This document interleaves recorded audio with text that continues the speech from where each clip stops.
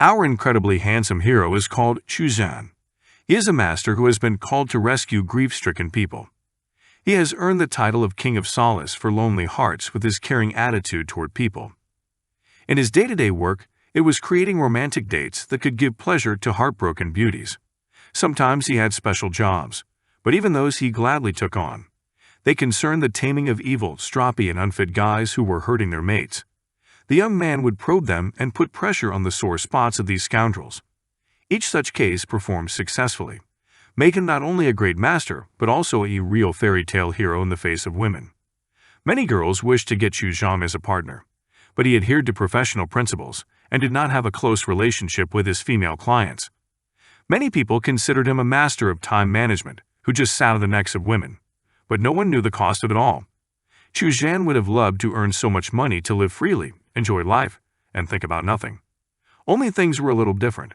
Sometimes he didn't even have enough money for food. And now there's another unexpected occurrence. Recently, an unpleasant encounter with a nasty man and his men took place. This man wanted to destroy Chuan in every way possible, and he did everything to do so. As a result, the young man was badly beaten, and finally they prepared a special gift. They brought in special pretenders to abuse the boy in a special way.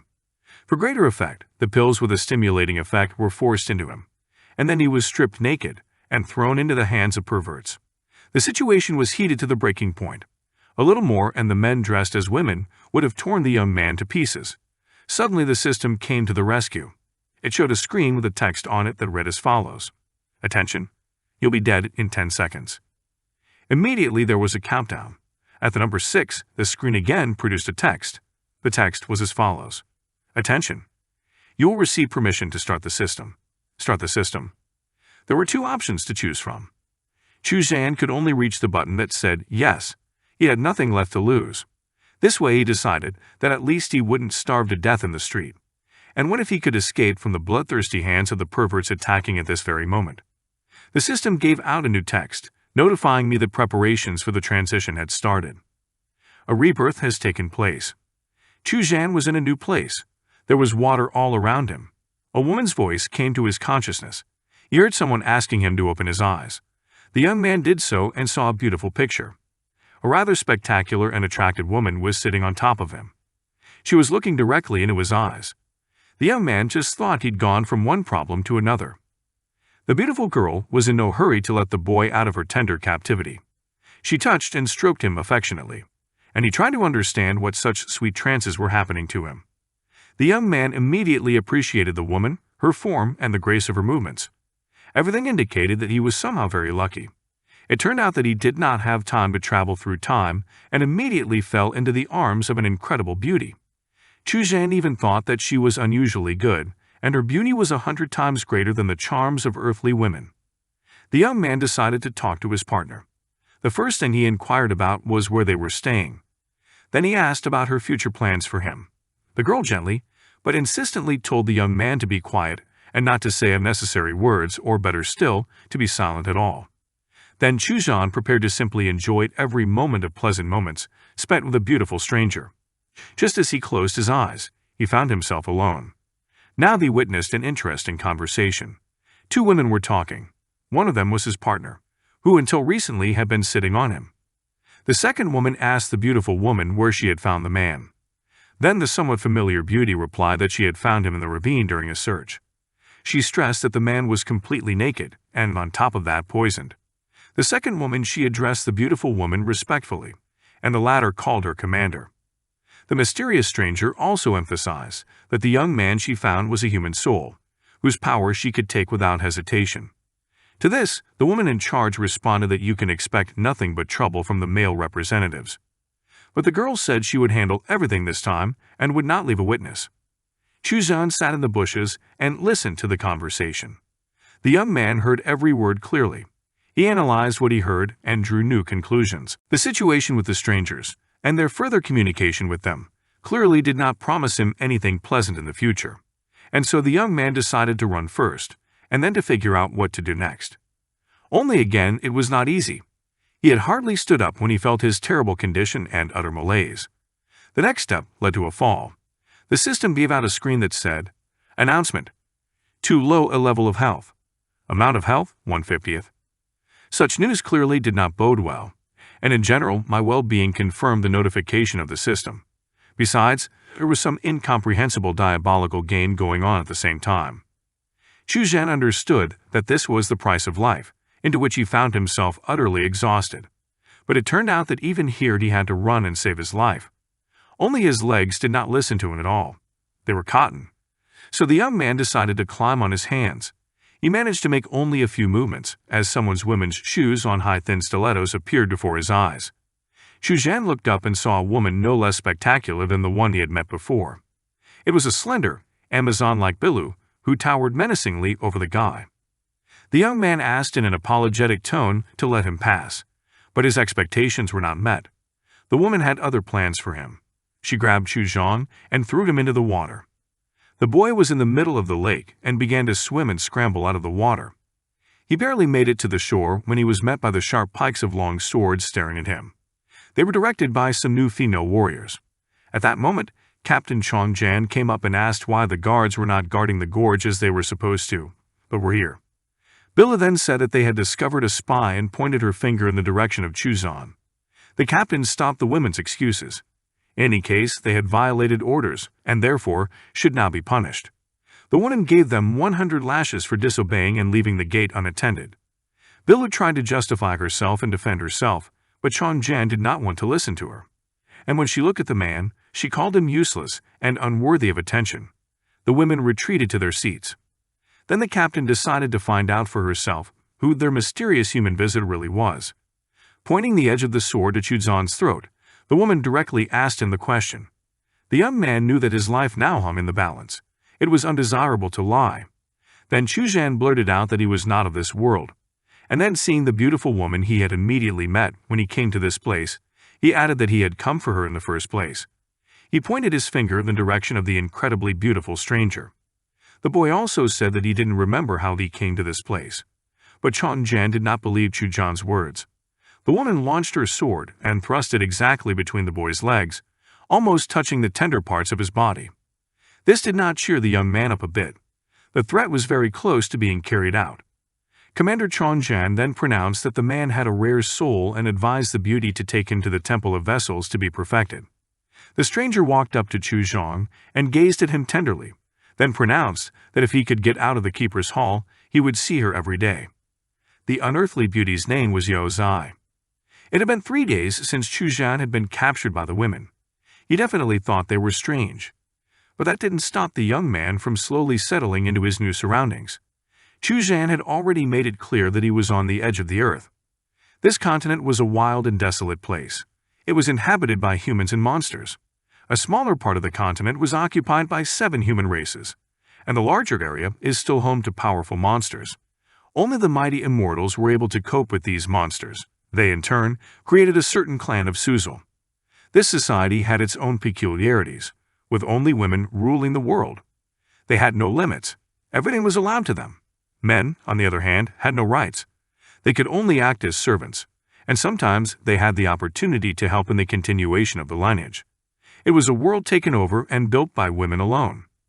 Chuan did not like the situation in which he found himself. He was clearly aware that he was in a society dominated exclusively by women. It meant that he would again suffer the fate of a humiliated member of society. And in such a world there would surely be someone who would try to point out his insignificance and weakness. That was exactly what the young man did not want, especially not from women. Suddenly the system gave out another text. A new notification came in that read as follows. Detected that the hero has existed for 72 hours. Unlock the beginner's skill. There were 2 options to choose from. Chuan rejoiced, for now he could have the opportunity to get the golden finger of cultivation. The system also showed additional text where it notified that scientific cultivation is infinite mana. Of course, the young man agreed to the gift. Then the system demonstrated different kinds of guns and added the following text. Chick, you're so cute. Basic abilities are level 1. Unlock one-handed weapons in the chicken-eating game. Exhaustible resources must be bought wisely. Chuan tried to take one of the pistols. To his surprise, they turned out to be no illusion. He spent 5 points and bought himself 10 rounds of ammunition. Just as he began to figure out how to reload his new acquisition, someone knocked on the door and called him out. But now the young man understood that he had a system, and it would help him travel in this strange female world. On his way out, Chuan saw some female warriors approach and gather at the entrance, but he was already being led in the direction of the residential area of the parties. As they walked, the women paid attention to the new young man. They definitely thought the newcomer was handsome and looked at him with interest. The fact that he had a short haircut made them think he might be a Buddhist cultivator, which meant that he might have 6 roots of tranquility. Chuan continued to walk forward. Suddenly a small procession blocked the road. A group of slaves carried a stall on their shoulders, where a certain elder was sitting with unusual beauty and grandeur. Beside her sat a huge demonic beast. It was clearly a member of the big cat family. The woman stroked the white tiger affectionately. Farther away, Chuan saw another group of slaves. They were walking tied up and beaten. Some of them tried to resist. Then the women who accompanied them began to whip the men with their long whips. They brutally beat the prisoners of war to within an inch of their lives. At that moment, the elder stopped her procession. Her beast immediately jumped out of the booth and headed toward the slaves. The demon cat pounced on the bound man, who was trying to resist the blow, and began to torment him. As a result, the tiger killed him. All of this was happening in front of Chuan's eyes. Then the elder waffled on, saying that the men were slaves with no rights whatsoever, and she made it clear that they were not allowed to touch women, and this one allowed the attendant to be touched. Now she decided to teach the slaves a clear lesson, and everyone saw that such a thing would not happen again, on the part of the guilty one for sure. Chuan looked at this female world overflowing with discrimination, and in that moment decided definitively that he would not just leave it at that. It was time for Chuan to enter the Temple of Vessels. The young man was a little puzzled by the name itself. It could mean completely different things, and his imagination was triggered by various pictures of an intimate nature. He decided not to be lingering and asked his attendant directly what this Temple of Vessels was for. The girl replied that it was the only place where men could perfect themselves. She added that if he was lucky, he would melt his chakra and achieve longevity. She also remarked that if the young man gave up the idea of becoming a Buddha, he would be able to reach the main aisle and obtain the golden elixir of immortality. But she explained that this, too, had a price. The girl said that in that case, he would no longer be considered a man. Then Chuan inquired about the female warriors who had recently come to the entrance of the temple. The attendant explained that they, like many others, come to the temple to be tested and become selected fighters. The girl said that many drop out during the trial and do not make it to the end. Chuan did not understand this whole order, and he was even more confused as to whether the process of cultivation was worth his own ossification. This question held his attention for a while. At that moment, the bound prisoners of war were brought into the courtyard. It was a strange moment for the young man, too. He thought there were only magical creatures outside of these lands. It begged the question of why the prisoners turned out to be ordinary people, but no one was in a hurry to temper his curiosity. The chief of the female attendants, who was called Hong Lu, walked and was proud of her catch. This time, she said, she had caught 8 high-class male slaves who could replace several hundred valuables in the temple. Then one of the girls serving her remarked that this was all well and good, only that no one could replace the loss of the ritual utensils. At this point, the company of women approached Chuan. Hong Lu remarked on his cuteness, called him a chick, and proceeded to examine him. And then she suggested that he not have to go through the very scary ordeal at the Vessel Temple and follow the woman. Chuan thought to himself that the chick had grown up. He decided to put the female warrior in her place and said in a voice that he was not interested in ugly women. Then he suggested they go their separate ways. The women were a little upset by such a statement. To be more exact, what the young man said made them furious. But at that moment, one of the prisoners of war began to feel sick and fell down. His tribesmen knelt beside him and began to slow his comrade down. Hong Lu walked over to the crouching man and angrily struck him with the whip. In doing so, she angrily threw that he was preventing her from speaking. The woman also added that if he continued to make noise, she would simply kill him. After these words, the woman beat her captive very badly. Then she turned around and walked over to Chuan, who was watching the whole thing. Looking at him, the woman slyly wondered how he would coexist with these savages in the same temple. Hong Lu touched the young man's face and noted that his skin was incredibly smooth and offered him a close relationship. She emphasized that it was a chance for him to be rid of future misery. But the young man stated that he would rather die on the ordeal than be in a relationship with someone like her.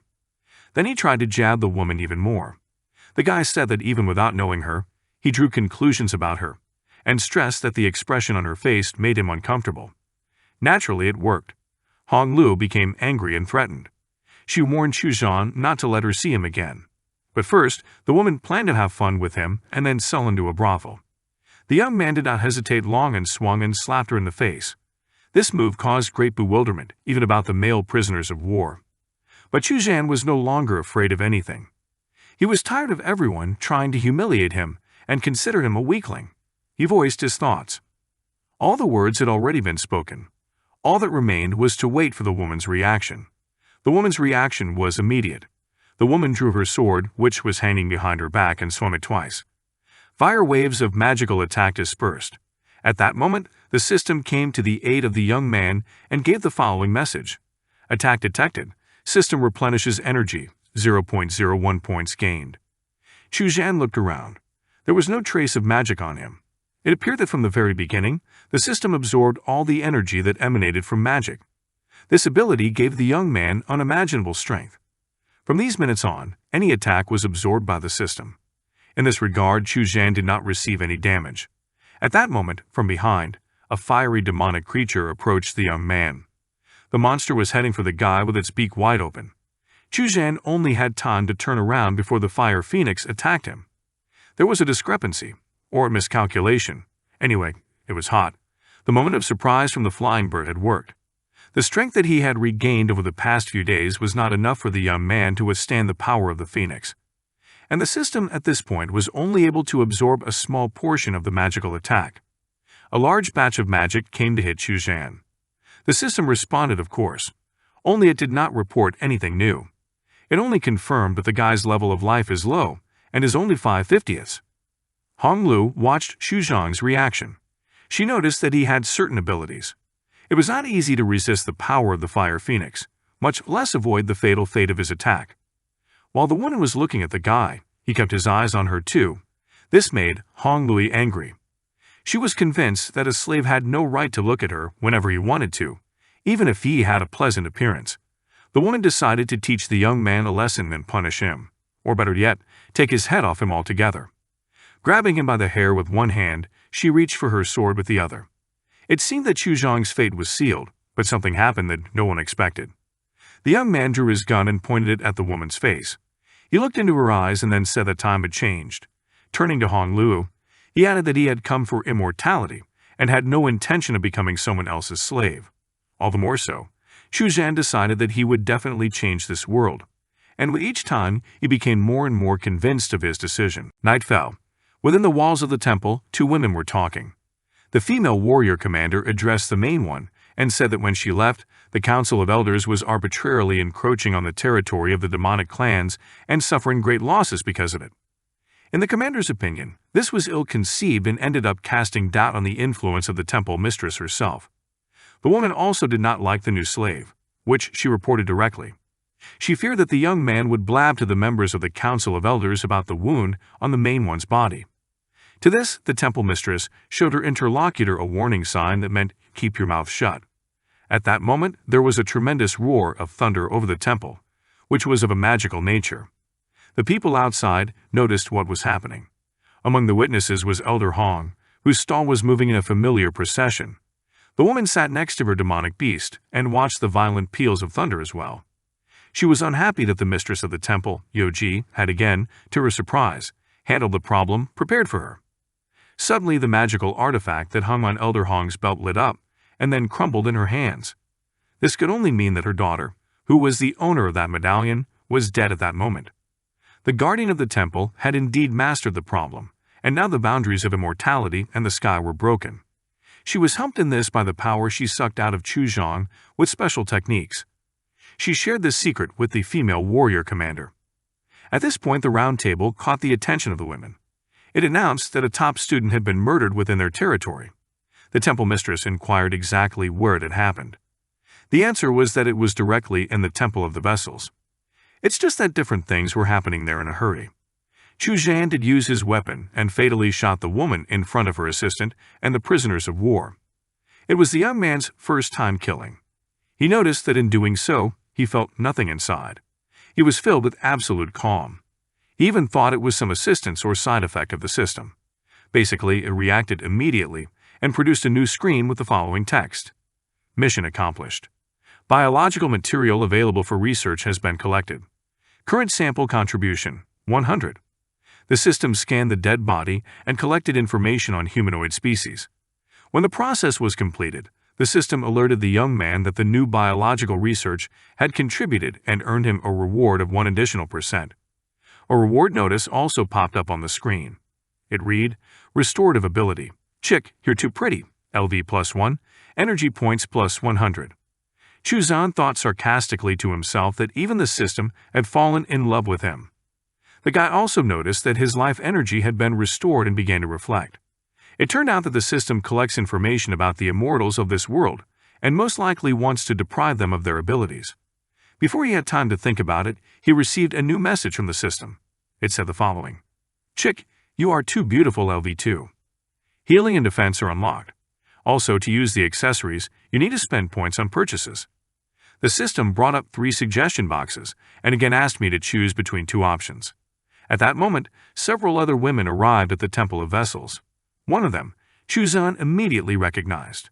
It was a vicious stranger from the forest who thought he was a spy and was going to kill him on the spot the first time they met. The girls who witnessed the murder of their mentor immediately rushed to her for help when they saw Bila enter. They asked to capture Chuan because he had just killed their mentor. The woman became angry and took turns hitting the girls. She informed them that she conducted the business of the Vessel Temple, but was not called upon to carry out the servant girl's instructions. She also angrily remarked that she was not going to stoop to the level of submission, much less in front of them. The girls began to resist and make excuses. They reminded Bill that their mentor was the daughter of Elder Hong herself.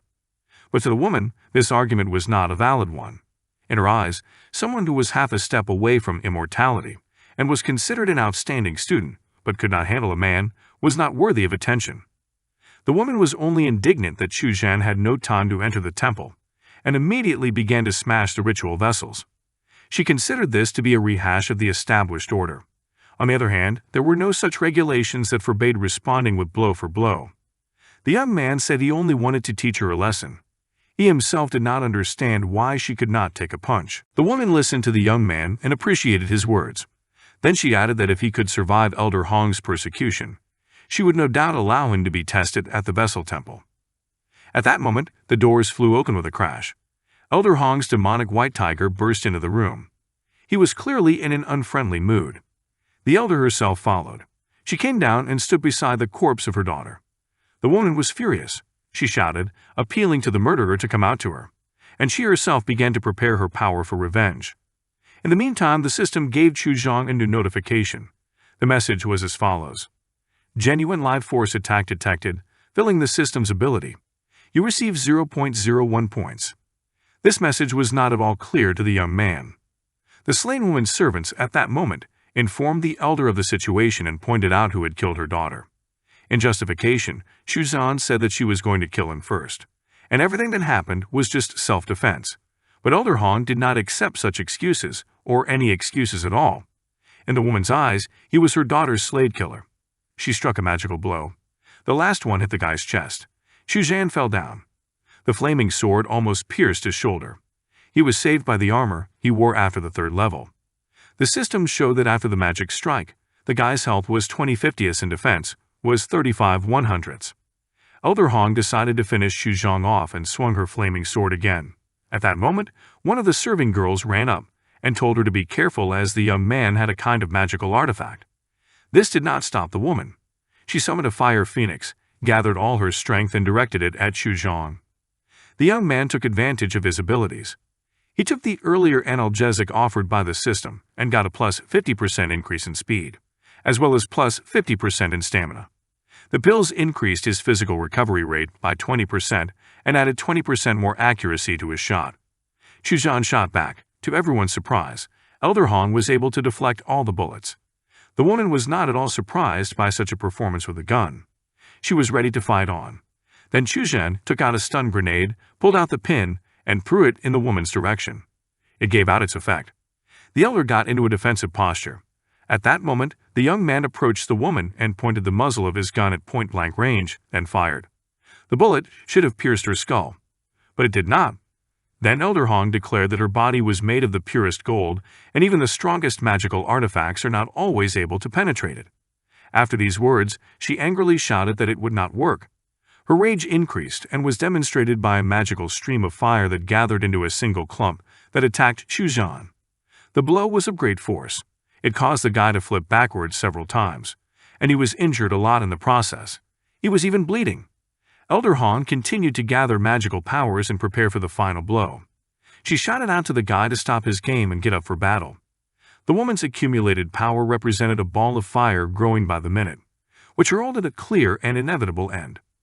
At that moment, an opposing magic appeared and stopped the impending firestorm. At the head of the force was Chuan, the same girl who commanded the female warriors. Elder Hong angrily exclaimed how a woman dared to cross her path. This question also interested Chuan. Then the young woman said the following, that the head of the temple had issued an order that forbade Elder Hong to kill the man. The woman did not believe it. She thought it was just a pretext to prevent her from carrying out what she intended. But Chuan was determined and again boldly declared that it was the order of the chief, and if there was any doubt on Elder Hong's part, she was welcome to go to the meeting hall and check with the head personally to see if her words were true. And then the young woman added that while she was here, no one would lay a finger on the man. This statement by Chuan infuriated Elder Hong even more. She angrily shouted that the man was just hiding behind the warrior's back. At this moment, the two opposing magical streams collided again. The unbelievable battle of the Sky Woman could be seen by everyone around them. The confrontation of fire and water took place in the air and was accompanied by strong flashes. Elder Hong, nevertheless, did not forget her opponent even in her moments of fighting with Chuan. She whistled and called out to her demonic white tiger. The wildcat knew what she had to do. The tiger ran toward Chuan and prepared to attack. The woman gave an approving sign to the beast and it pounced on the guy. Chuan saw what was happening and immediately rushed to the man's aid. But Elder Hong beat her to it and stood in the way of the young woman. She pronounced to her angrily that no one would save the man today. It seemed that the end was in sight. Suddenly the white tiger received a small gift from the man in the form of an activated fragmentation grenade. The beast did not even have time to grab the toy before it exploded with tremendous force in front of his face. Now the monster was wounded but not killed. Chuan made one more attempt. He had one last grenade left. Suddenly the system displayed a message that the man did not have enough points to purchase the next explosive toy. But the guy did not want to give up and decided to send the demon cat to the other world by any means. And he had no other options. The tiger, though wounded, did not lose his rage. He lunged at the boy and grabbed Chuan by the shoulder with his fangs. Now the young man was badly wounded. Blood was already beginning to ooze from his wound.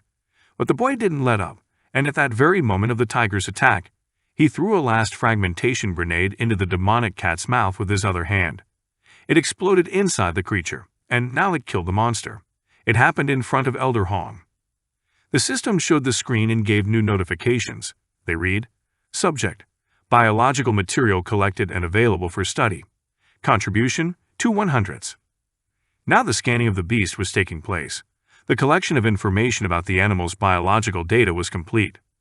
The new Ionergy brought the man a reward of 1% for his research contribution. At this point, Chuan's condition stabilized. All of the damaged areas on his body recovered and healed. Then the system added another message regarding the reward. It said, Ability: Chick, you're so handsome LV +1. Unlocked ability: The power of the Tiger Uncle LV1. Points: +100. Elder Hong could not believe her new loss. Her rage now knew no bounds. The woman threw her flaming sword from heaven at the man. Suddenly the protection of the golden bell, which protected Chuan, went off. Only the head of the temple possessed such a technique. And what just happened only spoke of one thing, that she insisted on her decision and forbade to harm this man. While Chuan was recovering, Elder Hong swiftly disappeared. Then Chuan ordered the two warriors to take the young man to the meeting hall, where the head was waiting for him. Chuan definitely liked the order and would have carried it out immediately, but he suddenly remembered that there were some beaten and wounded prisoners of war left here. The young man pulled out the healing bandages and decided to help the strangers without giving away that he was taking things from his unusual and secret system. He went to the wounded prisoner himself and bandaged all his wounds. As a result of the bandaging, the man appeared to be a little too bandaged, but the bandage from the mysterious system worked quickly and restored the man. He even managed to get up immediately. Chuan, meanwhile, was already on his way to a meeting in the meeting hall, where a beautiful woman was waiting for him. It was evening in the city. The sun was setting. Chuan was blissfully at the local baths. He remembered the sad days that had passed. Now it seemed that everything had settled down. He could relax and even noticed that a double recovery had taken place. The young man looked at his muscles, and it seemed to him that even they were teeny and strong. As he was examining himself naked, two of the assistants came in. They brought clothes for the young man. Chuan saw the young female guests in the bathing room and immediately rushed into the water. The thought crossed his mind that women in this world were just as dissolute as men. But the girls had already done their job. They took the boy out of the water, began to wipe him and dress him. The young man stood looking at the seductive forms of the girls. He even thought that the beautiful guests were deliberately using their charms against him. When it came to putting on underwear, Chuan reacted quickly and resolutely insisted on putting on his own undergarments on his body. The girls grinned and asked not to be embarrassed. When all the procedures were over, the young man appeared in all his glory. He looked stunning. His assistants could not take their eyes off him, and the young man himself liked his appearance. Then Chuan decided to bring the dreamers down to earth and asked if they were finally going to take him to an audience with their mentor. Then one of the girls said that he would see the beautiful mistress very soon and emphasized his good fortune in many matters. She also added that no man had ever had a bath in this divine bath before.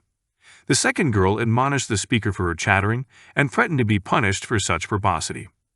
The young man listened to the girls and could not take his eyes off their attractive forms. Then he decided to distract himself and look at his own characteristics of powers and abilities at the moment. The system gave the following status of the character. Name, Chuan. Level, LV0. Title, Absent. Health 50 to 50/50. Magic power, 0 to 0/0. Energy 10. Physical strength 10. Promptness 8. Intelligence 10. Sensitivity 5. Charm 100. Remainder 107.02 points. One thing that pleased Chuan from his characterization was that at least his appearance had not deteriorated.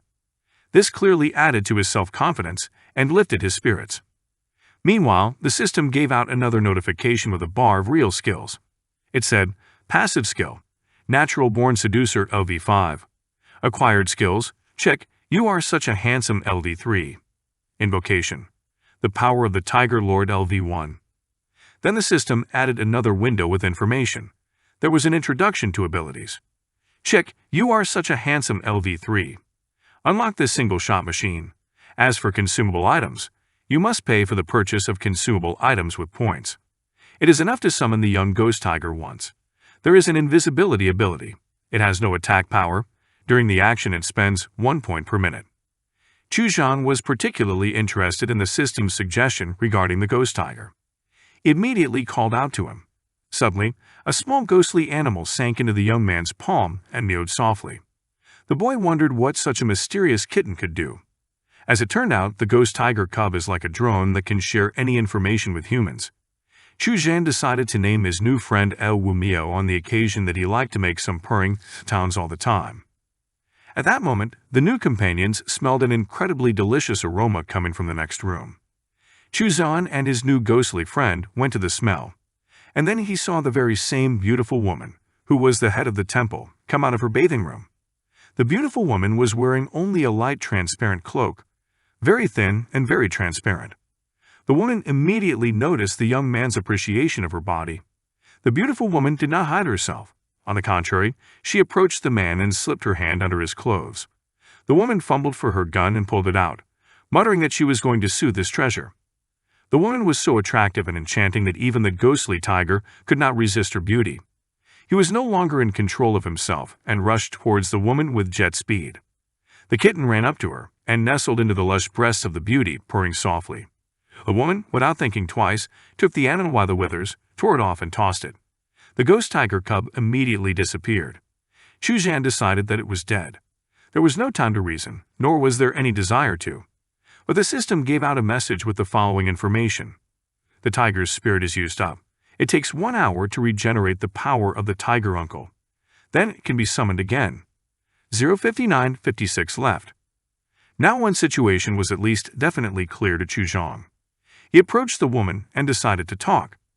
The young man awkwardly asked his mentor what she was doing. Then the beautiful woman, not taking a break from her practice, said that she had heard about the murder of Elder Hong's daughter, and pointed out that it was all the work of a man who had only appeared to them. Now she waited for an excuse. Chuan decided to speak and said that everything she said was true. But then he added that that woman wanted to kill him first, so he had no other option. The woman changed poses and continued to exercise. As she listened to the young man, she asked him to give her reasons for keeping him alive. She also warned that they must be weighty. Otherwise, she would have to cut off his head and send it to the elder as a gift as an apology, and to resolve the conflict situation.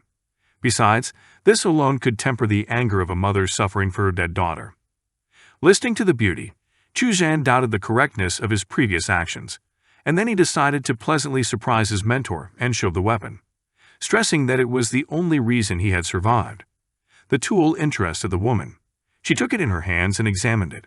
The woman felt no magical aura.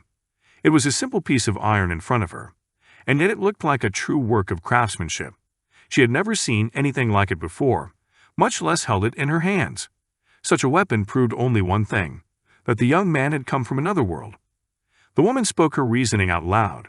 Then Chuan intervened and said that even though it was a simple piece of iron, it had a special ability. It shot special arrows. Elder Hong's daughter was convinced of this herself. The instructress replied that they were not familiar with such weapons. At the same time, she noted that if students of her temple possessed such items, their strength would increase significantly. Then the woman asked if Chuan could make such a weapon. The young man strongly exclaimed in the affirmative and emphasized that where he came from, even children could do it. He added that all it takes is time. But mentally he had already stopped his haste, only it was too late. The words were already out of his mouth. Suddenly the mentor pointed the muzzle of the gun right in his face. The young man was frightened and tried to calm the woman down, urging her to remove the gun from her sight. But the woman pursued her own goals and did not give up the idea of finding out all possible details. She lowered the gun and stuck its muzzle into a place below the young man's waist. Chuan broke into a sweat, but did not move. The mentor then kindly inquired where he had gotten the fighting tool and emphasized that he definitely didn't have it on him when we first met. Chuan tried to guffaw and finally suggested that the woman simply hadn't noticed him when she first met him. The mentor pulled down his belt and asked what other treasures he was hiding under his outer clothing. The young man stood still and did not move. Sweat only dripped from him. The mentor took the gun away and slowly walked around the young man. She stood behind him and pressed her body tightly against the boy. Then she put her arm around his shoulders, put her arms out, took aim and fired. And then she whispered in Chuan's ear that he had no aura, no charm, and that if he was spying, he was very mediocre at it, not even at all, to be exact. And then she added that he also had many secrets that she didn't even know about. And they aroused her curiosity. At this, the mentor turned the muzzle of her gun in Chuan's face and questioned whether she could trust him. The mentor, without taking the muzzle of the gun away from the young man's face, pulled the trigger. The bullet flew out. Chuan himself could not believe how it happened, but the woman somehow inexplicably managed to catch the bullet with her 2 fingers before it should have pierced the boy's face. Chuan's reaction was the most unpredictable. He wondered through a shout if she was the devil woman. The woman continued to admire the weapon and drew her own conclusions. In her opinion, the boy had enough strength. But the mentor felt that he was still a long way from the monks of the upper frontier, and based on his reaction to what had just happened, he wasn't prepared at all. The woman could see the young man's facial changes and reactions to everything. Then the mentor put her hand on Chuan's shoulder and spoke softly, telling him not to be so tactless toward his enemies in the future. And she explained that Elder Hong is half a step away from immortality, so it is not difficult for her to kill a man. She also added that Chuan is her first vessel, and as the temple keeper, she prefers to protect her reputation. She added that this means that her people are not allowed to let themselves be killed. The young man replied that in this case they might run into him again, as he always responds to his abusers. This is due to the fact that the day before he read 1,000+ web articles suggested by experienced strategists, and with the help of this information, he came to the principle that if you always give in, it will only lead to containment of the personal inner demon, So sometimes it is worth to show persistence and to fight back the enemy. That was what he was going to do in the future, and he told his companion about it. His words pleased the mentor very much. She smiled and said he sounded not like a man at all, but like a woman. She also called him a braggart. Chuan was incredibly pleased to hear such things from such an extraordinary woman. The mentor added that he was, among other things, terribly arrogant. She decided, therefore, to give him the teachings of the temple if he wished to learn. The doctrine itself was called Summit After Summit. Its meaning was to reach new peaks. By reaching each one of them, a person became one level higher.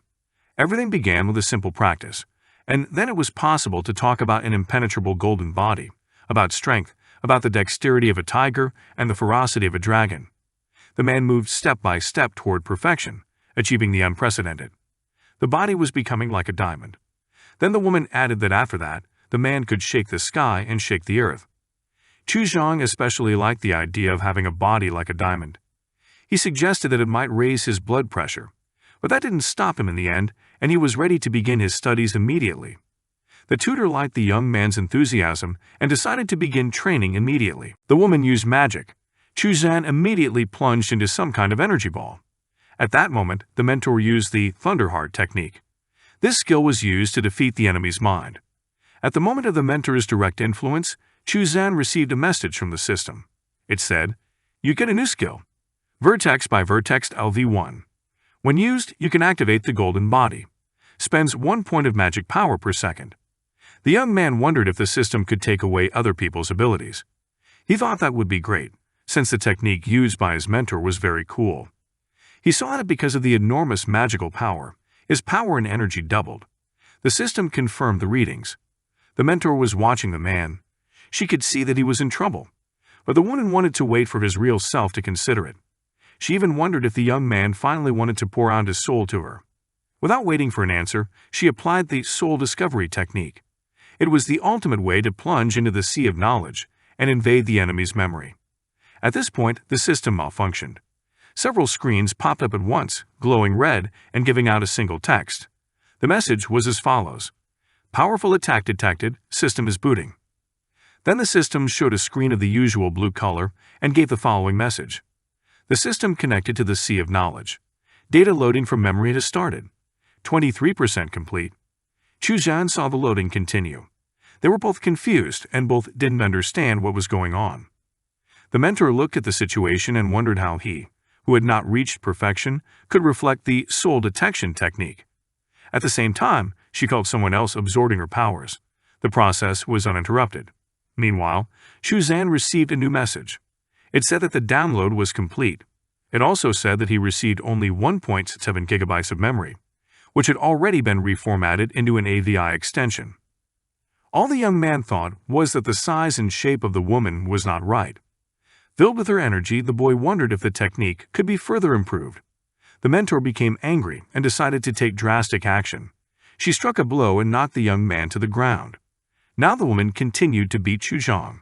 As she did so, she questioned what he had done to her and her strength. The woman struck blow after blow. She could not stop. At one point, enraged, the woman picked up Chuan and threw him against the wall like a vase. The head was severely exhausted in doing so. Blood gushed from her mouth. It was a bad sign. The battered Chuan tried to figure out why the beating was so sudden and severe. He even thought that the mentor had begun to learn and practice the top-by-top technique on him. Chuan was well aware that it takes a lot of strength to tear a person apart at once. While he was coming to his senses, the woman left. The young man stood up, looked around, and called out to his mentor. Not getting an answer, he walked over and took his belt, put it on, and decided to go. Suddenly the woman returned. This time she was already dressed as a warrior. The teacher was glowing with rage. She grabbed Chuan and dragged him in an unknown direction. The young man was bound by his leg with a special magical band and simply dragged along behind his mistress. The woman didn't say a word. Through the magical powers of his mentor, they were traveling in some hitherto unknown direction. They were already outside the city when the young man noticed that mentor was not feeling well and that she was bleeding. He asked what was wrong, but did not get an answer. At that moment, a small accident occurred. It was a deep night. The bright moon, which was just at its full moon, was shining. It illuminated the whole neighborhood as best it could. It was also aided by the few fireflies that dwelt in the greenery of the forest. It was now that the travelers, moving over the forest, made an emergency landing. The young man landed uncomfortably next to a huge tree unknown to him. There was no mentor nearby. Chuan stood up and saw a message from the system. It reported that his life level had dropped by 51/100ths, and that his magical powers had completely run out. The guy grudgingly thanked the top-by-top technique and began to look around at the terrain. He wondered where he was going. He got up and started walking. The boy walked up to some stone object that looked like someone's huge head and thought it was an incomprehensible simple monument. The young man even tapped on the stone. Then he turned around to walk in another direction. Only Chuan didn't notice one thing, and the stone slowly, almost imperceptibly, reacted in a peculiar way to his tapping. Besides, he was already distracted by another sound. The young man heard his mentor coming toward him. It turned out that the woman had also fallen and had been seriously bruised in the fall. Chuan saw that she was not feeling well. He noticed that the woman was getting worse by the second.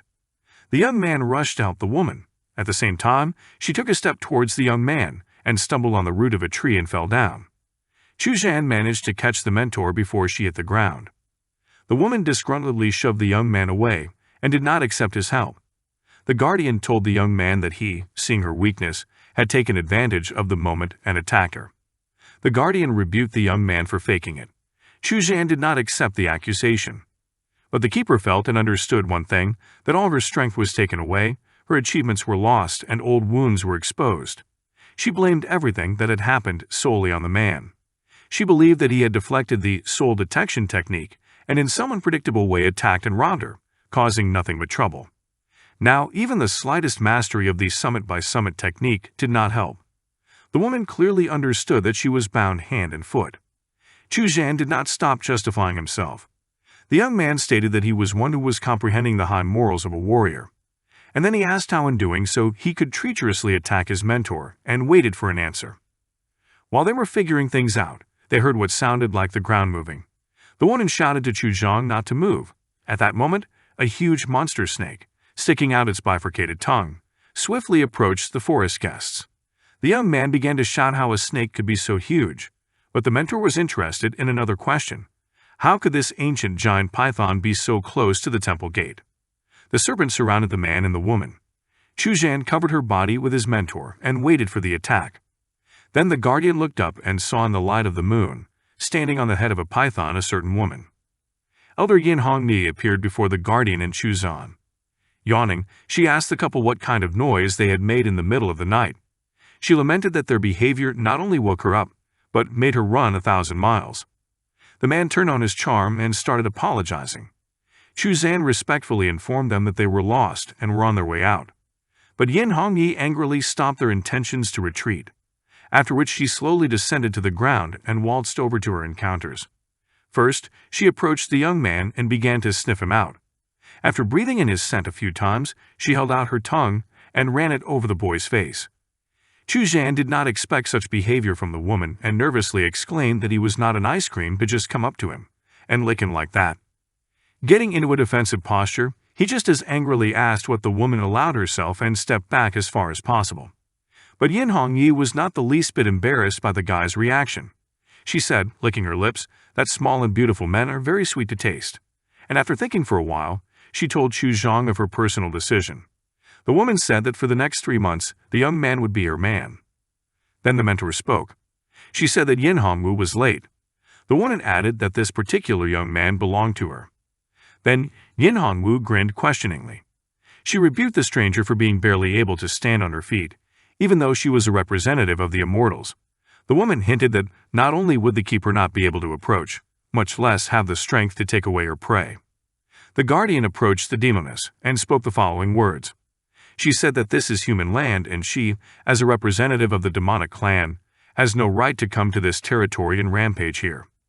Yin Hongwu fearlessly responded, calling the woman a lowly immortal who dared to make a challenge to her. The demoness said that she had come to this territory of her own free will.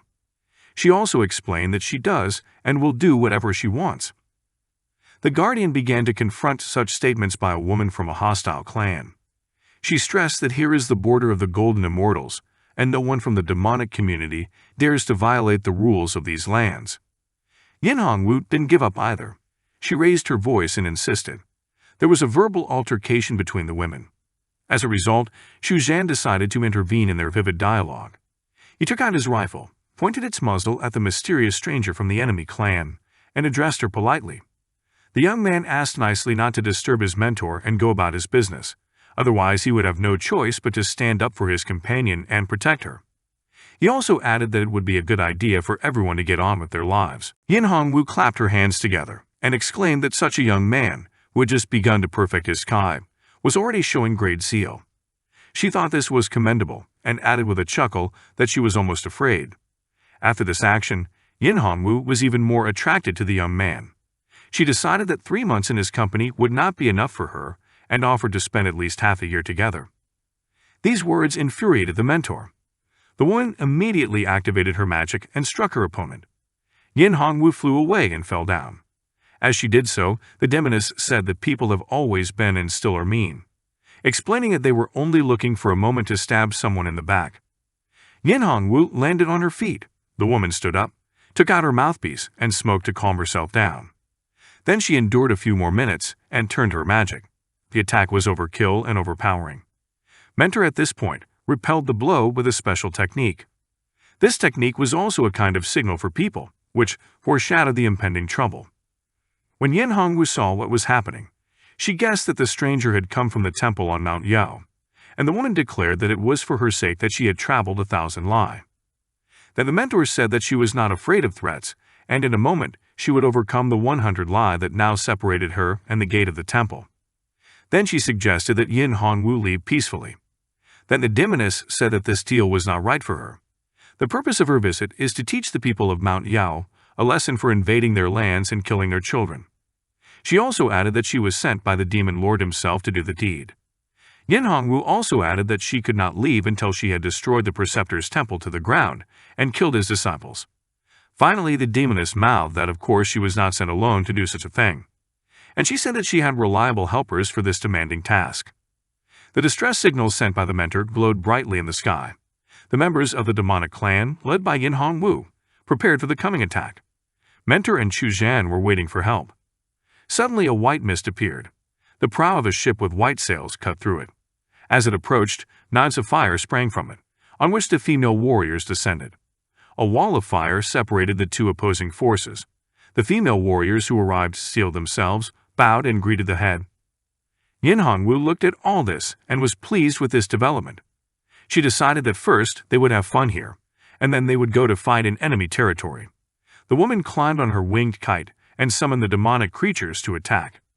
Chuan did not expect the python to be a winged monster, but there was no time to consider the beast.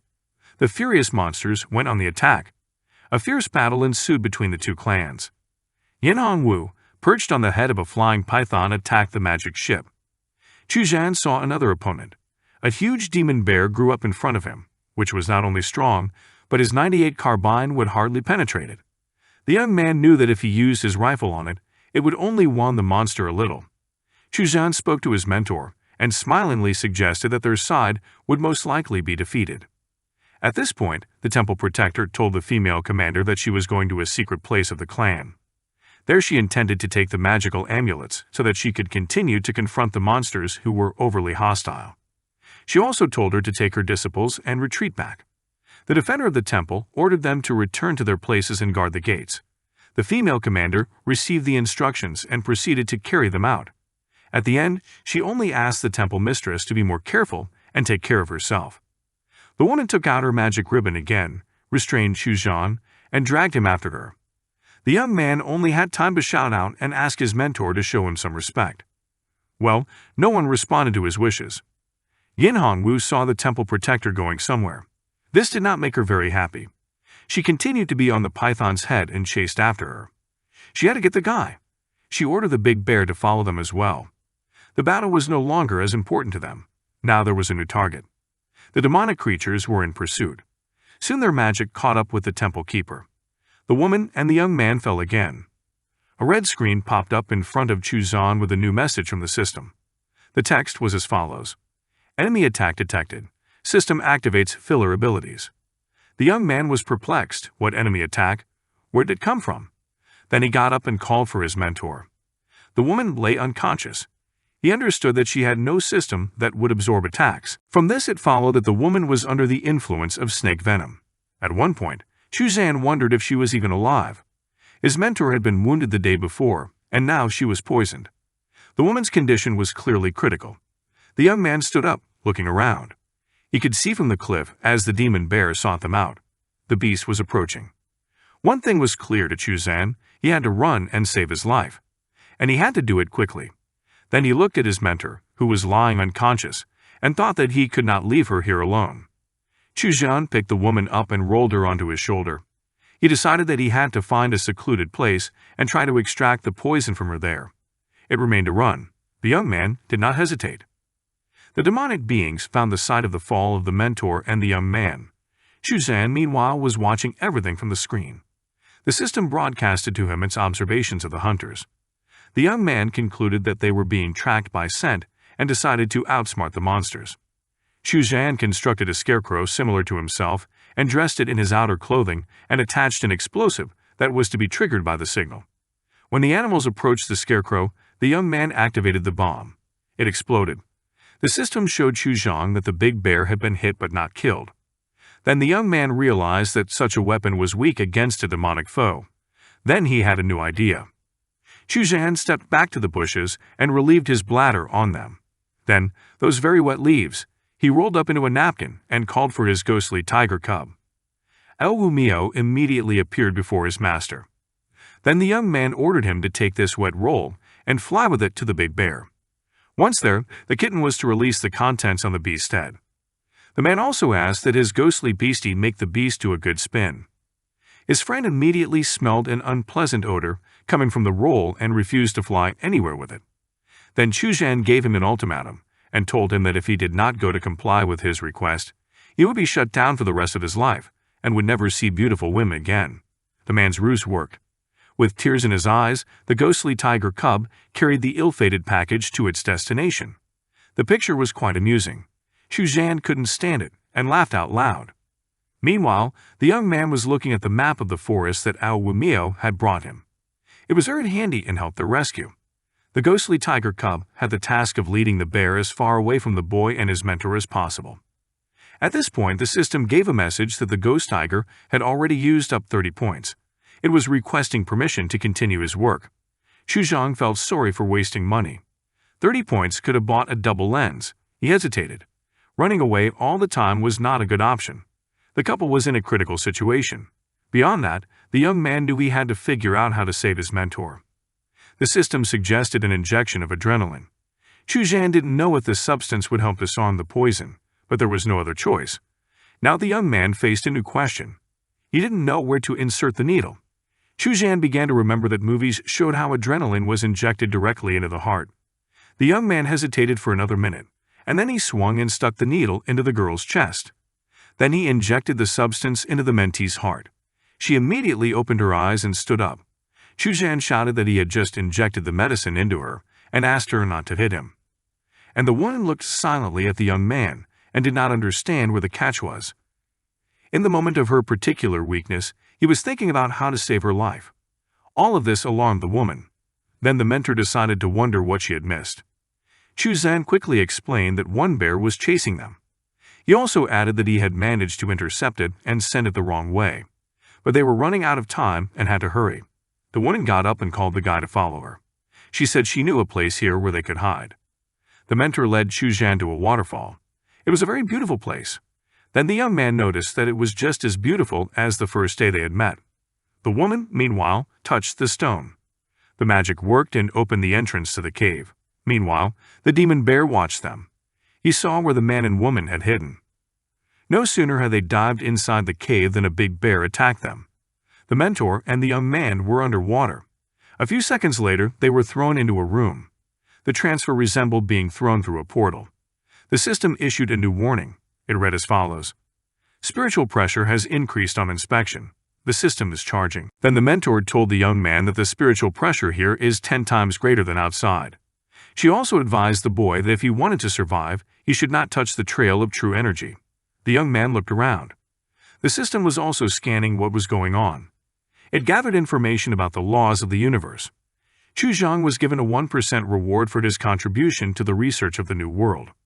The system also notified that the guy had been given 10 points of magical power, 20 points of vitality, and 100 points of spirit. And then there was the nicest part. The system gave out another text that notified you of a new skill. The message was of the following nature. Chick, you're so handsome LV4. Unlock the assault rifle and related consumables. You must buy spirit points to use the consumables. Both the place itself and the new opportunities and the reward were very interesting to the young man. Then Chuan decided to ask his mentor where they had gone. The woman said that it was the secret place of her gate on Mount Yo, where the swords of the masters of past generations are buried. The mentor clarified that the so-called secret place, which is one of 3,000 small worlds, is a space connected to the main world or a place of improvement, and a source of defeat by a special force. The woman also added that the growth of the most numerous sects in the world is directly dependent on this secret place. Chuan asked what this secret place produced. To this question, the woman replied that a sacred star. She added that every 100 years a celestial star from a sacred tree is born in this place. If one eventually succeeds in squeezing it into someone's body, then one can use the power of the star to strengthen them. The mentor then looked into Chuan's eyes and asked him if he agreed to go further with her. If so, then he should wash away the old wounds and tread the right path. She also added that if he is alone, this is the only way to overcome his male limitations.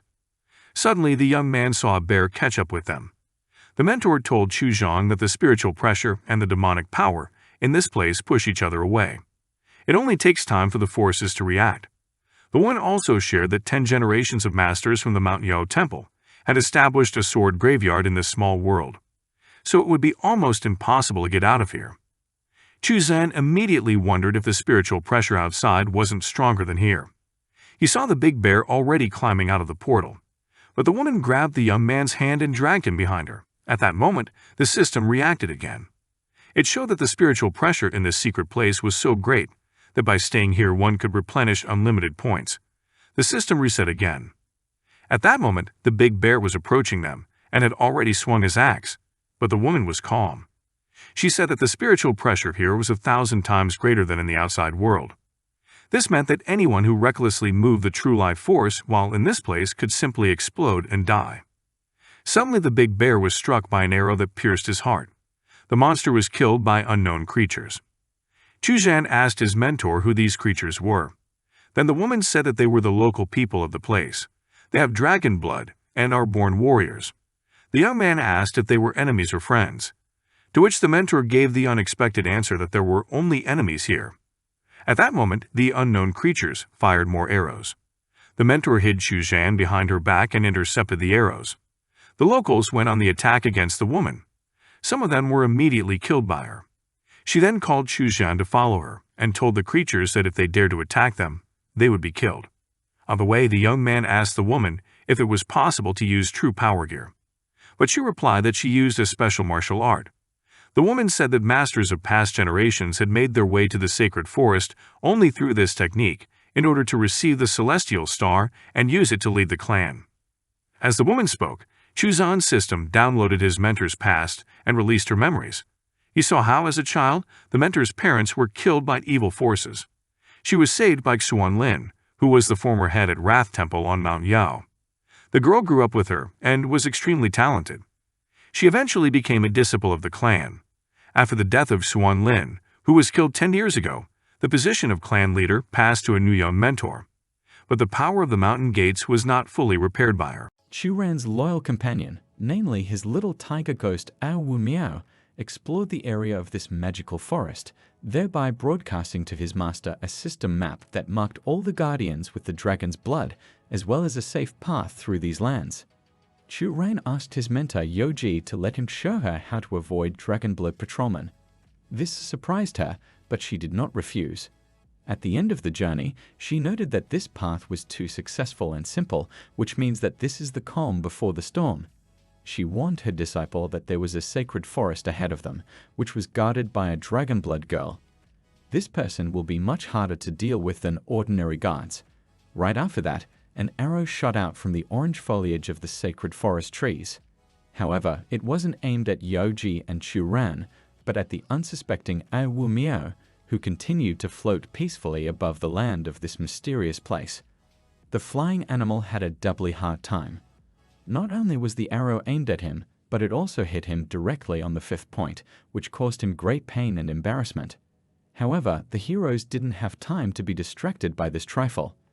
Chuan noticed that strange huge birds flew out of the sacred forest, flying straight at them. On these birds sat girls who were fully dressed in armor. The guards of the sacred forest shot a couple more arrows at the unwanted guests, but it was nothing to Yo Jai. Covering Chuan with her body, she swung her sword, releasing a huge shockwave that became an impossible obstacle to the flying arrows. The birds also stopped flying forward, deciding to freeze in the air so as not to get hit. However, the red-haired girl sitting on one of them pulled out her huge bone sword from behind, releasing a similar shockwave, thereby blocking Yoji's strike and protecting her subordinates. There was an explosion in the air, and then the red-haired girl and 2 armored guards jumped down from their birds and stood in front of Yoji and Chuan. As it turned out, the girl with red hair was not very tall. The guards behind her outnumbered her by a factor of 2. The red-haired girl started the conversation first. She called our heroes slow because they were already waiting for them. Yoji ignored this outburst, while Chuan wondered at the red-haired girl's height, who was also a princess with dragon's blood. However, the girl also praised Yo Jai. Her sword spirit was stronger than she expected, and this man is very handsome. Therefore, the dragon blood princess is determined to defeat her using the aura of her sword and then take Chuan for herself. The guy himself was mildly surprised by such statements, but Yoji only teased the short princess, saying that her hair had not grown back yet, and she already wanted to deprive her of a man. The redhead was not at a loss and responded with a barb for a barb, saying that the main thing is youth, and not to be like the skin of an old vegetable. Yoji wasn't as resilient as the dragon blood princess, and this taunt made her angry. She launched the attack first, releasing the aura of her sword directly at the enemies. The guards behind the princess jumped out of the way. The red-haired girl herself continued to stand still and took the full brunt of the blow without getting the slightest injury. Even the ground behind her was destroyed, but the princess herself remained standing as if nothing had happened. After that, she attacked by herself, also emitting the aura of her sword, which was much more destructive than Yojin's aura. Chuan was shocked that such a small girl would be able to cause such a huge amount of destruction in one hit. She was clearly stronger than Yo Jai, but that didn't stop the boy's mentor. She attacked the red-haired princess from above, but something happened that she could not have expected. The dragon blood princess repelled Yoji's attack with her body. The blade of the mentor's sword couldn't even leave a scratch on the girl's seemingly fragile body. It's time for the princess to attack as well. She swung her huge sword that was about half the size of herself, but Yoji managed to dodge it. The mentor immediately realized that the dragon blood princess had absorbed the star treasure. She asked the girl directly. She put her sword on her shoulder and confirmed it. She also added that one should not assume that only the human race can improve. Yoji realized that they couldn't defeat the dragon blood princess, so they had to run. He ordered Chuan to run first, while Yoji covered for him. However, the red-haired girl didn't like the idea. She shouted out that she didn't let them escape from the fight, leaped into the air, and attacked Yoji with her sword. She managed to block the blow, but then it flew a couple of meters straight into one of the trees behind. Such power struck Yoji. Also, due to the high pressure, the mentor couldn't use her true power here, which meant that they wouldn't be able to break through the dragon blood princess defenses. She was just thinking that their days were numbered when Chuan himself stepped in. He put his back to his mentor, hoping to protect her. The dragon blood princess only chuckled when she saw this scene. She remarked on his beauty again, but it wouldn't help him save Yoji. Chuan just chuckled and asked if he really looked that weak. This question only made the dragon blood princess laugh. Calling Chuan funny, the girl ran straight at him, saying that if he stood in front of her, then he could only have one ending, death. She was about to cut the guy in half, but she didn't expect Chuan to have a trump card up his sleeve. The guy pulled out a newly generated hunting rifle from his clothes, which caught the dragon blood princess off guard. However, she didn't expect that this unfamiliar weapon would be able to injure her, so she continued to run forward. At this time, Chuan was already aiming at the red-haired girl, hitting her shoulder and sending her flying several meters away. Even the guards, who had been standing motionless on the sidelines all this time, were surprised. They immediately ran to their princess to help her up, while Yoji analyzed what had happened in her mind. The spiritual pressure in this place is very high. It is completely cut off from the outside world. And even if this girl has absorbed a sacred star, she has absolutely no defensive power. Yoji fell for the princess' ploy. Surprised and enraged at the same time, the Dragon Blood Princess asked what kind of weapon Chuan had and how he managed to smash her treasure with one blow. However, Chuan ignored all her questions, saying only that she was imperfect and knew what she was talking about. He suggested that she retreat so that she could heal her wound and get back at him later, but this made the princess even angrier. She demanded that her Dragon Blood clan not be confused with a human clan. Getting up from the ground, the red-haired girl dug her fingers into the wound, pulling out the bullet through pain and agony. Chuan was amazed at how simple it was. After that, the guards approached their mistress and handed her a vessel with a certain liquid. After drinking it, the Dragon Blood Princess completely healed her wound, which greatly startled Chuan. The Dragon Blood Princess was once again full of excitement as she waited for Chuan's next attack to come from the tensed-up Chuan. The Dragon Blood Princess, who had healed her wounds, fiercely charged at her opponent, swinging her huge sword.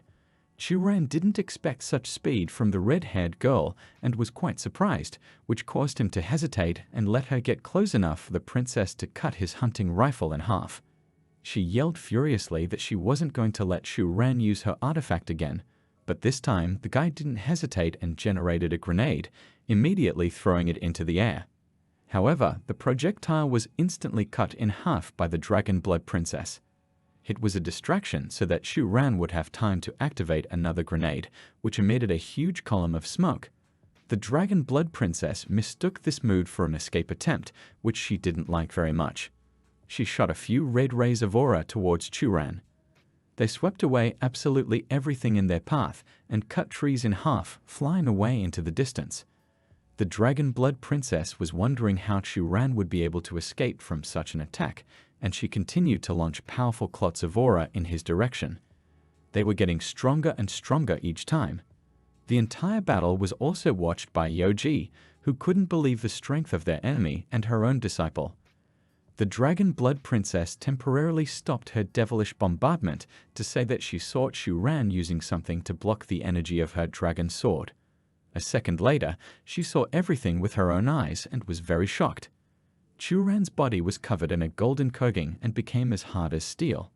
This meant only one thing: Chuan, despite the spiritual pressure, moved his aura freely and did not die. This was also noticed by Yoji, who had been at a loss for words throughout the fight. In the end, Chuan explained to the Dragon Blood Princess that she was convinced that the spiritual pressure here didn't work for the boy and that he could use his abilities safely. However, this didn't bother the princess much. She decided to take a look at Chuan's defense and see how many blows of her formidable sword he could withstand. Chuan chuckled.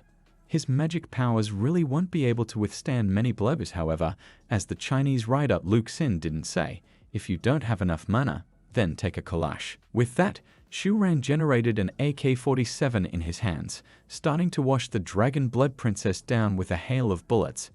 She had no choice but to simply block the blows, holding out her huge sword in front of her.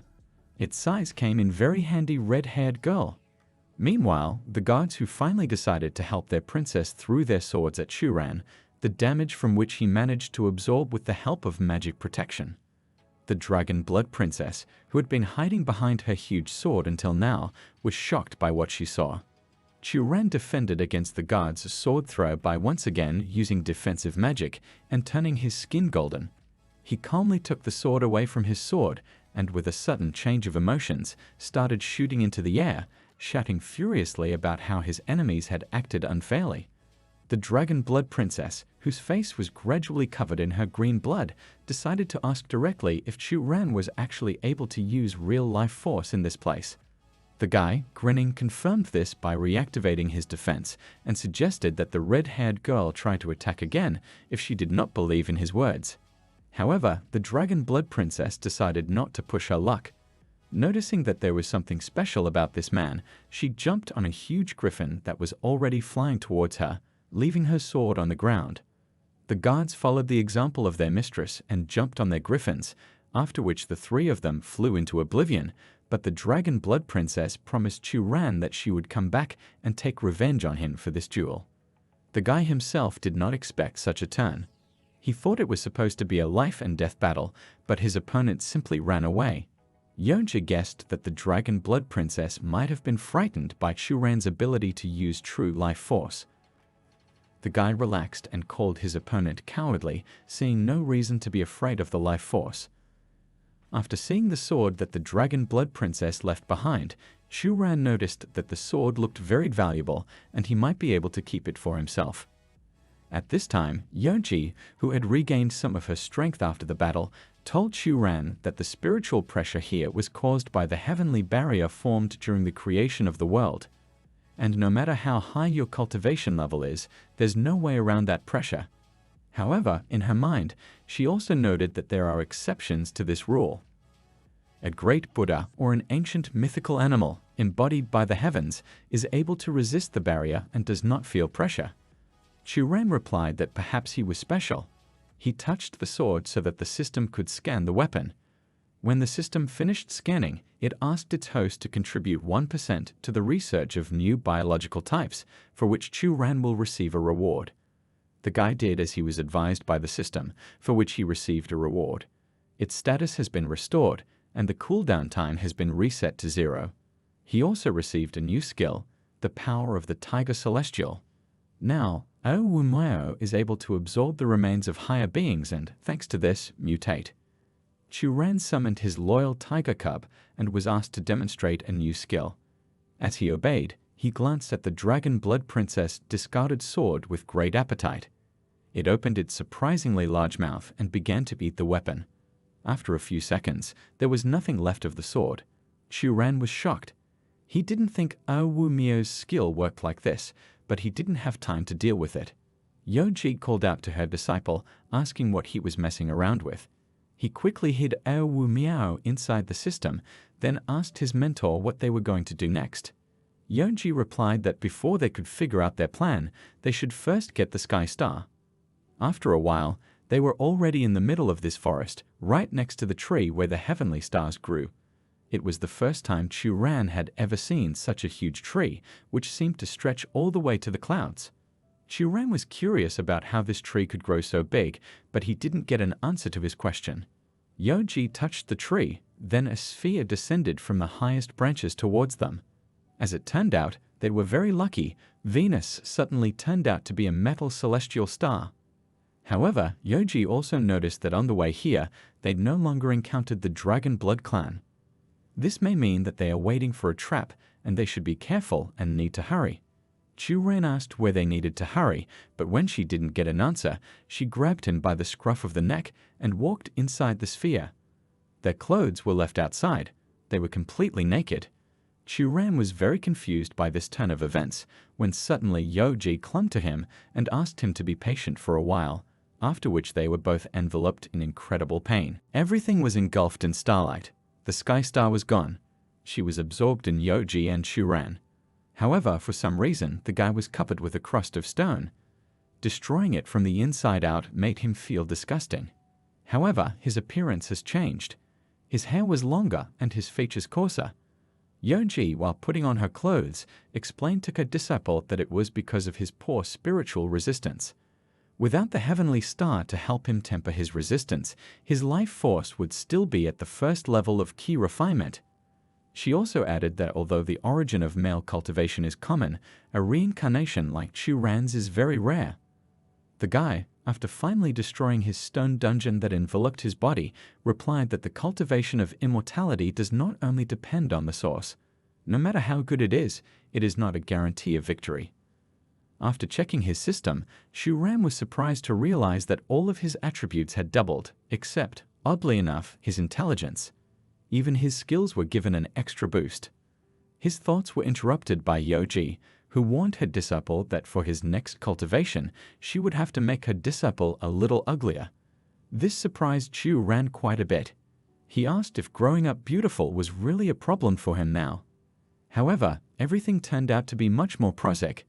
Yoji believed that beautiful men can only flirt with young girls, which Chuan considered to be blatant sexual discrimination, which, in fact, he was right.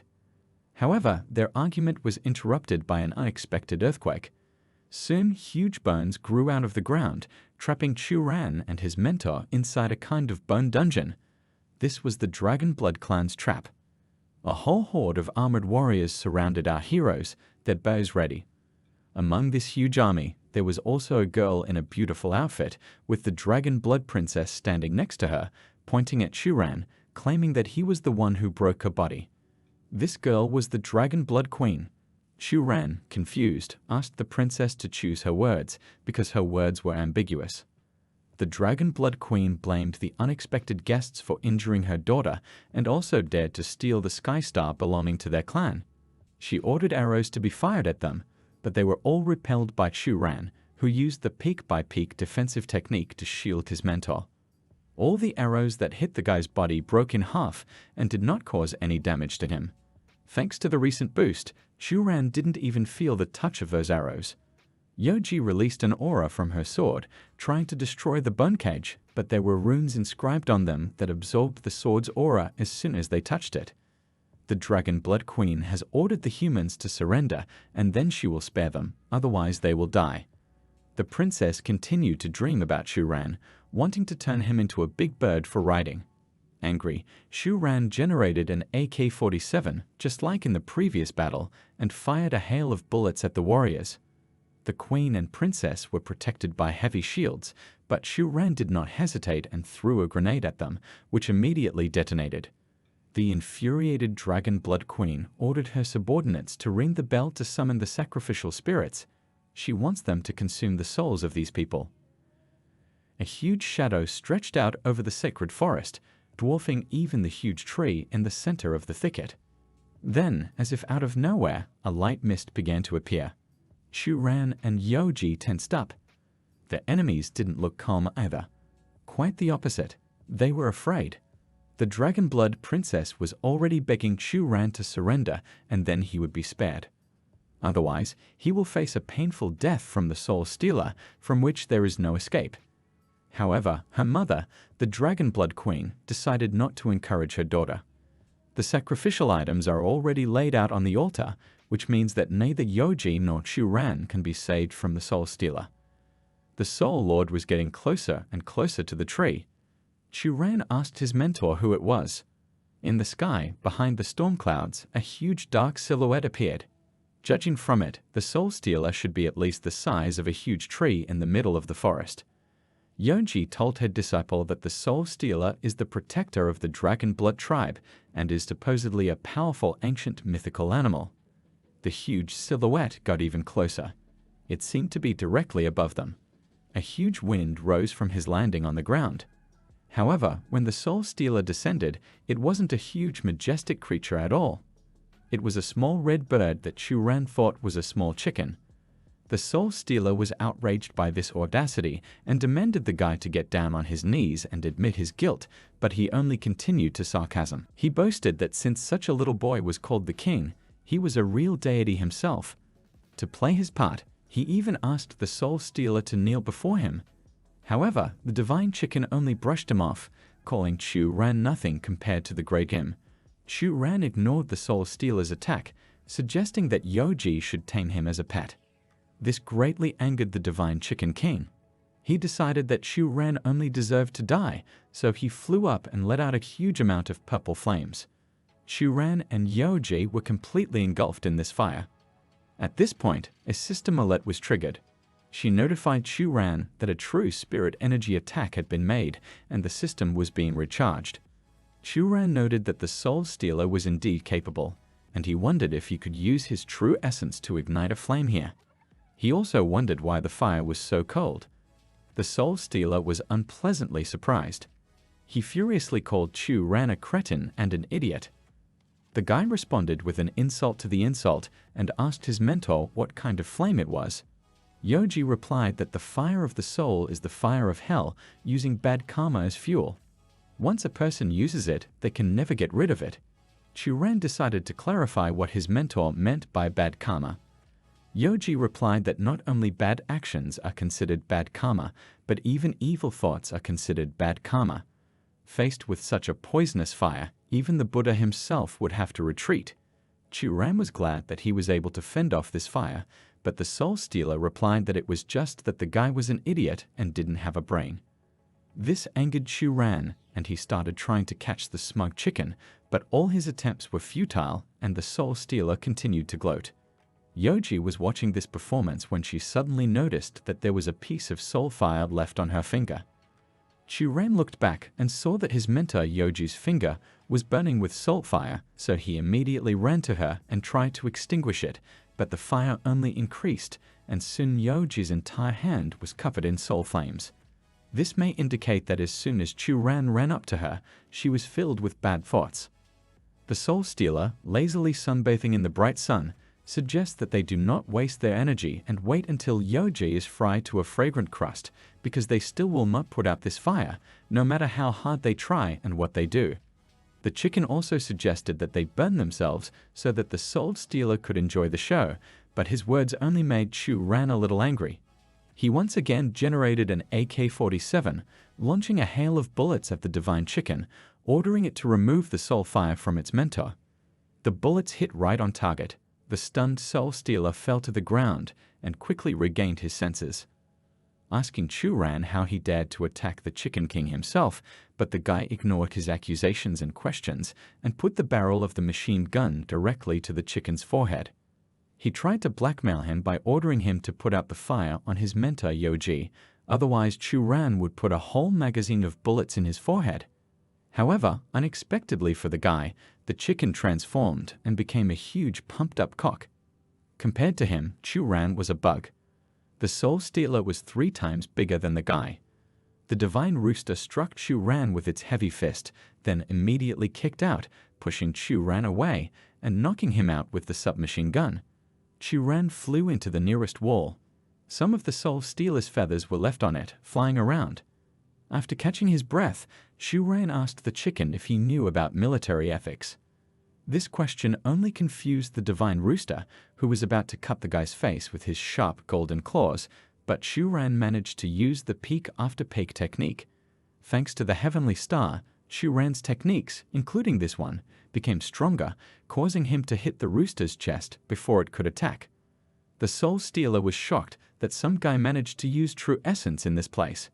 Confused, he loosened his guard, giving Chuan the opportunity to land another punch, this time directly on the rooster's cheek. These blows did not pass without a trace. The soul stealer felt the pain of them, which made him even angrier. It started to shoot out many fiery shots from its legs, but Chuan easily dodged each one before grabbing the brazen rooster by the neck. He again asked the soul stealer to put out the soul fire on Yoji, but the latter replied that he had only recently mastered this technique and was not yet able to reverse it.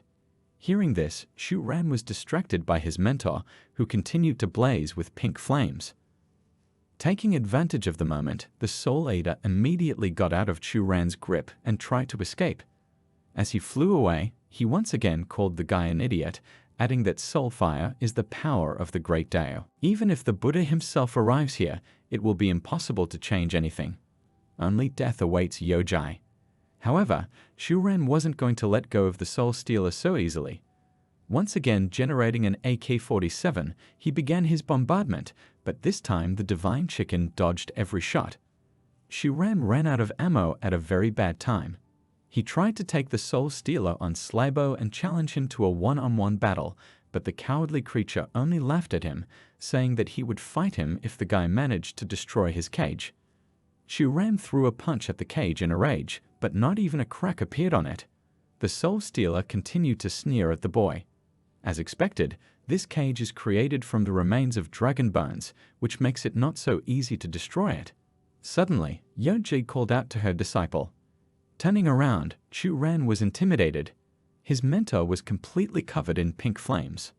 In order to slow down the spread of the soul fire, Yeonji began to meditate. However, it didn't help much. A searing pain enveloped her entire body, and her clothes began to slowly burn. Chuan, holding his head, didn't know what to do. He couldn't let his mentor burn to death, but there was nothing he could do, since the system could only protect him from damage. The Soul Stealer, not understanding what Chuan was talking about, had already put on a handkerchief, taken out a knife and fork, and was waiting with drool on his face for Yeonji to burn out. Suddenly, out of the blue, Wu Miao came to his master's rescue. However, this time it was material. This meant that he had advanced to the next level after eating the Dragon Blood Princess sword. Taking advantage of the moment, Chuan ordered Wu Miao to eat the bones that formed the cage. His faithful animal obeyed and immediately went to one of the bones. A surprised Soul Stealer was watching, thinking that nothing would surprise him anymore. Wu Miao bit the bone with ease, angering the divine chicken in earnest. It violently swooped down on Wu Miao, trying to stab him with its sharp claws, but the blue tiger cub easily dodged the attack, much to the Soul Stealer's surprise. He tried to attack again, using his long-range paw attack, called Diamond Claws, but he was waiting for another miss. Meanwhile, while Wu Miao was eating the bone cage while fighting off the Soul Stealer, Chuan was thinking about what he could do. The Soul Ego is a paragon of the power of the Great Tao, which means that the armband he just generated is able to stop the blood and extinguish the soul fire. He tried to tie Yeonji's arm, and it worked. The fire was instantly extinguished, which really pleased the guy. Chuan began to completely wrap his mentor in special bandages. After finishing, Yeonji was covered in lightning, which attracted Wu Miao's attention with the Soul Stealer. As it turned out, the bandages not only extinguished the soul fire burning Yeonji's body, but also allowed her to protect herself from the spiritual pressure. Even Chuan himself hadn't expected such an effect, however, it was to their advantage. The Soul Stealer watching this scene was sweating profusely and couldn't believe what he was seeing. What he saw with his own eyes was completely unscientific. With his shouts, he attracted Yeonji's attention. She asked him a Letarian question if he wanted to eat it. The Soul Stealer had no choice but to run away from her at full speed and try to escape. By this time, Wu Miao had already eaten a hole in the cage, thanks to which Yeonji calmly got out of the trap and went straight after the cowardly divine chicken. It even fried his tail, which caused him incredible pain. However, he managed to escape. When he was safely away, he started bragging again, saying that he would never forgive them. Chuan asked his mentor if this chicken was a mythical animal, and if so, why is it so weak? Yeonji replied that this red bird was indeed a legacy from ancient times, but for some reason its power had fallen. She also added that they must capture him to dominate everyone. The value of the blood of a mythical animal is immeasurable, and therefore they need to grab this chicken at all costs. Yeonji, along with his disciple Chuan, chased after the Soul Stealer, not letting him get away from them. Moreover, they were overtaking him.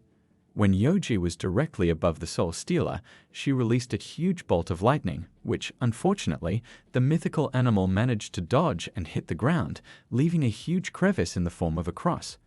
Yeonji, along with Chuan, descended to the spot where the blow had landed. The girl asked Chuan if they would let him escape or if they would continue their pursuit. The guy also asked his loyal pet Wu Miao to find the Soul Stealer. If he made it, then Chuan would definitely reward him with something nice and delicious. Wu Miao, determined not to miss the opportunity to eat heartily, flew into the air, starting to chase after the divine rooster. The Soul Stealer, his ass on fire, plunged into the crystal water in the middle of the forest. As it turned out, there he managed to heal his wounds. This meant that it was not ordinary water, but a spiritual spring with healing properties. Thanks to Wu Miao, they managed to reach this place. It was surrounded by a golden barrier, inside which the chicken lived. Upon entering the barrier, Yeonji was surprised. The system had told its master Chuan that there was a normal spiritual pressure in this, which meant that they could use their powers without difficulty. After walking a little further, Yeonji found strange-looking orange, blue, and purple-colored crystals. The orange crystals turned out to be the raw ore of Skylord Taya. Finished products made from this mineral are essential materials for refining the best celestial magical artifacts. For almost 1,000 years, no new deposits of these minerals have been discovered in several large mountain gates. Chuan immediately smelled the smell of money. If they sold all this stuff, they would surely make a fortune for the rest of their lives. In addition, there were also absolute void black stones and Venus ore. This dome was filled with incredibly valuable resources. However, the Soul Stealer noticed them. He called them shameless thieves and prepared to attack with all his strength, because in this place, the spiritual pressure is normal, which means that his strength is not limited by anything. Chicken using the divine fire attack technique. In response, Yang shot a bolt of lightning at the divine being, deflecting it. Chuan immediately entered the peak after peak form and waited for the attack from the Soul Stealer. The divine being was already flying towards them in a rage, once again releasing projectiles full of mythical energy. However, he didn't notice Miao walking around and grabbing him from behind, holding a grenade in his mouth, which instantly detonated. However, this strike caused almost no damage to the divine being. He decided to go into close combat and was about to stab Chuan right through when he pulled out a frying pan from his pants, counterattacking Rooster. The Soul Stealer flew to the side and asked what kind of formidable weapon it was. Chuan replied that it was a magical weapon for observing the laws of the Great Tao, which could not be penetrated or damaged in any way. After saying that, he started hitting the poor chicken with one blow after another with that monstrous frying pan. After a while, the great mythical creature ran out of strength and allowed itself to be captured, begging for mercy. Yang rejected Chuan's idea. This chicken is able to ignite the fire of the soul, which means that it is the oldest descendant with the fire ability. This means that ordinary fire will not be able to kill. However, Chuan said that these 5 elements interact with fire and water, which means that they can make stew if he is not dead. From these conversations, the Soul Stealer broke out in sweat. However, Chuan had a better idea. He covered the cockerel's body with clay and decided to roast it. The cornered chicken kept snapping, to which the guy threatened that if he didn't tell him what tribe he was from, he would immediately be fried. Also asked why the Dragon Blood clan considers the Soul Stealer to be a sacred spirit. He replied that he had unlimited power, which is why the Dragon Blood clan wants to worship him. Naturally, this was a lie, which even Chuan understood. He asked Yoji to find some mushrooms in the area and then put them out together with the rooster. However, his mentor had another idea. It would be too wasteful to just eat the oldest descendant of mythical creatures, because he is all from head to toe, a jewel that is perfect for brewing potions. Suddenly, a huge cauldron appeared out of nowhere in front of Yoji. It has a true fire burning in it, which will make the cockerel even more useful. Shocked, Chuan asked his mentor where she got such a large item from. She replied with bewilderment that it was just a crease bracelet and asked if her student didn't have one like it. The latter, not at a loss, replied that he did not expect that such a large object could be put into an amulet. Taking advantage of the moment, the divine chicken escaped Chuan's grasp and flew up into the air. He used an aura of intimidation. Feeling the advantage, the cockerel began to brag again.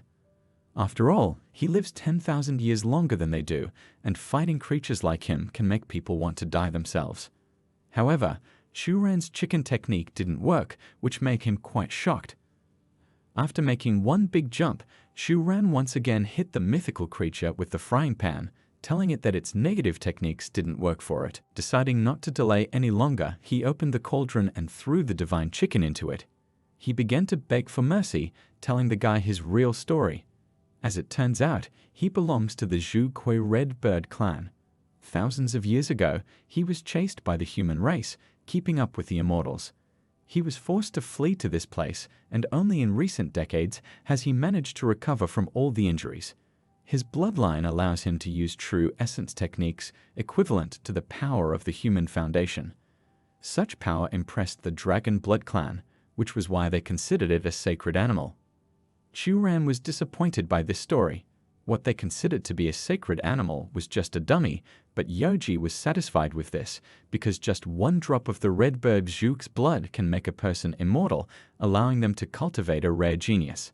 This meant that they could still brew the most beautiful elixir from this chicken.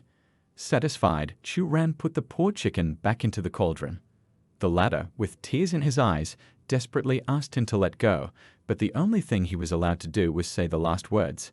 He took the opportunity to tell his captor that he knew about the existence of a treasure left by ancient sages thousands of years ago.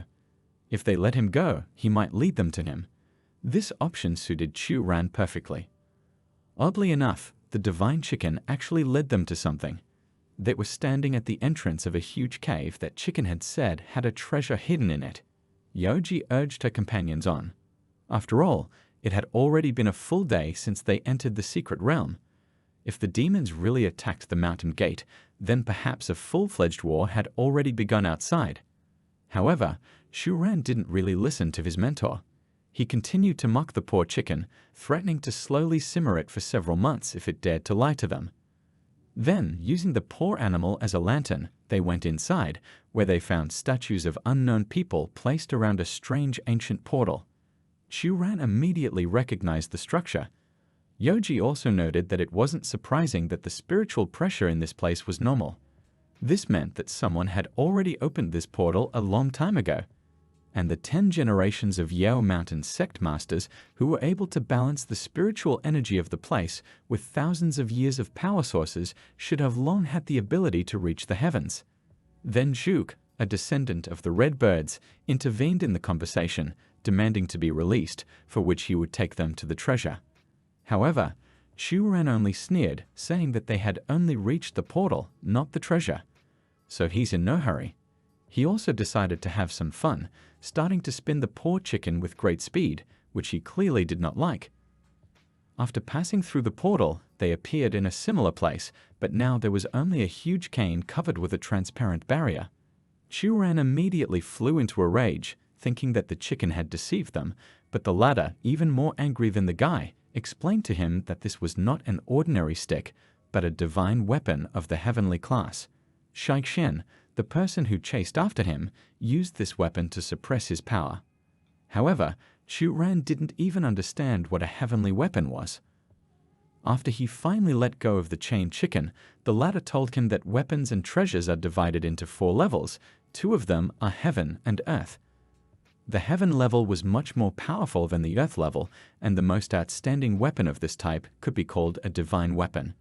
However, Chuan was perplexed. Since this weapon is so powerful, why didn't the divine chicken itself use it? The latter, obviously lying, said that he simply did not like such rough and strong things. However, Chuan already understood the real reason. He simply didn't have the strength to destroy the recording crystal that surrounded this staff. Chicken denied it, of course, because he was a great king, and if he wasn't injured, he could even melt a mountain peak. However, their argument was interrupted by Yoji releasing a bolt of lightning. The impact was incredibly powerful and raised a huge column of dust, but the sealing crystal calmly withstood the entire discharge without receiving any injuries. Chuan decided to try summoning Wu Miao, who would happily eat anything he could lay his hands on. However, he was unable to bite through this crystal. Yoji guessed that a heavenly weapon of this level couldn't be sealed with magic that could bend under ordinary brute force. Angry, Chuan grabbed the divine chicken by the throat, reproaching it for not trying to help them. Fearing for his life, the chicken said that he had an idea and asked Chuan to take out his treasure. He pulled out a frying pan, but the bird meant something that shoots arrows. As it turned out, he was referring to the AK-47. The chicken explained to Chuan that even though his weapon was powerful, the material that the bullets were made from was too bad. Chuan immediately understood his plan. Ordinary bullets in this world were indeed weakly able to penetrate even ordinary people. However, if you replace them with punchy ones that cause bleeding and poisoning, then it's not a fact that anyone will be able to resist it. The guy asked the chicken where he could find the materials, but the chicken just grinned, because Chuan has such a valuable beast as the sky-flying tiger, which means he can't have any problems with resources.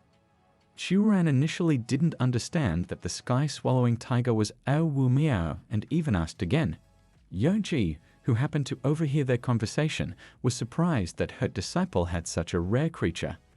Divine Chicken confirmed Chuan's words.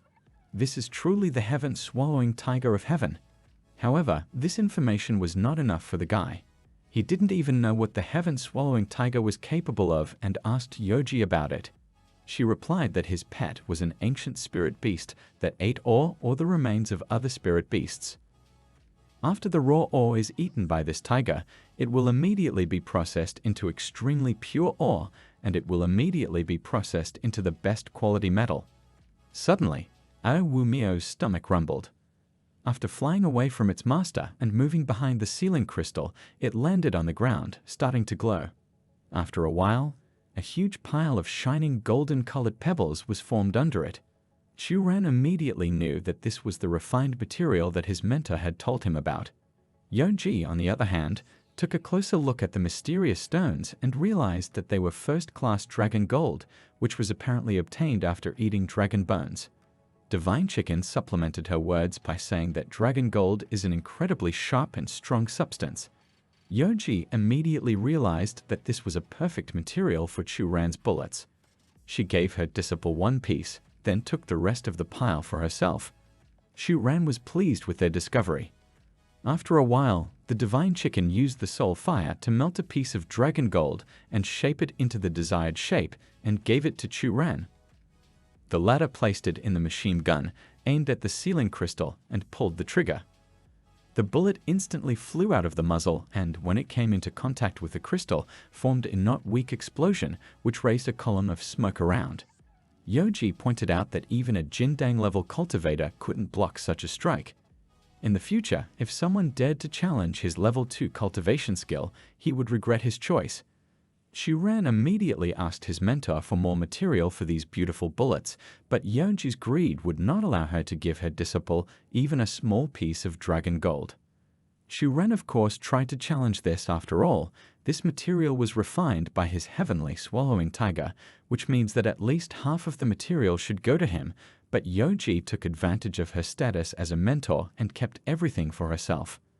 As they argued, the Divine Chicken taunted him because they didn't even know that he had a full supply of dragon gold. However, their arguments were interrupted by the smoke finally settling, which showed them that the ceiling crystal was once again intact.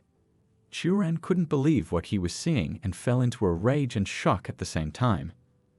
Dissatisfied with this result, Chuan once again began to torment the poor Divine Chicken, accusing it of cheating because he promised that they would be able to destroy this crystal. He was sweating profusely and said it was impossible.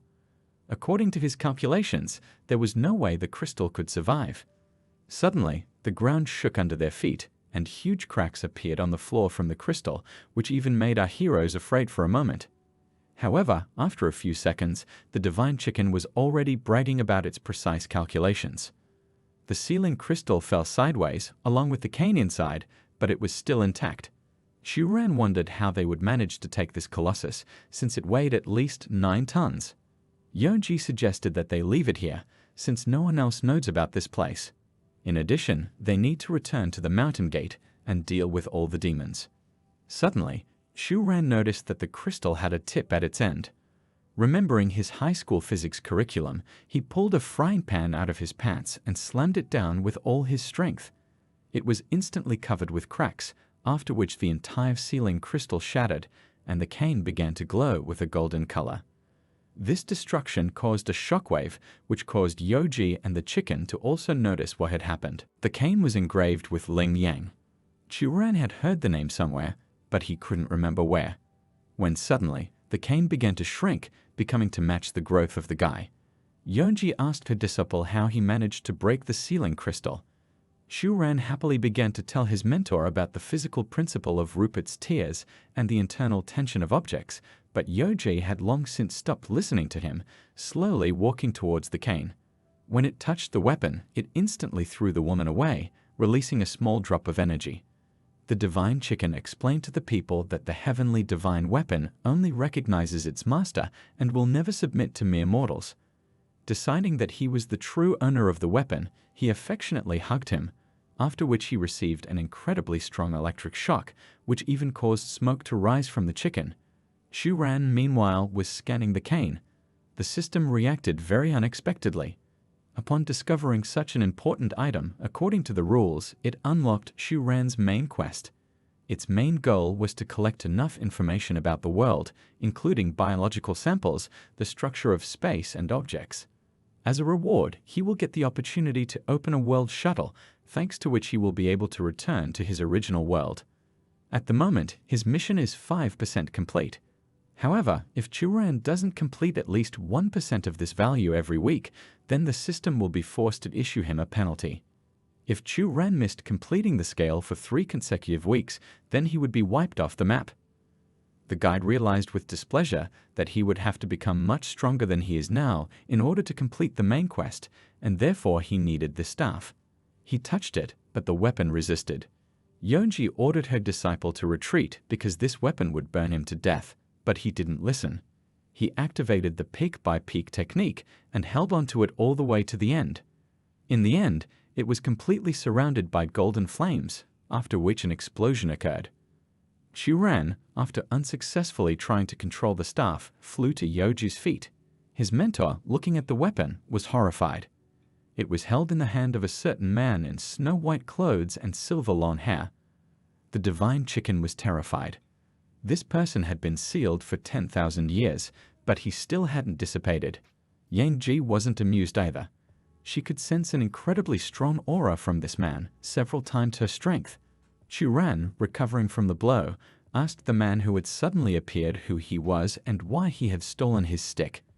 Chuan looked at him with a sharp, disapproving gaze and pointed his staff at him, which instantly grew in size and almost pierced Chuan's body, but Chuan managed to generate a bulletproof vest and a legendary frying pan, thanks to which he was able to defend himself, but he was still pinned against the wall. Yonji was about to protect her disciple by shooting lightning at the stranger, but the stranger defended with the same staff that took the shape of an umbrella, absorbing the woman's magic and releasing it back into her. A beam of energy pierced her shoulder and narrowly missed her head.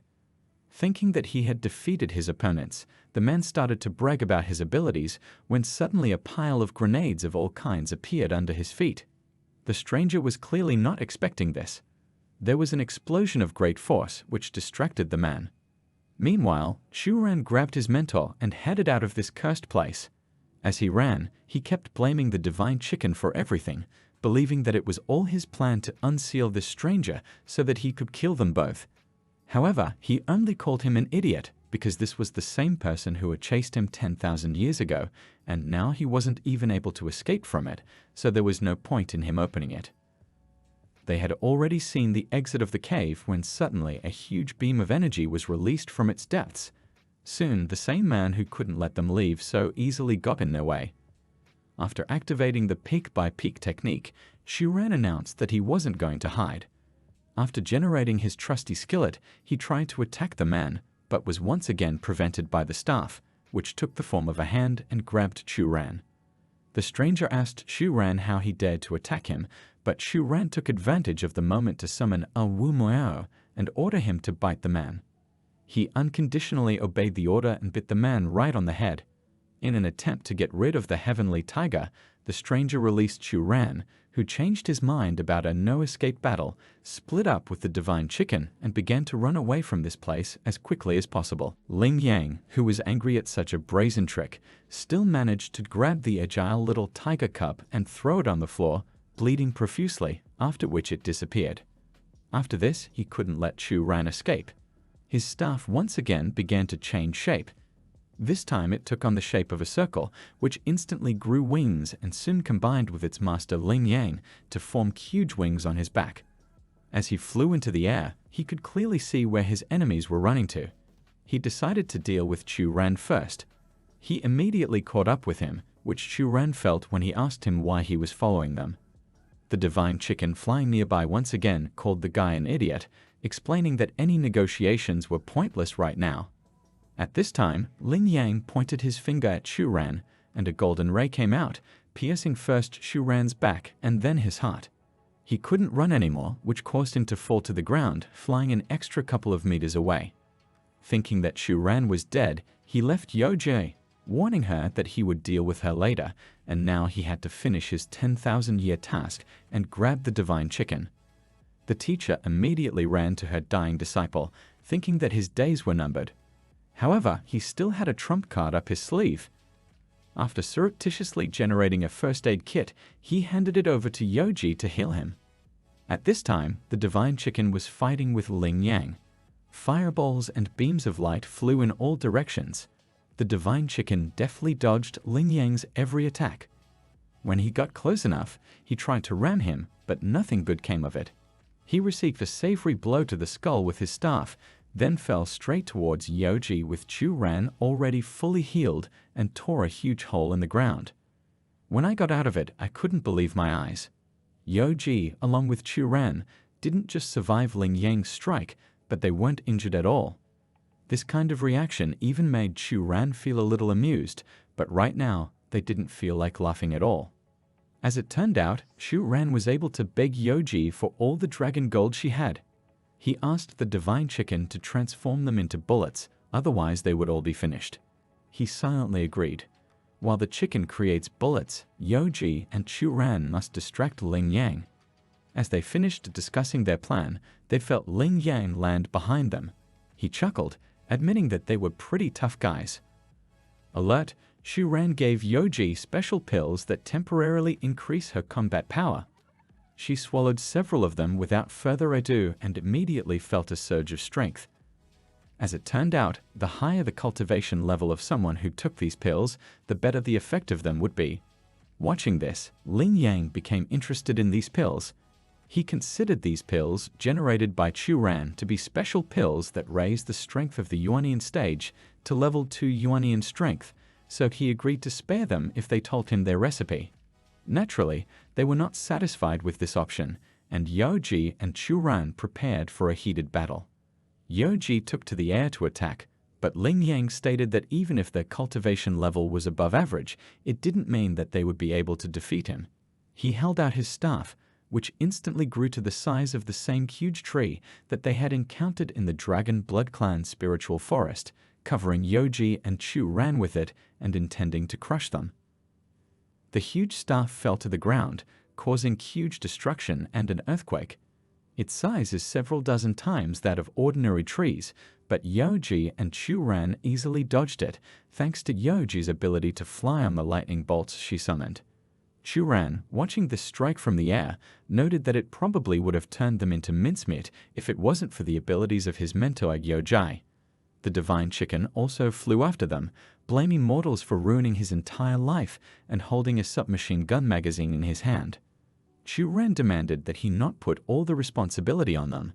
After all, if it wasn't for this chicken, they would never have found out about the hidden treasure and ended up letting this dangerous person out. He also asked him if he had made bullets. He replied that due to his great hurry, he only managed to make 3 dragon gold bullets. He threw the magazine directly into Chuan's hands.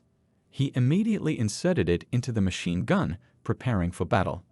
He had all 3 bullets that would be able to injure Ling Yang, which meant that he didn't have the right to miss. Yoji suddenly stopped flying and froze in midair. The divine chicken, looking behind Chuan's back, was very scared. There was Ling Yang himself, who easily caught up to his enemies thanks to his newly created wings. Chuan didn't turn around, but he immediately understood what was going on. When the divine chicken saw Ling Yang, it immediately headed back down to protect itself, but it wasn't there. He was already waiting for a shot that glittered with a bright yellow light, hitting the noble cockerel clearly in the back. This strike was much stronger than the previous ones, causing the Zhu Kui red bird to fall to the ground unconscious. As it turned out, Ling Yang had reinforced his first shot with the staff. This meant that the Yang spiritual core was so strong that it could not only transform itself, but also strengthen the body of its host. This greatly complicated their situation, and the chances of winning became less and less. Ling Yang once again reminded them that they could survive if they told him the recipe for those pills. However, Yoji, much less Chuan, had no thoughts of giving up. The guide asked his mentor what their plan was, because it was far from a fact that they would be able to break through his defense, even using dragon gold bullets. In response, Yoji grabbed his arm and stood behind him, grabbing the submachine gun and charging it with her energy. They joined forces to strike with even greater force. Chuan aimed at Ling Yang and prepared to pull the trigger. Meanwhile, the gobbly chicken that had fallen to the ground and been burnt to a crisp had recovered. He was lucky that he managed to create a small shield made of dragon gold, which Ling Yang's blow landed on. His literally saved the rooster's life, absorbing most of the damage into the metal. However, although the shield protected him, it was covered with cracks and had a hole through the center, making it useless. As the chicken was catching its breath, it heard a strange noise behind it. Turning around, he couldn't believe his eyes. A huge beam of blue energy of incredible power struck straight at Ling Yang. The divine chicken immediately realized that this was a great chance to escape from the battlefield and get rid of the annoying mortal humans. He prayed to all the gods that Yoji and Chuan could distract him long enough for him to find shelter. When Chuan and Yoji stopped shooting, they hoped to see even the slightest bit of damage on Ling Yang, but he managed to completely absorb all the damage thanks to his heavenly weapons. Chuan couldn't believe that they couldn't defeat him even if they attacked with all their strength. Ling Yang himself was furious. He didn't expect them to be so strong and decided that they were going to die anyway. Yoji immediately reacted and flew away from Ling Yang, hoping to reach the territory where the spiritual pressure would increase again. Yoji, along with Chuan, finally made it out of the dome with normal spiritual pressure. Thanks to the bandages, they were able to use their true strength on their own, unlike Ling Yang, who was supposed to be able to leave a high spiritual pressure behind. However, there was another problem waiting for them outside. The Dragon Blood Clan's arrow flew at them as soon as they stepped out of the barrier. Yoja easily deflected it with her lightning bolts. However, when she looked into the distance, she noticed a huge army flying on griffins directly towards them.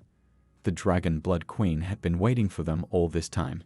Yoji and Chuan angered their sacrificial spirits and invaded the Forbidden Lands, for which the soldiers were ordered to kill them without any hint of mercy. But our heroes didn't have time to fight them, so Yoji flew up to them and let out a lot of lightning bolts that attacked all the griffins of the Dragon Blood Clan at once. They were no longer a hindrance, but it was at this moment that Ling Yang himself jumped out of the barrier. Chuan noticed that the spiritual pressure did not prevent Ling Yang from flying straight towards them at full speed. Ling Yang, who was still flying towards them, used his staff, which instantly increased its length and was about to ram Yoji together with Chuan, but the guy at the last moment managed to activate the peak after peak technique and summon the almighty frying pan. But Yoji knew that this was not enough for them to protect themselves. She pushed her disciple away and tried to deflect the blow with her true strength. There was an explosion that threw our heroes several meters away, causing them to get lost in the woods. Ling Yang pulled his staff towards you and lowered himself to the ground. Just as he was about to head towards his enemies, he suddenly met an entire army of warriors on the way. The Dragon Blood Queen asked the stranger if he was the very essence of their sacrifices and thanked him for helping her defeat the outsiders. Ling Yang didn't understand what the woman was talking about at first, but after adjusting to the situation, he lied to them that he was indeed their sacrificial spirit and ordered them to capture the injured invaders. The Dragon Blood Queen agreed to his order without question. The griffins had already recovered from Yoji's blow and flew into the air with their riders. When all the warriors had left, Ling Yang ordered the Dragon Blood Queen to take him to their clan. The entire scene was watched by the Divine Chicken, which was actually the sacrificial spirit of the Dragon Blood Clan. He really didn't like Ling Yang impersonating him. If the Dragon Blood Clan really believed him, then Divine Chicken would have nowhere to go for food, which meant that he needed to help Yoji and Chuan defeat Ling Yang. He went into the woods, and when he found them, he was very disappointed. Yoji and Chuan were both unconscious and seemed to be one step away from death. However, the Dragon Blood Clan was already close. He could already see the griffins patrolling the forest above his head, so he changed into the form of a pumped-up rooster, grabbed them both, and carried them off in an unknown direction. Chuan woke up in a certain cauldron full of green liquid. Immediately swimming to the surface and taking a breath of the beautiful fresh air, the first thing he saw was a divine chicken that was gradually stirring the green liquid in the cauldron. Naturally, the first thing Chuan thought was that the divine chicken had decided to take revenge and make an excellent soup out of them, which he started to accuse him of, but the truth turned out to be more prosaic. In fact, the divine chicken saved Yoji and Chuan and used its spiritual liquid to heal their wounds. If it wasn't for his help, they probably would have already died from blood loss or been caught by the Blood Dragon clans. After accepting this answer, Chuan abruptly thought of Yoji and started looking everywhere for his mentor. She was also in the green liquid, but it looked much worse.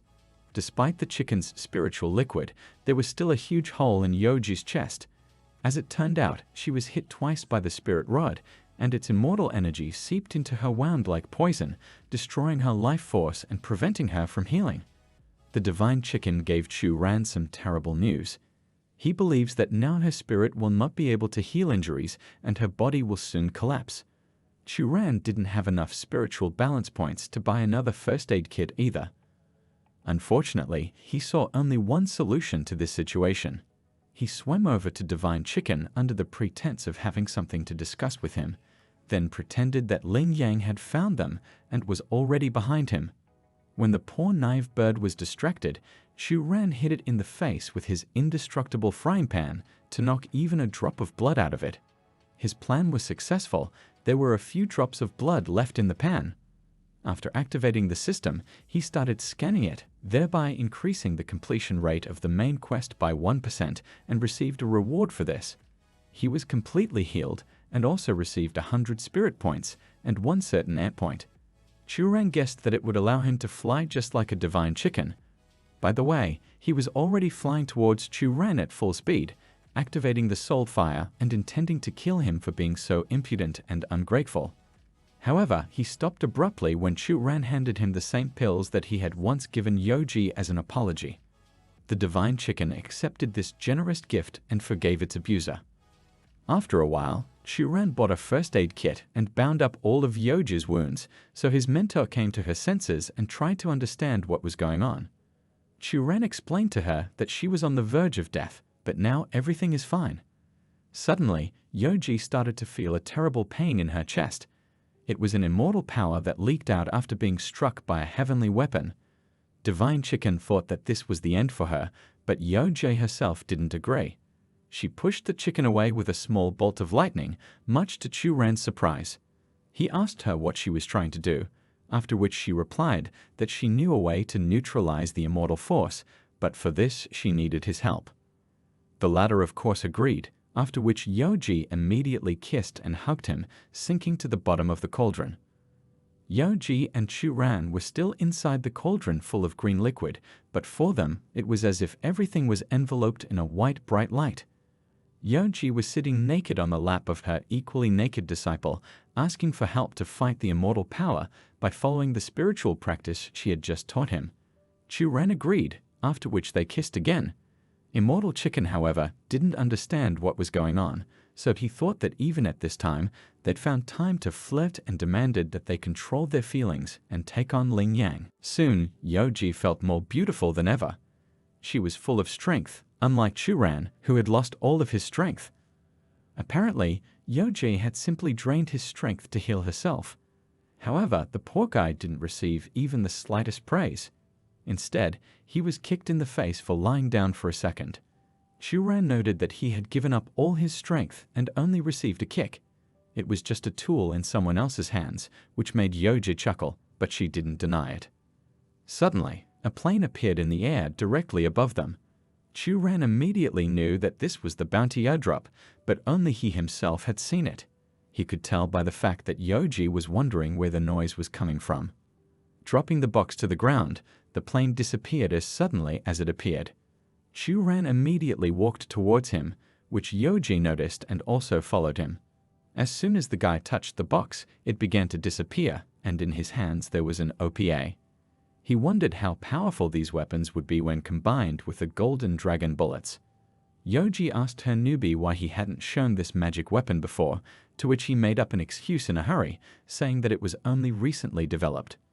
Their conversations were interrupted by the divine chicken, who once again hurried them on because they really didn't have much time. As it turned out later, they were too late. Ling Yang had slaughtered the entire Blood Dragon clan.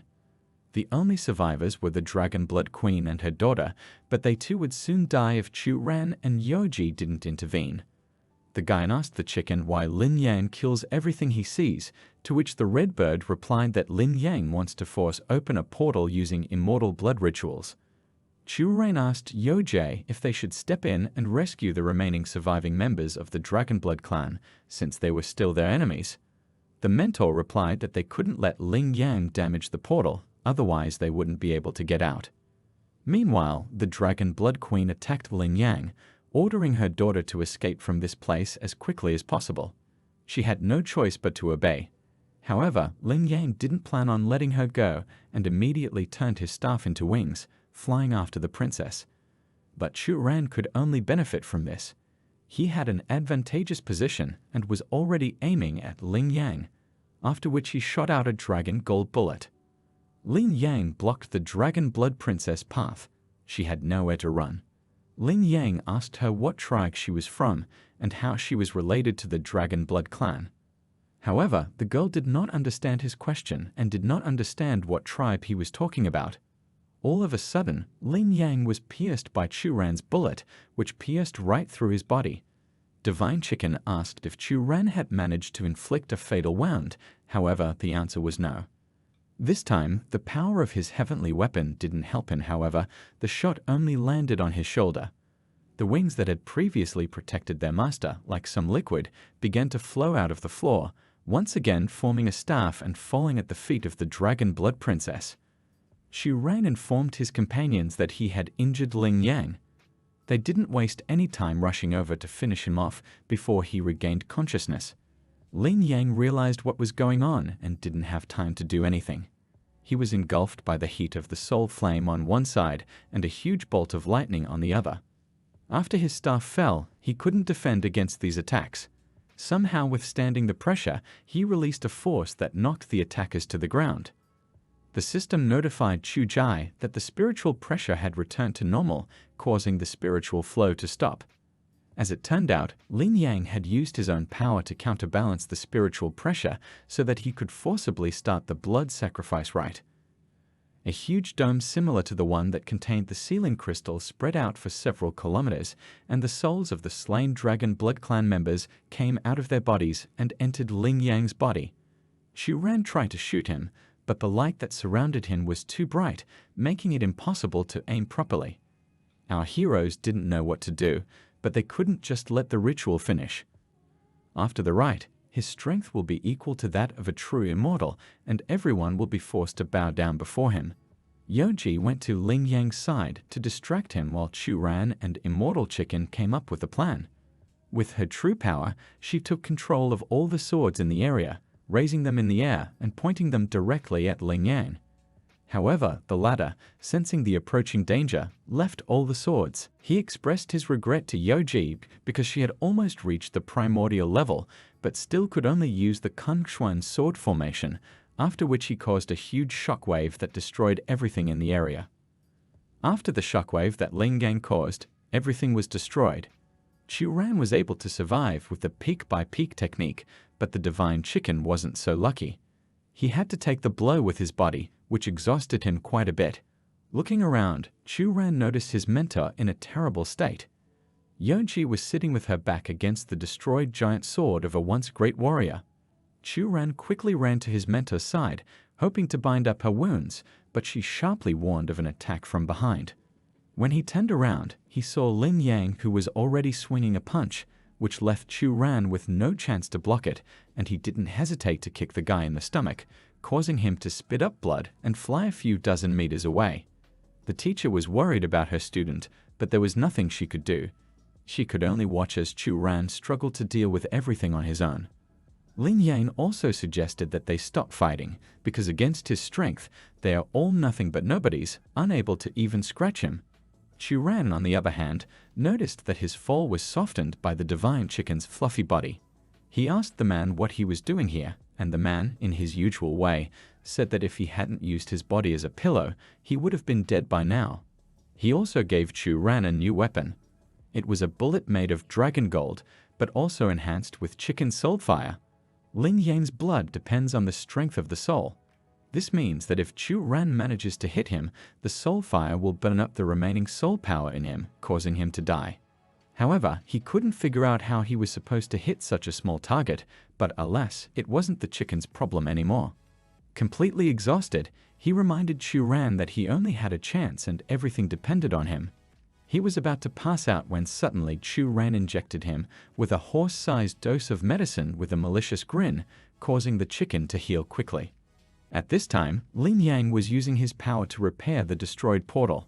When he was done, he asked Yoji that since she was able to use swords here, she should be able to open the portal as well.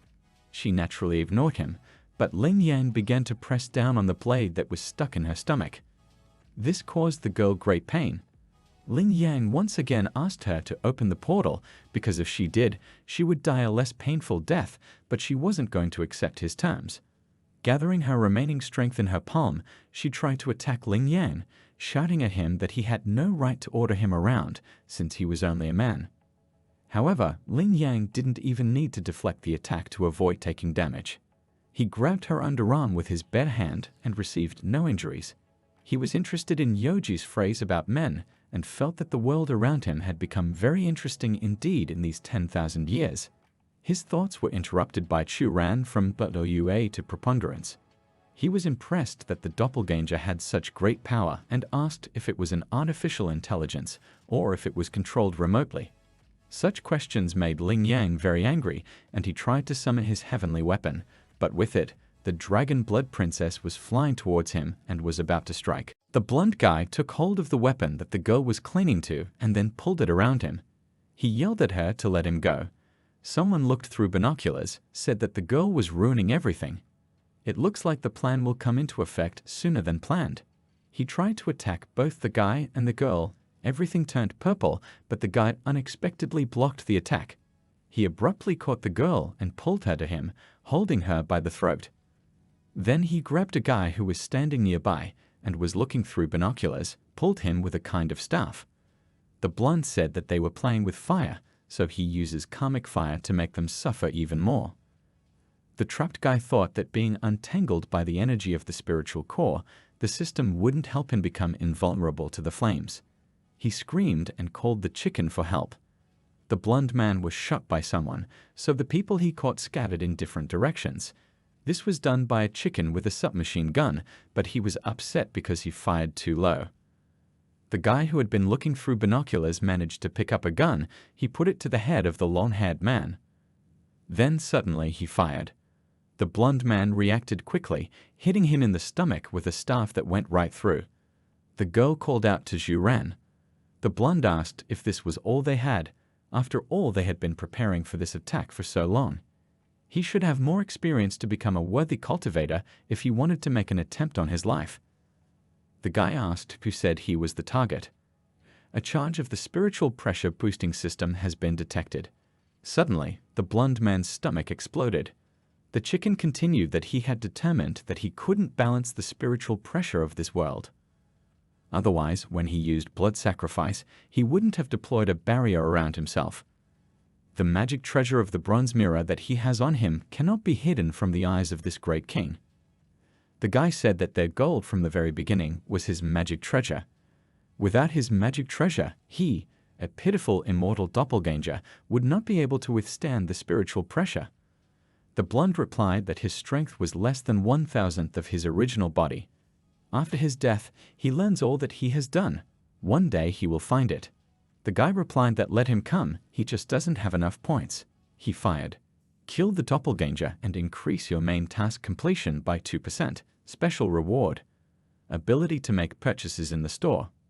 A store? The guy was looking at the store. He thought about how there were so many categories in this store.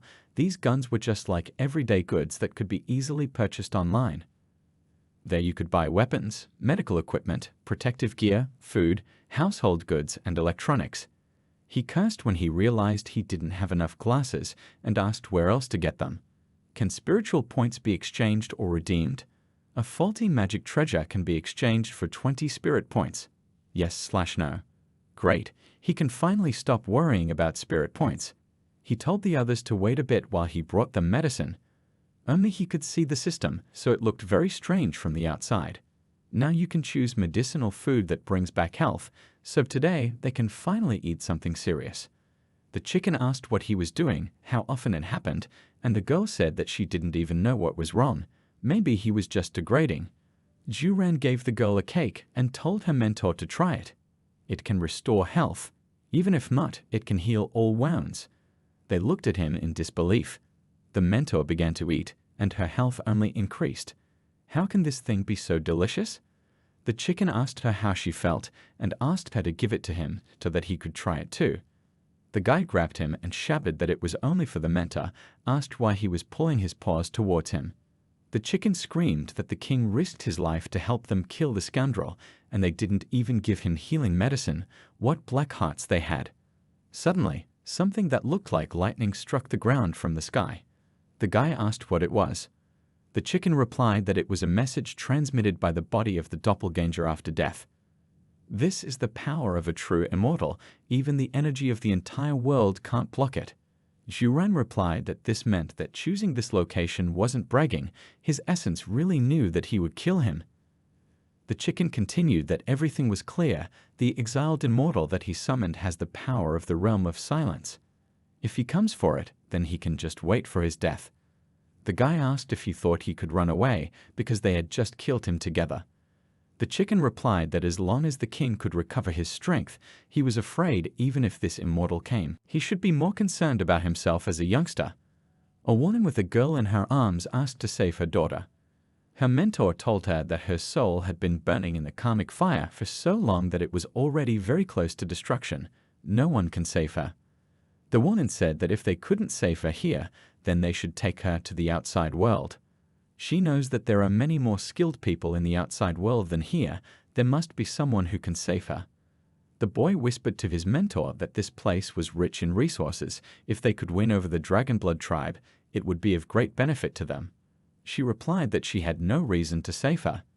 They killed a lot of people and never showed any acts of mercy. You don't have to be so pliable to avoid getting yourself into trouble in the future. The woman said that if they were willing to save her daughter, she would take an oath to serve them for generations to come. She would never betray them. The woman got to her knees. The mentor said that saving her or not was up to him. This child seemed to like him. If he saved her, he could make the mother and daughter do whatever they wanted. The guy thought about what kind of concretization is this, mother and daughter. He replied that he wasn't given any vows, just that if they came to them, then they would have to take them at the proper level. Juran said that the karmic fire was extinguished, but her soul was badly damaged by this rod. They would have to take her outside to come up with a solution. Suddenly, eagles flew in and strange warriors appeared. They put various jewels and treasures on the floor. The woman said that these offerings were not worthy of them, but she was her only child who would inherit the clan in the future, so they could take everything. There were so many notifications that it was an original gold ore that could be exchanged for 5 spirit points.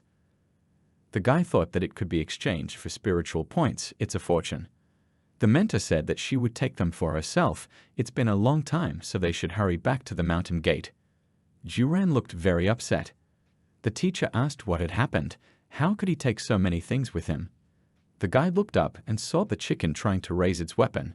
He asked him what he was doing and took the other end of the rod. The chicken replied that the king had defeated this fiend and the Yang rod would be the best reward for him. The guy said that it was very ugly of him. Even at the beginning of the battle, he said that this rod of Yang is only his. The chicken asked if he wanted him to hand over the Yang family relic with his own hands over his dead body. Otherwise, it will get nothing. Juran replied that he had been here for 10,000 years.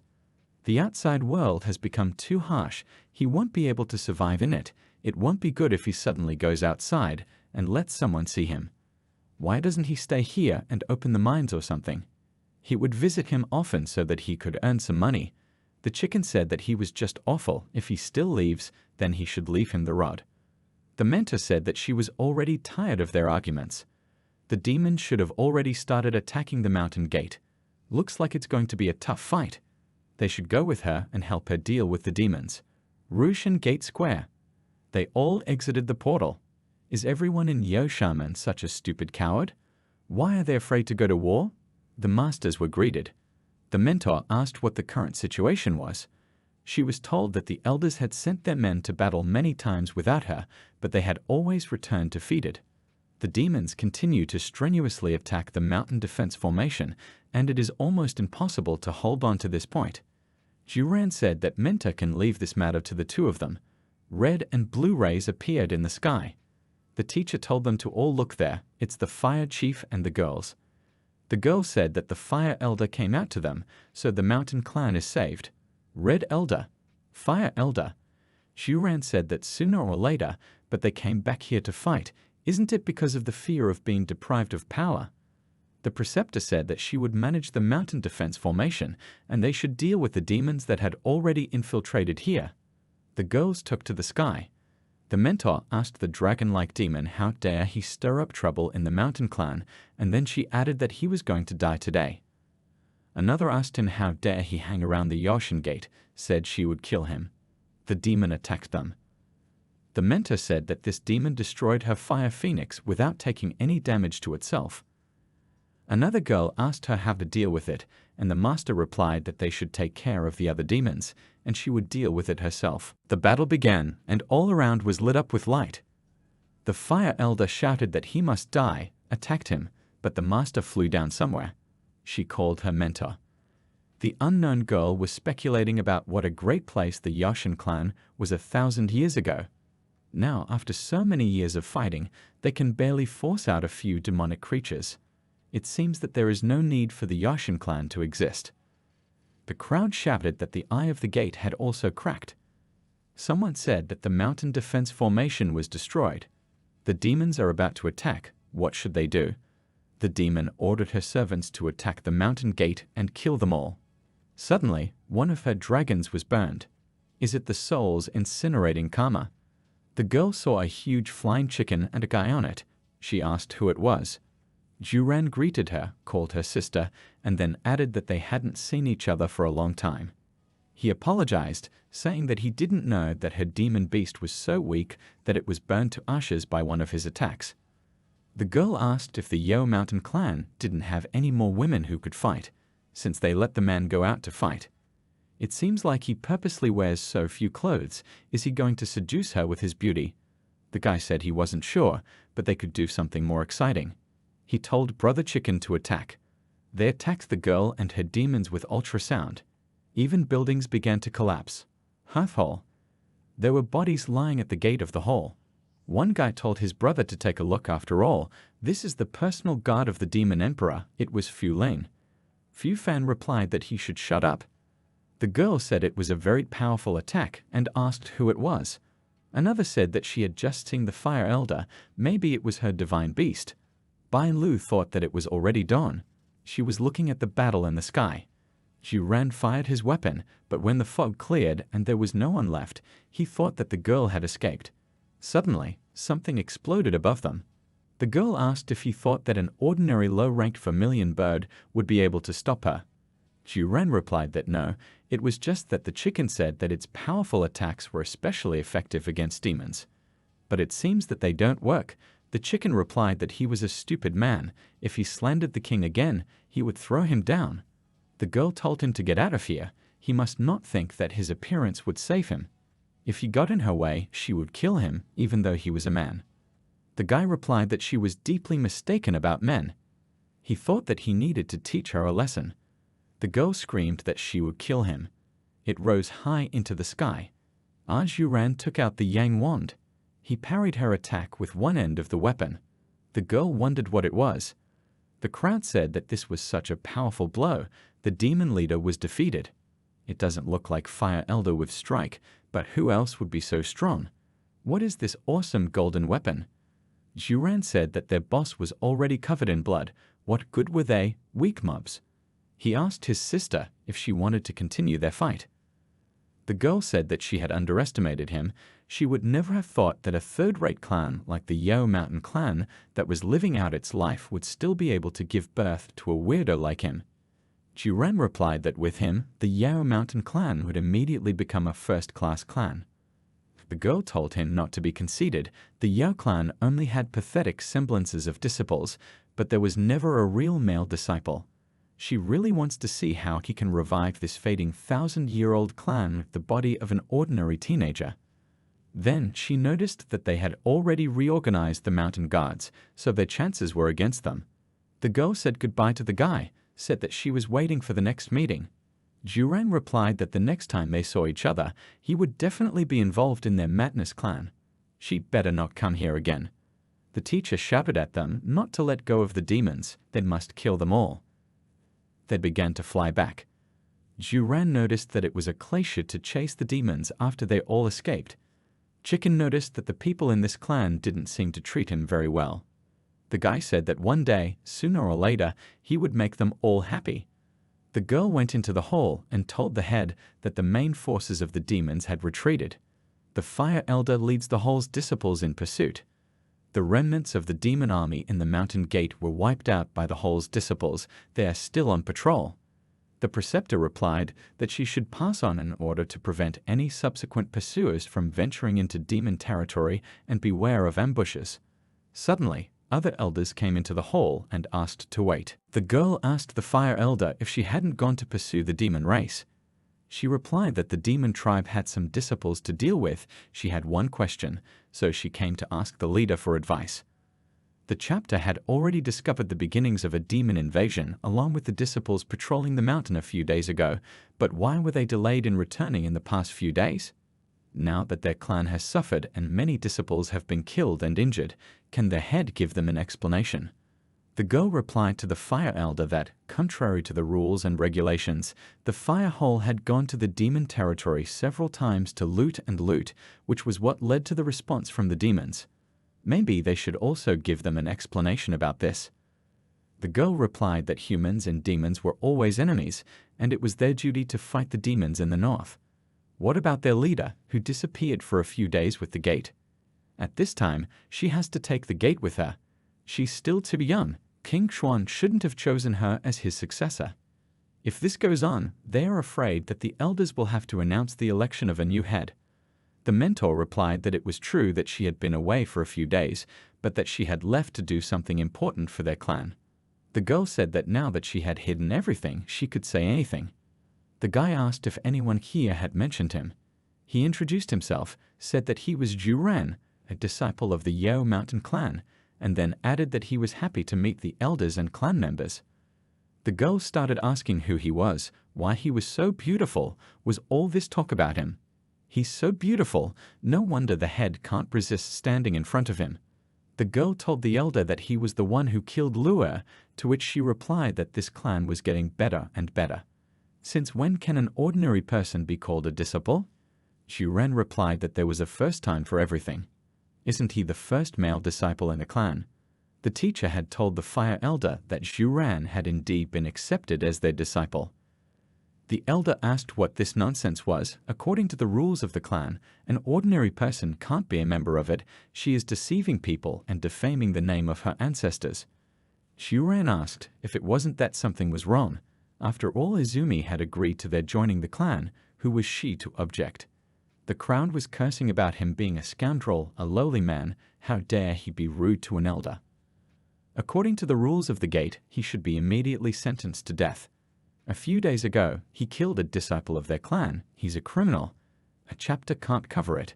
Chuan wondered if these elders were so aggressive, if they wanted a coup. The fire elder told them that she didn't like the current situation and couldn't help but mention her warnings. She believes that the chapter only brings them disappointment. She is not only detrimental to her duties, but also does not strive for anything, suddenly disappears at a critical moment for the clan. How is it going to lead the masses by such actions? The teacher said that they should stop. Chuan is not an ordinary student at all. She left the clan for a few days, so that he could temper his body with the sword family constellation. After only a few days of cultivating, he had reached the second level of key power. Did they have a second candidate with such qualifications? The crowd asked if it was true that he had reached level 2 key power in a few days. It's impossible.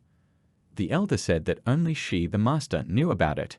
How would they know that it wasn't her who helped him reach the second level of key power? The guide laughed and said they were so funny. They may say that he is not worthy to enter the monastery. They may doubt his real strength. But they forgot that they were only standing here because he had destroyed those vermin. And when the evil spirits attacked, who cowardly hid for 3 whole days, and he was locked up, not daring to come out, and who wanted to take all the achievements for themselves, but was shamefully beaten. Surely they, the shameless ones, can still stand here. Even though they are not as good as a man, they still have the audacity to say that he is not worthy to enter the gates of the monastery. In their place, he would have already slammed himself against the wall to avoid embarrassing himself here. The Fire Elder replied that he was shameless, he was lucky enough to win through magic means, and he still dares to insult their clan. She won't kill him today, but it's hard to deal with her hatred. The head shouted that it's already been too long. After the death of the master, the clan is getting weaker day by day. They all do not strive for anything, but only think about internal struggle. How can the Yao clan still have hope in such conditions? The elder replied that they were not responsible for weakening the clan. The head of the clan replied that she, of course, did not need to take the blame. She was to blame herself. Then she took out the treasures she had brought with her. This are these precious crystals from Tai and fossils of invincible troops. And then there's the heavenly black stone, so much. This is equal to all the clan's cultivation resources in a year. If the clan had had so many resources before, it wouldn't have weakened so much. The clan head said that this time, when Zhu Ren entered the sword family, he didn't know that not only would he conquer the dragon blood race, but he would also discover a few precious mineral veins. All these treasures of heaven and earth are his merit. Zhu Ren's body has already been tempered by constellation. He has achieved great achievements, and she, breaking the established order, accepted him as a disciple. Does anyone dare to object? They wondered if it was awe. He thought about how he was sure that money was the way to go, as long as it didn't lead to death, which could easily drive him crazy. The girl asked the master if she would really let this scoundrel go so easily. The elder asked what she would do with it. What's so special about this insignificant man? The ores are really important. They should definitely be in the hands. Otherwise, he would be firmly planted next to the head, and there would never be a day when they could breathe freely again. He has a low cultivation level, so he relies entirely on magical methods, so we need to think of a way to capture him, interrogate him in detail about the ores. There are still ruins. We need to send students to search as soon as possible. The girl replied that yes, she would arrange everything. Zhu Ren thought that they would have had this plan in mind from the very beginning. I think we need to find a way to teach them a lesson, and he'll learn some points along the way. He asked his celestial sister what she was thinking. The mentor replied that she was thinking about their future path. Today he managed to break the elder, but her answer will not be long in coming. Although his combat record is very outstanding, his cultivation is too low. It depends on the items. If they find out about this, the situation will become even more dangerous. The guy replied that she needed to calm down. If they pushed them to the limit, he would just kill them, and that was it. Just clearing the way at the gate. The mentor replied that now is not the time for conflicts. She has more important things to do. The shrimp fishing competition that takes place every 3 years is about to start, and she's going to send him to represent their clan. The guy asked what kind of shrimp fishing it was. The girl continued that the so-called shrimp fishing is a tradition that originated during the development of the northern borders.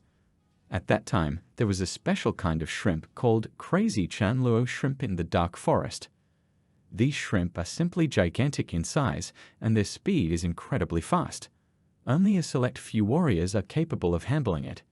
Therefore, people who are able to hunt crazy Chanluo shrimp are respectfully called shrimp catchers.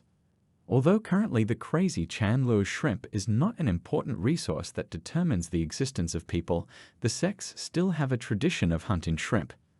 Once every 3 years, the Tianluo mad shrimp spawning grounds are opened, and 10 disciples from each sect are sent to participate in a competition, the winner of which will receive the title of shrimp catcher.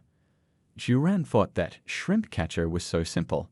The teacher continued that this year's competition will be attended by Yoshaming students, and they are all subordinates of Elder Tuo from the Hall of Fire. She had heard rumors that traces of an ancient relic had been discovered in the vicinity of the place where the competition was being held. This is the reason why Elder Tuo is so interested in this competition. This time, it doesn't matter if they can win the competition or not. No matter what happens, keep an eye on Hu Tandu's students. Chuan told Shen Xian's little sister not to worry. He was a seasoned sparrow, so he would definitely be able to get the title of shrimp catcher. And if there really is a trace of the relic, their beloved elder Huo definitely won't be able to get it. The girl told him not to call her sister mentor in the future. It sounds like a mockery. From now on, when no one is around, he can just call her sister. Did he understand? The guy replied that he understood and then called her little sister. Kinching. Juran thought that these few days he had been spending all his time with his little sister. Even going out alone was somewhat unusual. Before leaving, his little sister gave him a spatial storage ring and many different treasures. Later, you will need to log in and check how many spiritual points you can exchange them for. Suddenly, he noticed a chicken. Juran asked Brother Jai if he had come because he missed him. He replied that he was dreaming, but that the king had just made a deal with him. And now the king is forced to take care of him, to make sure that no one accidentally kills him. Although the king doesn't like it, it's too stuffy and charming, so he decided to go out and relax at the same time. The guy replied to Brother G that it looked really cute when he thought one thing and said another. The chicken screamed at the ugly boy to get his hands off him. They reached their destination. Juran asked the mentor sister if it wasn't true that they had reached the right place so quickly. The girl replied that this was the edge of the dark forest. The head said that they should drop them off here. The boy replied that this was it, and then asked Brother Jai if he would like to fly to the right place and get a lift on his back at the same time. The chicken replied that it wouldn't work that way. He had to overcome this path by himself. It was part of the sex training. The guy was walking through the woods. Juran asked what kind of cursed place this was, because the atmosphere here was so frightening. The chicken asked him why a person who aspired to become a celestial was so cowardly. The energy of death is felt here. It is possible that many years ago necromancers lived in these lands. The guy replied that since all the energy of death still hasn't dissipated, it means that you can come across undead or cursed objects, and he thought about what kind of undead it is, because he hasn't seen anything like it before. Maybe if he scans it, he can calculate how many points you can get. With only 1% points in 7 days, it's really a busy time right now. Suddenly, something passed in front of them. What was that? They saw many huge boars. The guy asked me what it was and said it looked really nasty. The chicken replied that they were ninju, low-level creatures of necromancy. They seemed to be hunting someone. Suddenly, someone shouted. The guy said that it was not far from here.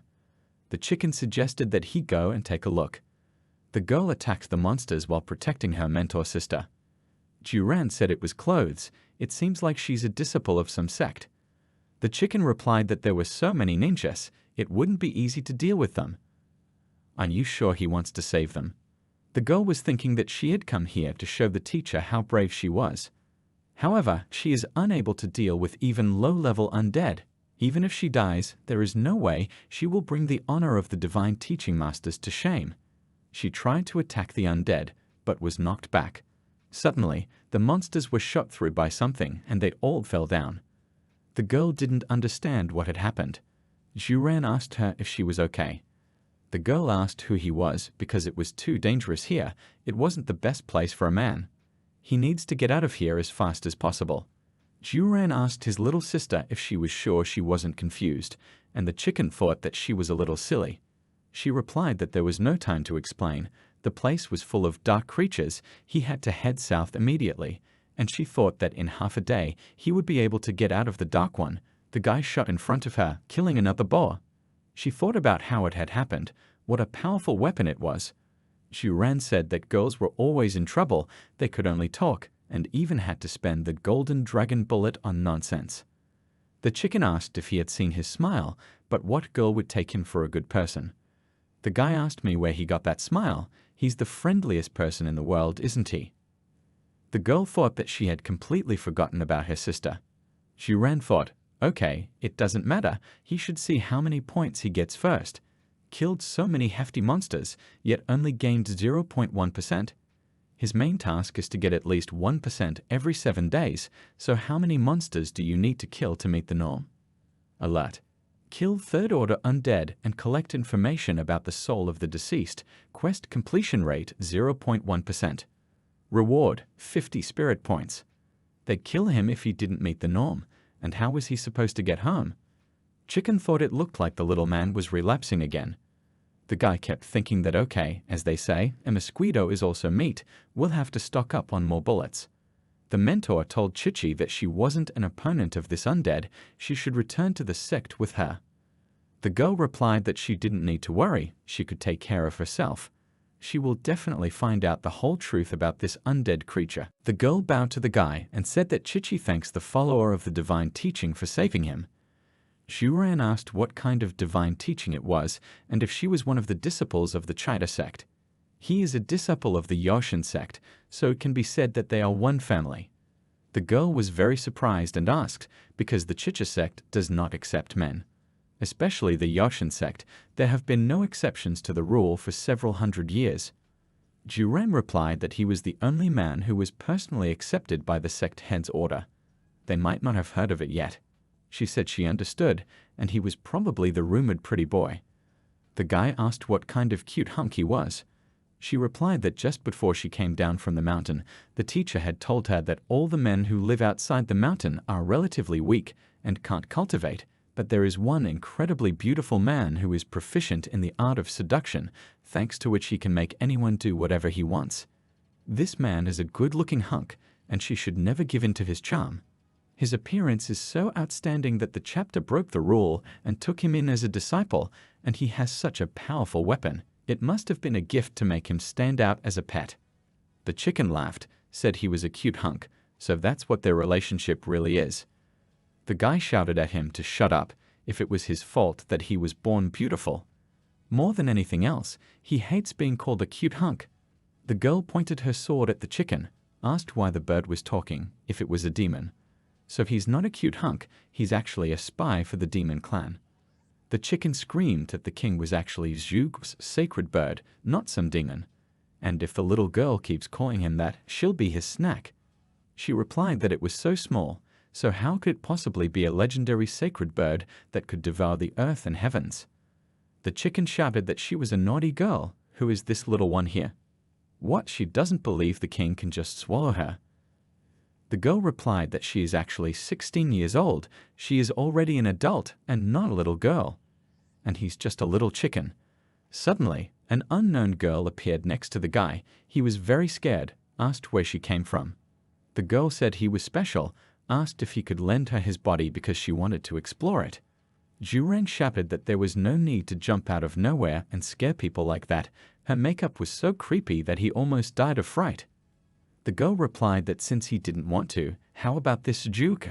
She hadn't seen a living creature in so many years. Could she study it? The guy shouted that he didn't, and then he thought that today was such a day. He met two girls, and both of them were not right in their heads. The girl only repeated that it was a follower of darkness. Another said that her name was Mo Wang, and that she was indeed a follower of the dark doctrine. But she shouldn't worry, because she's not interested in studying little girls who haven't even developed yet. The girl said it meant that she had created all the walking dead that had harmed her mentor sister. She would take revenge for her. Suddenly, a mummy-like monster grabbed her. Juran shouted for her to let go. The girl glared at them. The guy asked what was wrong with Brother G because he was hiding behind his shoulder. The chicken replied that she was a dark master of at least the 5th level of Yuanying, since she was able to create such a shadow puppet. It seems that she is much stronger than him. The girl replied that the followers of darkness are also divided into sects, and she is not interested in such vile things as ninju. Moreover, these stupid monsters weren't created by a follower of darkness. Another one shouted at her that the Dark Masters were cold-blooded villains. She didn't believe that she was a good girl. She asked her if it mattered whether she believed her or not. She walked over to the bar. The guy asked his little sister why she came to the dark forest. She replied that their sect had received news that an undead had appeared in a nearby village.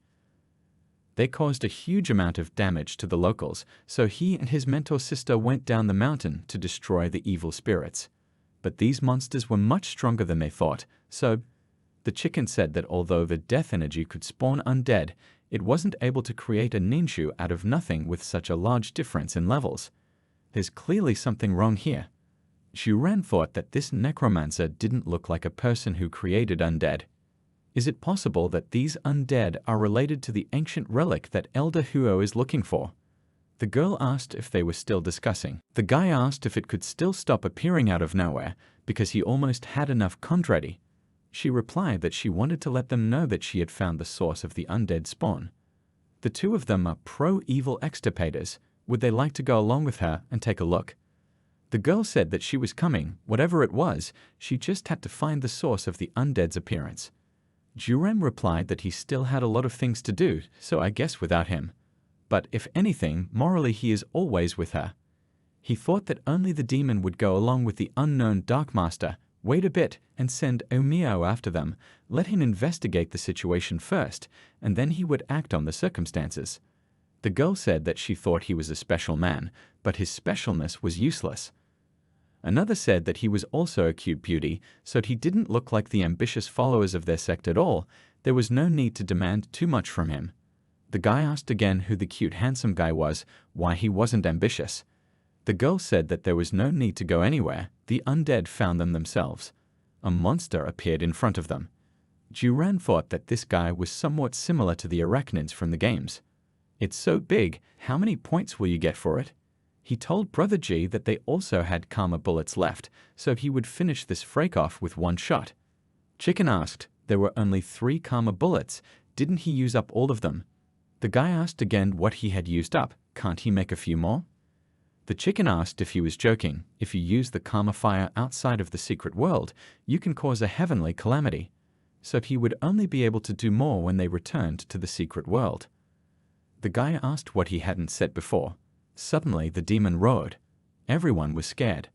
Black plumes of smoke began to rise. Chuan asked what that thing was. This is a trap, he definitely wants to trap them.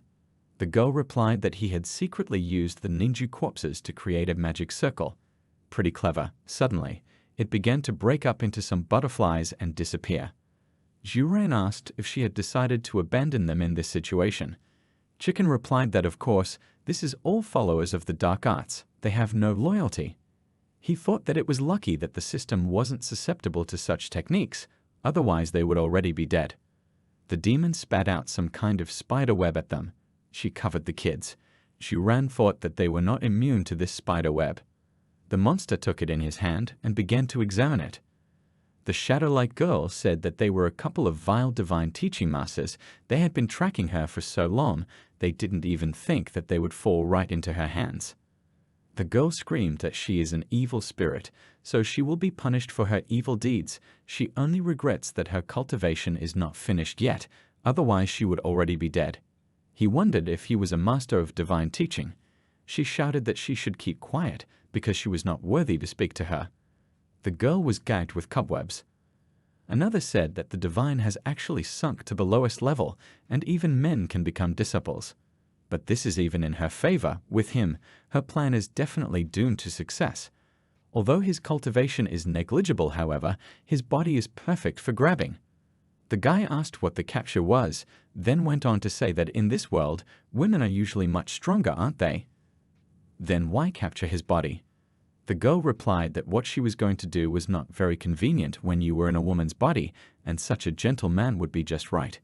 He didn't need to worry. She would only take over his body temporarily, and when she was done, she would make a beautiful puppet out of his corpse. It would be a sin not to take advantage of a pretty boy like him. Chuan apologized, saying that he wasn't interested in having his body seized. And more than anything else, he hates people who call him a cute hunk. The guy caught fire, everything around him was on fire. He called out to Ling Yang. The demon fell to the ground, then was crushed by a huge staff. The girl asked how such a strong monster, no, it's at least a demon, was suddenly crushed. Chicken replied that no matter what a pathetic demon did, they even killed the Celestials.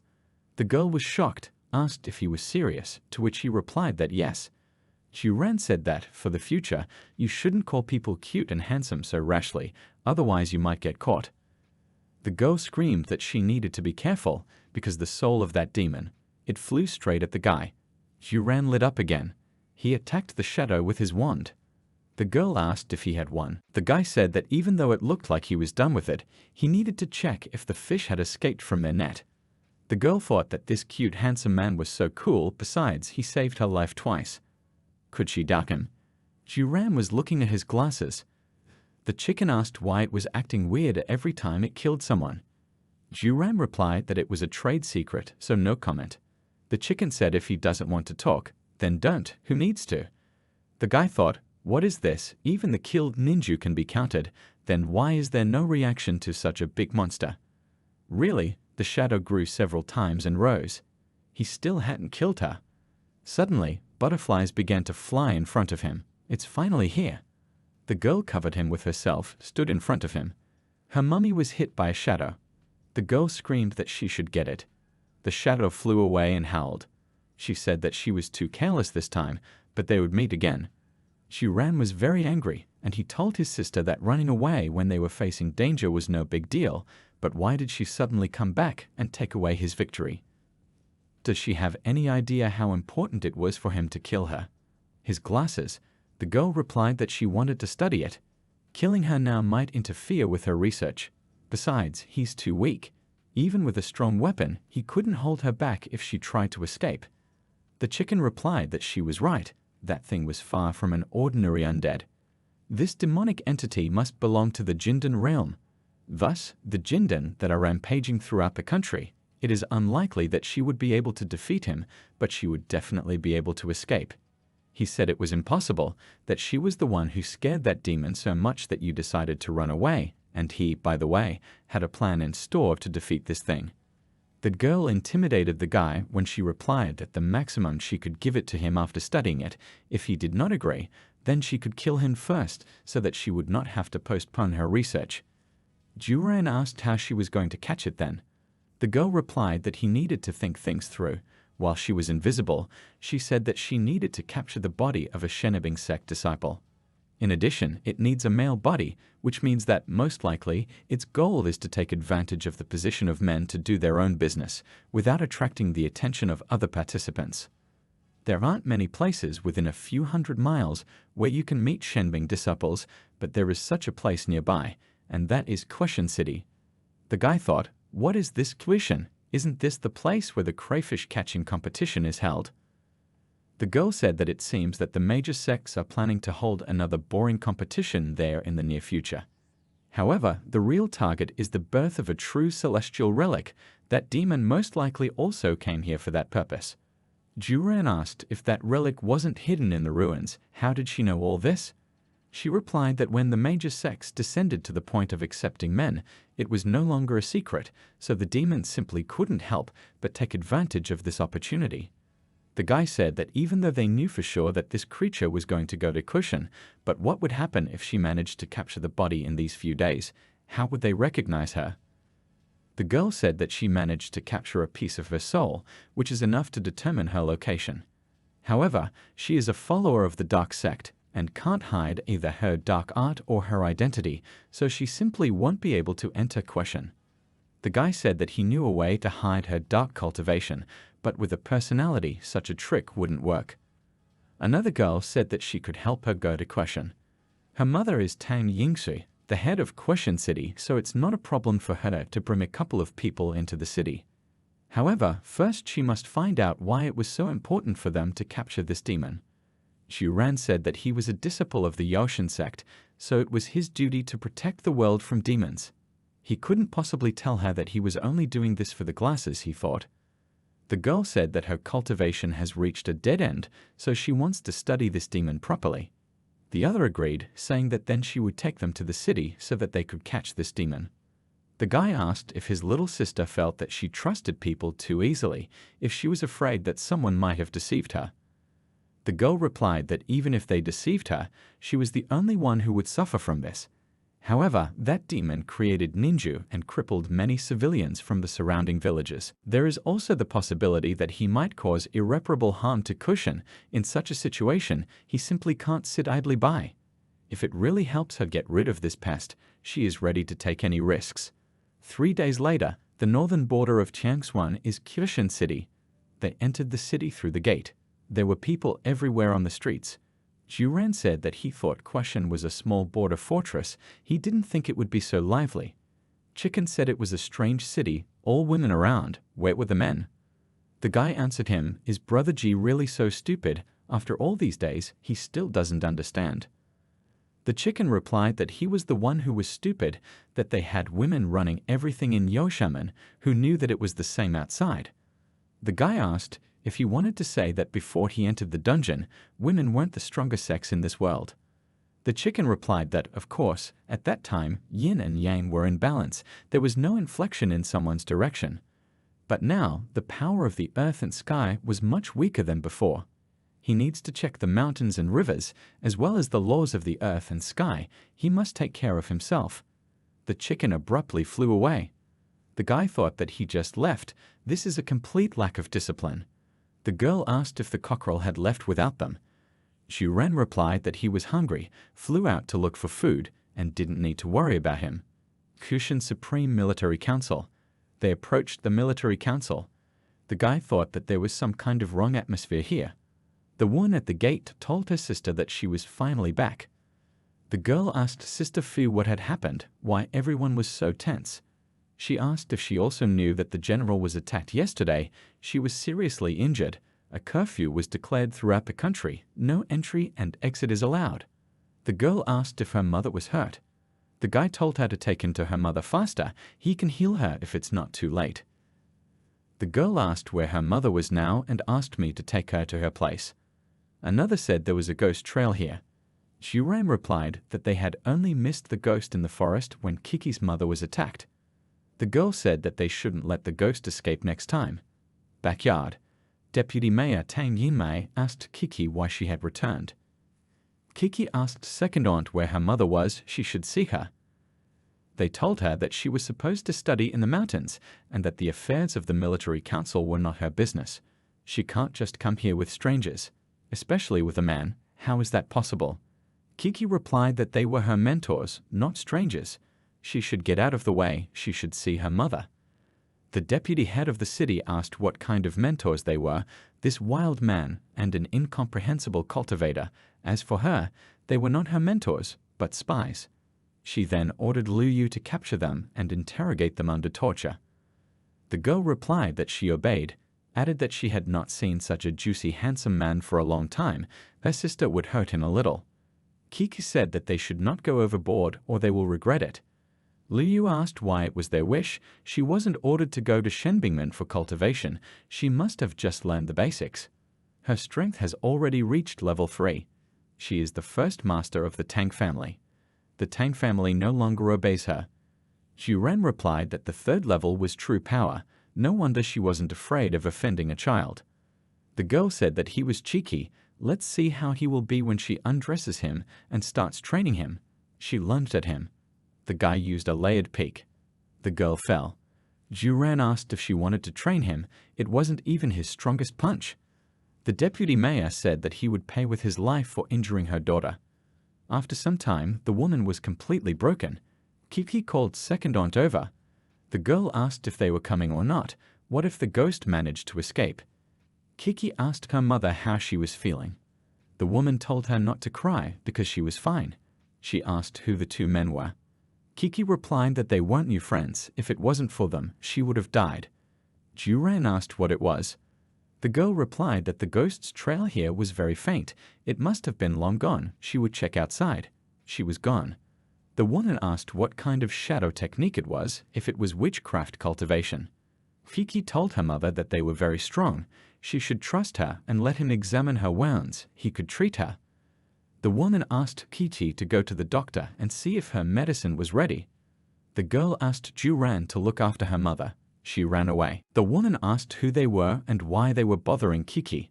The guy replied that he was a student of Yoshaman, came to Cultivation for a competition and accidentally met Kiki. She asked again what Yoshaman was. It was considered one of the orthodox schools. Since when did they deal with witchcraft cultivators? He replied that it was a bit difficult to explain, but they didn't have evil intentions, at least not against this question. The woman said that Kiki believed them, so as a mother, she couldn't help but trust her daughter. Kiki said that he can heal, can or examine her wounds. She took off her clothes and said that he couldn't even dare to think about something shameless. Even though she was injured, she could still kill him. The guy thought that she undressed so quickly. I wonder if all women in this world are so big. Then he saw the wound. This wound is a bit similar to the one that Sister received from the immortal. He said that whoever tried to kill her used a weapon with the residual power of an immortal. The cut isn't deep, but the immortal's residual power is enough to reduce the chances of healing and stop the wound from healing. She tries to resist, but the power of an immortal in the end. The woman said that this is indeed the case. It's getting harder for her to resist. Does he know how to remove the power of an immortal? The guy thought that he couldn't use the same method as the last time with his sister. However, he used his own power to remove the immortal's power, so he doesn't know if it will help. The guy said he wasn't sure, but he had to try.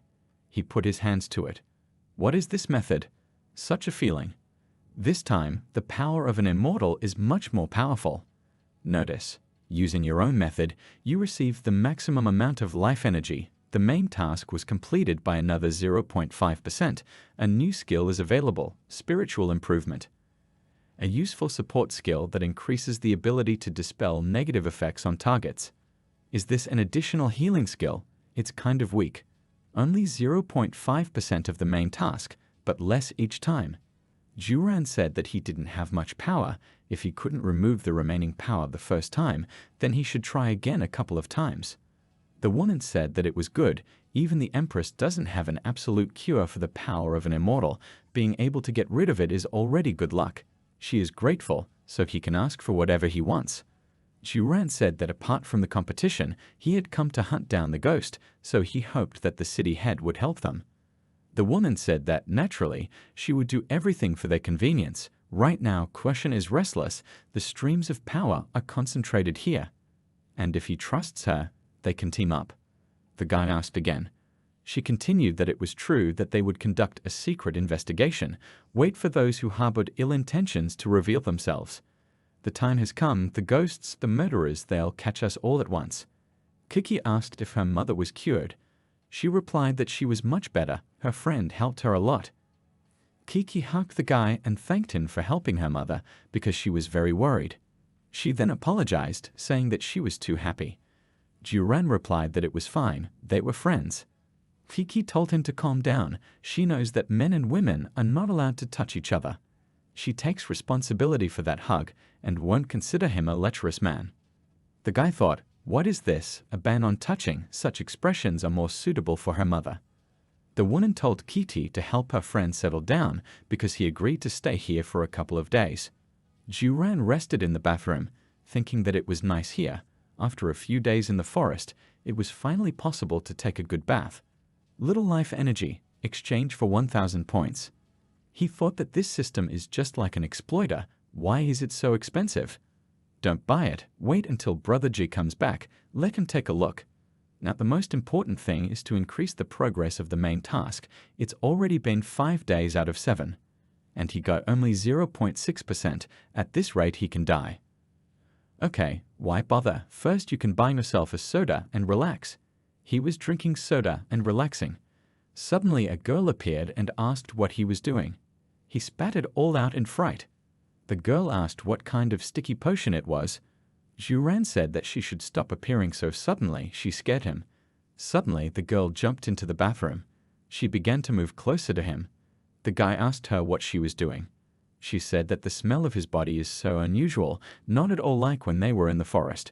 She asked if she could examine his body. Chuan replied that of course not, and then asked her to come out. They certainly know each other well, but not that well. The girl said it was just research, asked why he was shy. Suddenly, Kiki brought him some washed clothes. She saw that it was just the two of them. The guy said it wasn't what she thought it was.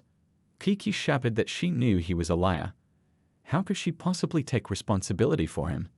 The girl asked what he had done to make her take responsibility for him. The guy said he didn't do anything, it's not fair. Suddenly a chicken arrived. He said that he was popular with women, in the bathroom with 2 sisters at once. Chuan asked Brother J if he had found something. The chicken replied that he didn't know what it was like in other places, but in the vicinity of Qishan, the energy of the mountains, and it was perverted, evil spirits were prowling everywhere. He thinks something terrible is going to happen here in a couple of days. Chuan asked Brother G why he was speaking as if it was a prediction. What else was terrible? The chicken replied that he could believe it or not, who cares?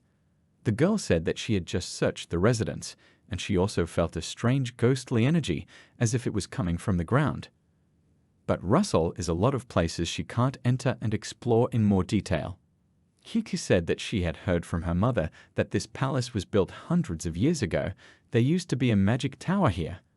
But then the foundation collapsed and the tower disappeared. Later the building was restored and the Supreme Military Council was located here. But that was so long ago. How could it be related? There can't be so many coincidences and signs at the same time. Someone is definitely behind it. Chuan told Kiki that someone wanted to get her mom out of the way, who has such a motive.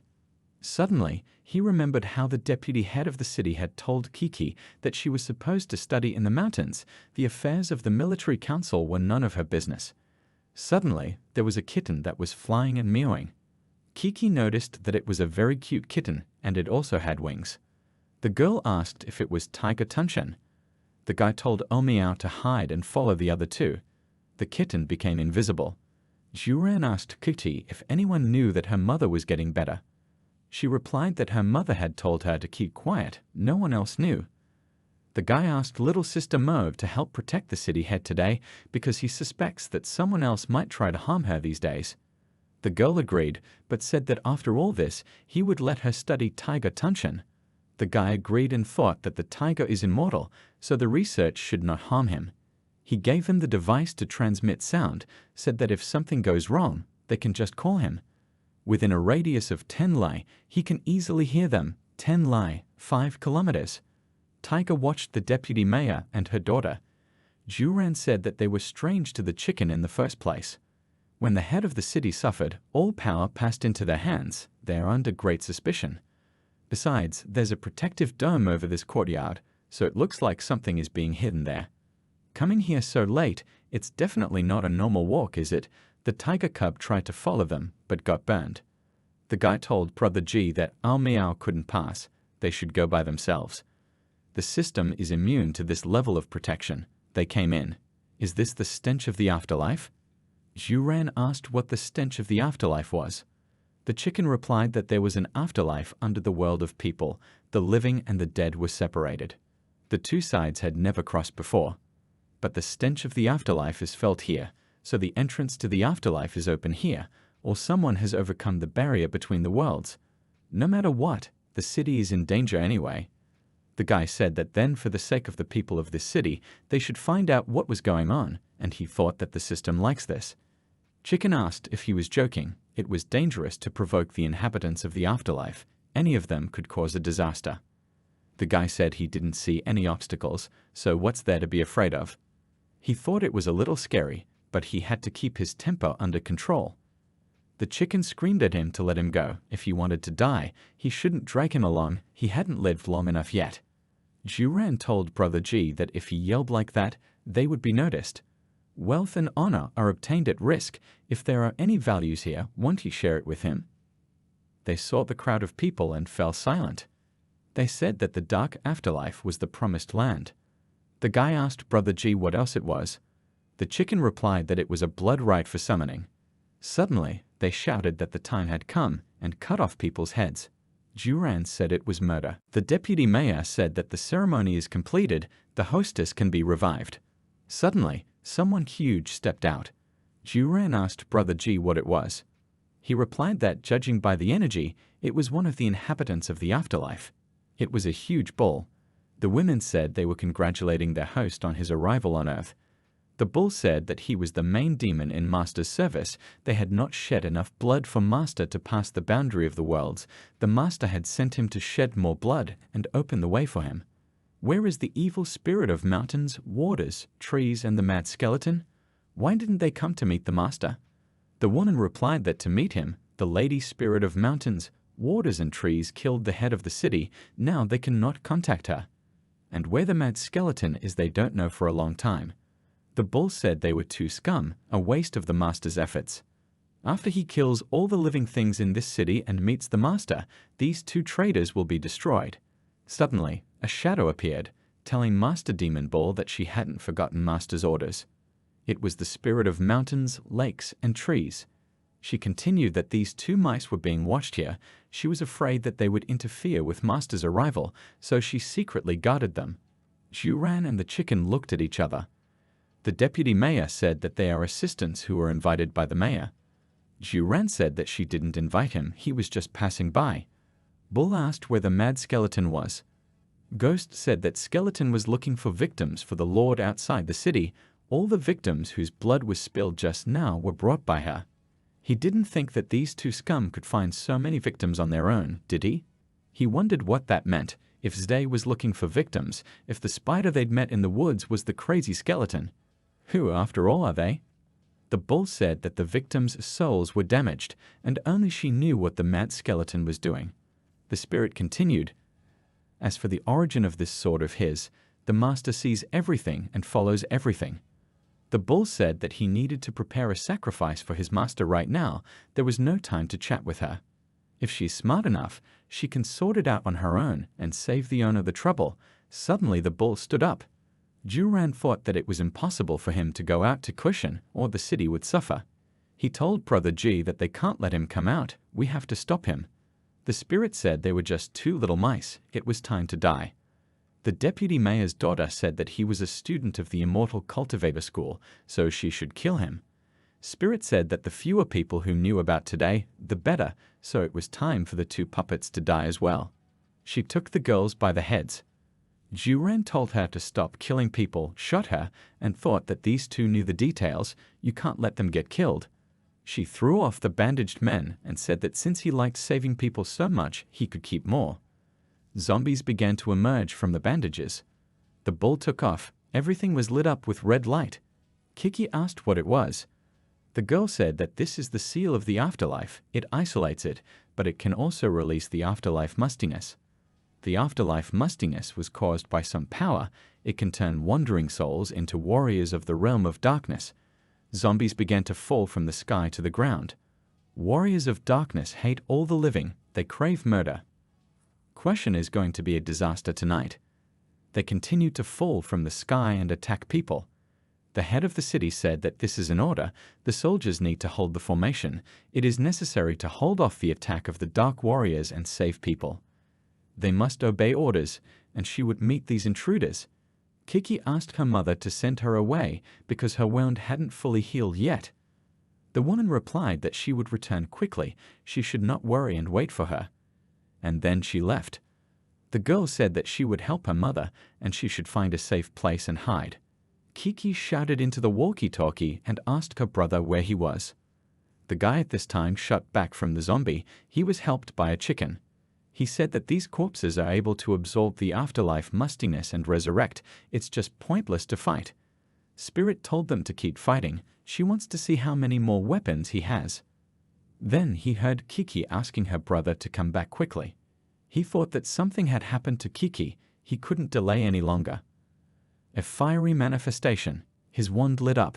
He told the spirit that she had to get out of the way if she wanted to live any longer. Spirit said it was a top-level sword. She didn't expect such surprises today. Unexpectedly, he's not the only one with top-level magic. The guy flew down from her, said that there was some immortal power left on her sword, so she was the one who tried to kill Kiki's mother. The spirit said that today she would show him how to use a top-level sword. He realized it too late. Field of magic destruction. The boy didn't understand what had happened to his sword. Chicken thought that her sword was really top-level since it was a field. She said that within her field, the value or power of anything is not important. They all lose their properties, and only she can do whatever she wants. Chuan said that Sister Spirit couldn't beat him and decided to cheat, so it wasn't fair. But he can do it too. He started shooting at her. Spirit asked how many other trump cards he had. The guy replied that he had a lot of trump cards. I thought she was hiding something. Chicken said that he needed to be more careful because her field was still active. He wouldn't be able to use his powers to help him. Chuan replied that he didn't need any help. He would get her to open up soon. He was looking at the screen when the girl appeared behind him. Juran abruptly used a layered peak. And again, it flew away. Ghost asked what kind of weapon it was. Juran replied that it was a divine light weapon that dealt additional damage to the undead. How's she doing? Wants to try it again? The ghost grinned. She tried to use the grave nether dead torment. She was covered in something red and grew several times.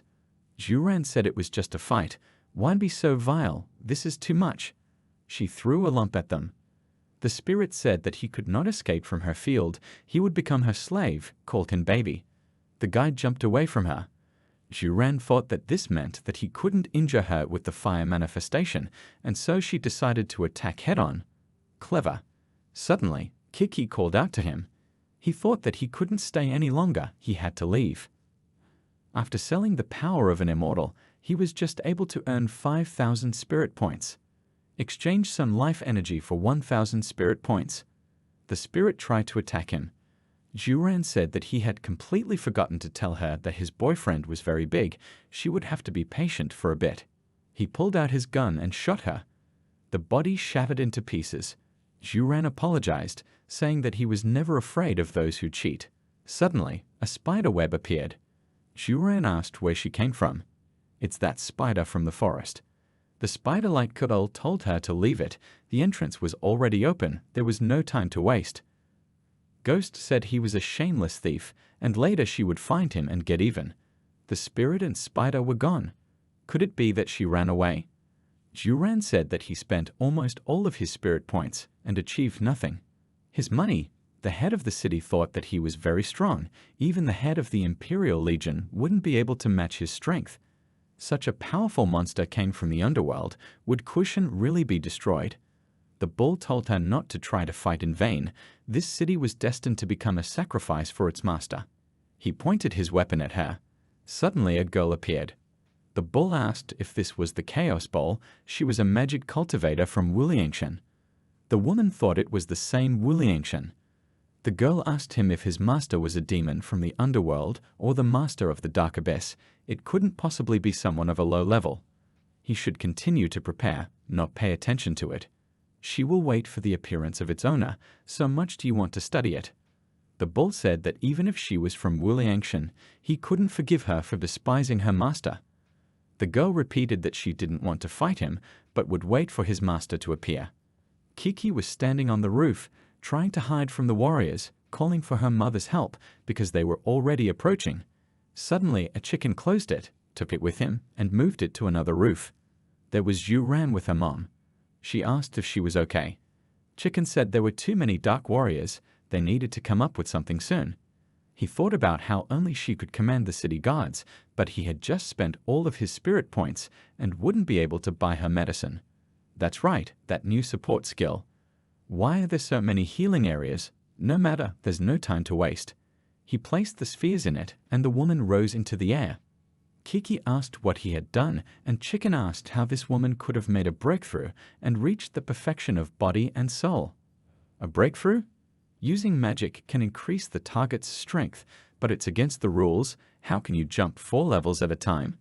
The guy asked Brother G what was going on. The chicken replied that what else could have been a breakthrough? It was a thunderclap. Lightning struck from the sky. The bull said that he still hasn't escaped. Isn't he afraid to die together from this magic? This time, they would definitely die because of him. The woman continued to climb up. Kiki called her mother. The chicken said that it should wait. This is her creation. If she can withstand the thunderclap now, then in the future, even if Rup can no longer enter the state of soul and body perfection, it will be an invaluable contribution to her cultivator level. Thunder struck, and they fell from the roof. Juran said that this thunder was so powerful that it made his heart sink. Kiki landed on top of the guy. He asked her to move because she was pinning him down. The warriors began to leave. Juran asked Brother G, what's going on? Is it a thunderclap that caused the soldiers of darkness to scatter? Chicken replied that the soldiers of darkness are made of yin and evil energy. It attracts thunder. If not for this, they would have already been finished off. He thought about how they were originally more violent. The woman thought about what had happened, whether it was the thunder of perfection, why the breakthrough had happened so suddenly. Was it because of this Yoshin disciple of hers? She asked if the guards were here, and was told that they were. They came to the defense. Suddenly, the head of the city was attacked by a bull. He jumped on top of her, and she fell. The bull said that the pitiful insects, which are only suitable for sacrifice, almost interfered with his master's plan. Chuan thought that even in the state of perfection, she couldn't defeat it. This demonic bull is too strong. Kiki shouted that he should let Mom go. The bull said that they, the bold worms, were like moths flying to the fire. He hit the guards. The guy managed to grab Kiki. She asked him to save her mother. The bull said that they should kill all living things because they will be a sacrifice for the master. Chicken said that he was stupid because there are too many dark warriors and they are not able to defeat the demonic bull. We need to retreat. The guy said that he promised Piki to save the city and he would keep his word.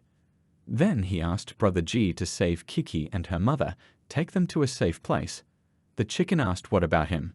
The guy told him not to worry because he had a way. Bring them back to the afterlife.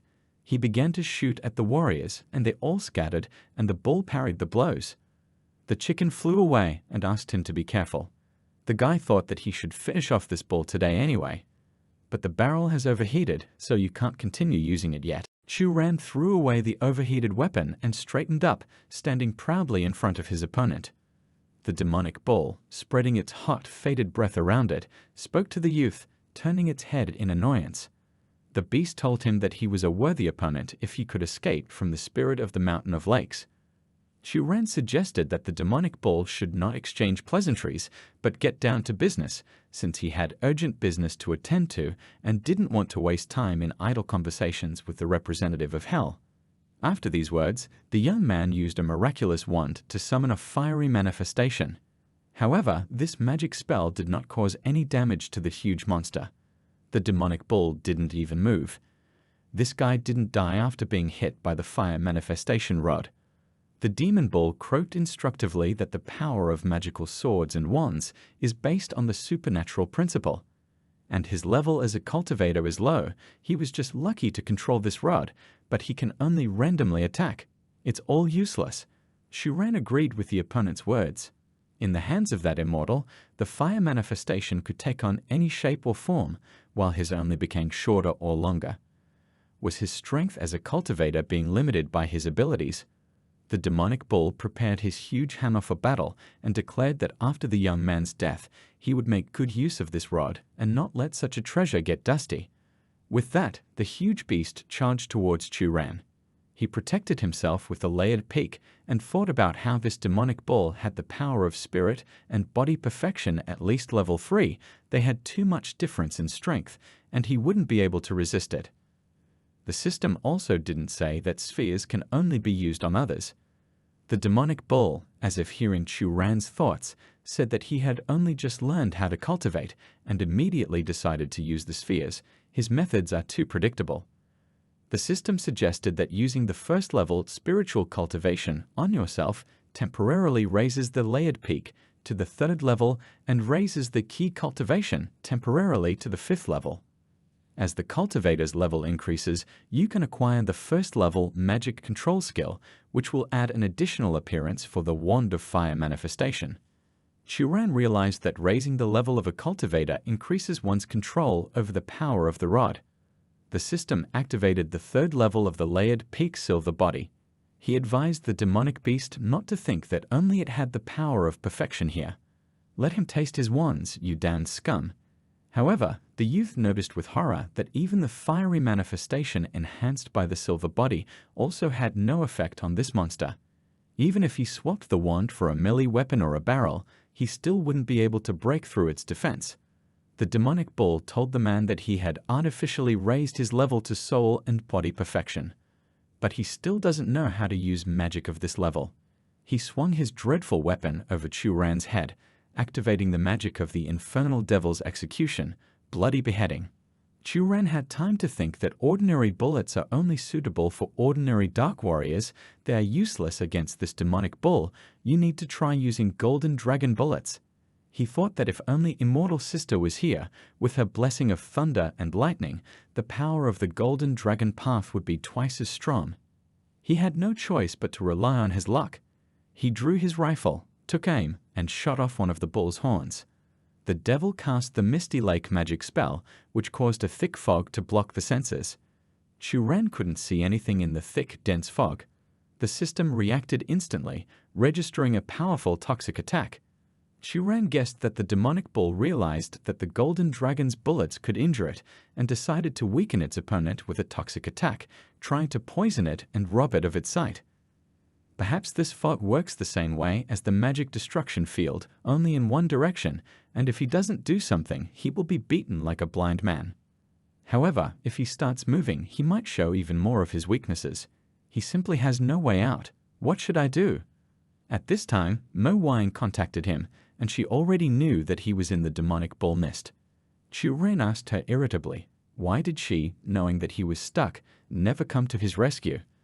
The follower of the dark doctrine replied that she could not help him.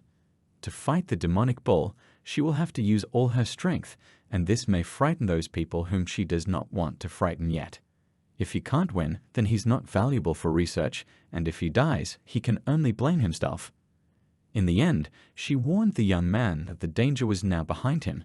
Chuan asked in surprise, can she see through the fog? MangaJimin replied that she was a magic cultivator, and of course she could see through a field of this level. The young man asked her, since she can't give him any specific help, then at least let them orient him, because this fog is really annoying. Even the flame of the fire manifestation rod only allows you to see a little in front of you. If he wants to win, all he has to do is fight. There are no other options. MangaJimin advised him to take his time and move less, because in this field, the bull will sense any movement. Every step is under his control. Even if she orients him, he will not win. Chuan asked her to tell him where something was. At this time, he received a terrifying blow from the magic hammer in his chest and flew several meters away, crashing to the ground. A demon suddenly appeared at his side and turned to Chuan, fixing him with a withering gaze. His words were like a curse that filled the air with terror. The demon warned the young apprentice that the death he might expect would be far from easy. The toxin of the mist surrounding them has a terrifying ability. It could separate the soul from the body and then take it to the gloomy demonic afterlife. This world was filled with darkness and fear, and souls condemned to wander endlessly in it lost their humanity. For the demons, it was important that every soul that fell into their power endured the torments of hell in order to leave a trace of bitter hatred in it forever. Chuan looked into the demon's eyes, which were burning with an inhuman malice, and realized that it was a creature that had no human compassion. His soul shuddered at the thought of what might happen if he didn't find a way to escape this fate. The demon, rising above him, began to describe the torments that awaited him in the afterlife. He described the fire that consumed the soul and the endless loneliness in this hell. He talked about how unbearable pain would rage inside a person and how every moment would remind them of the meaninglessness of their existence. Chuan felt that even he had a feeling similar to despair stirring inside. But in the depths of his soul, there was no place for fear and despair. Nor was there any doubt that he could lose this incredibly brutal fight. After all, even before hell, you can find salvation if you believe in your own strength and maintain humanity within yourself. Leaning heavily on the staff, Chuan stood up and told the demon bull that he had fought so hard, but it was all for nothing, because he got his way. After these words, he showed, clutched in his hand, the shot bull's horn. MangaJimin, watching the young man's actions, thought that Chuan had just asked her to tell him where the horn and trunk were. What was he up to? And Chuan, with the help of the system, intended to exchange a unique fragment of the demon bull's horn for 100 spirit points. He realized that this afterlife monster could sense everything that was happening in the fog area. It was like another sensory organ for him, but all the sensory organs were very fragile. Attacking the fog with melee weapons would be silly, but if you set off a big explosion, it would be like being hit right in the eyes. Of course, this way he wouldn't be able to injure him much, but at least he would gain time. The moment Chuan forcefully threw the grenade towards the demonic bull, the air exploded with a bright flash, followed by a deafening boom.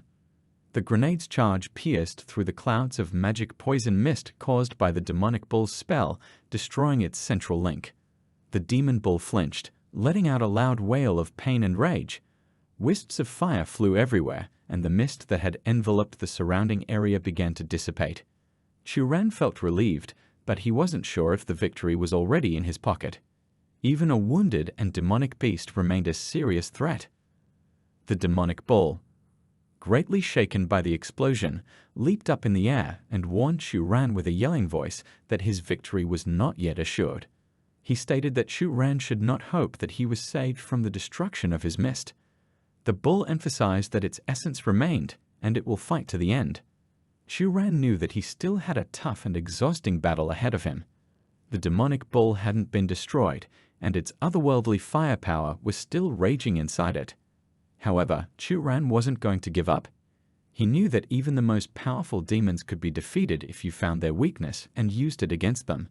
With inner determination and self-reliance, Chuan prepared to continue the battle, knowing that only victory would bring him and others salvation from the demonic threat.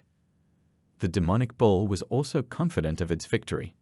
After all, the puny strength of a small person couldn't be countered by the age-old magic skills of demons. He possessed techniques and skills of magic that were beyond the reach of mankind. His magical devil execution of the underworld. A mountain of fire descended on the youth, but the resourceful Chuan said that today he would show the bull what scientific cultivation is. Scientific cultivation is boundless power. Chuan inserted a golden projectile into the wand and launched it towards his opponent. Mo Wang, after seeing the aftermath of that shot, was amazed at the terrifying power displayed by this young disciple. She couldn't understand how he did it. The demon bull itself also looked surprised. Getting down heavily on one knee, he asked the youth what kind of weapon it was. Chuan replied that it was a scientific cultivation weapon. The first-level magic control allowed him to choose an additional shape for his wand. He chose the shape of a cannon with projectiles, so it turned out to increase the attack power.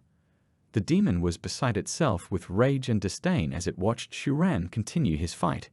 His words about worms trying to resist the power of demons cheered him up and increased his rage. He was sure that the man didn't deserve even the slightest bit of attention, much less his ability to resist in any way. But Chuan refused to give up. With renewed strength, the demonic bull charged towards Chuan. The demon's fiery eyes glittered with rage, and its hooves spat sparks as it approached its prey. He intended to crush the man and quench his thirst for revenge. Chuan could sense danger approaching, but he couldn't retreat. He knew that at this moment, it wasn't just his own life that was at stake, but also the lives of those that the demonic bull had taken with it to this gloomy world. He felt the eyes of the dead people, whose sacrifices should not remain gratuitous. Chuan summoned his inner strength and focused his attention. He knew that he had a weapon that could withstand the demonic threat. With a swing of his wand, he activated the fiery manifestation that he had been preparing for so long and sent it flying towards the demonic bull.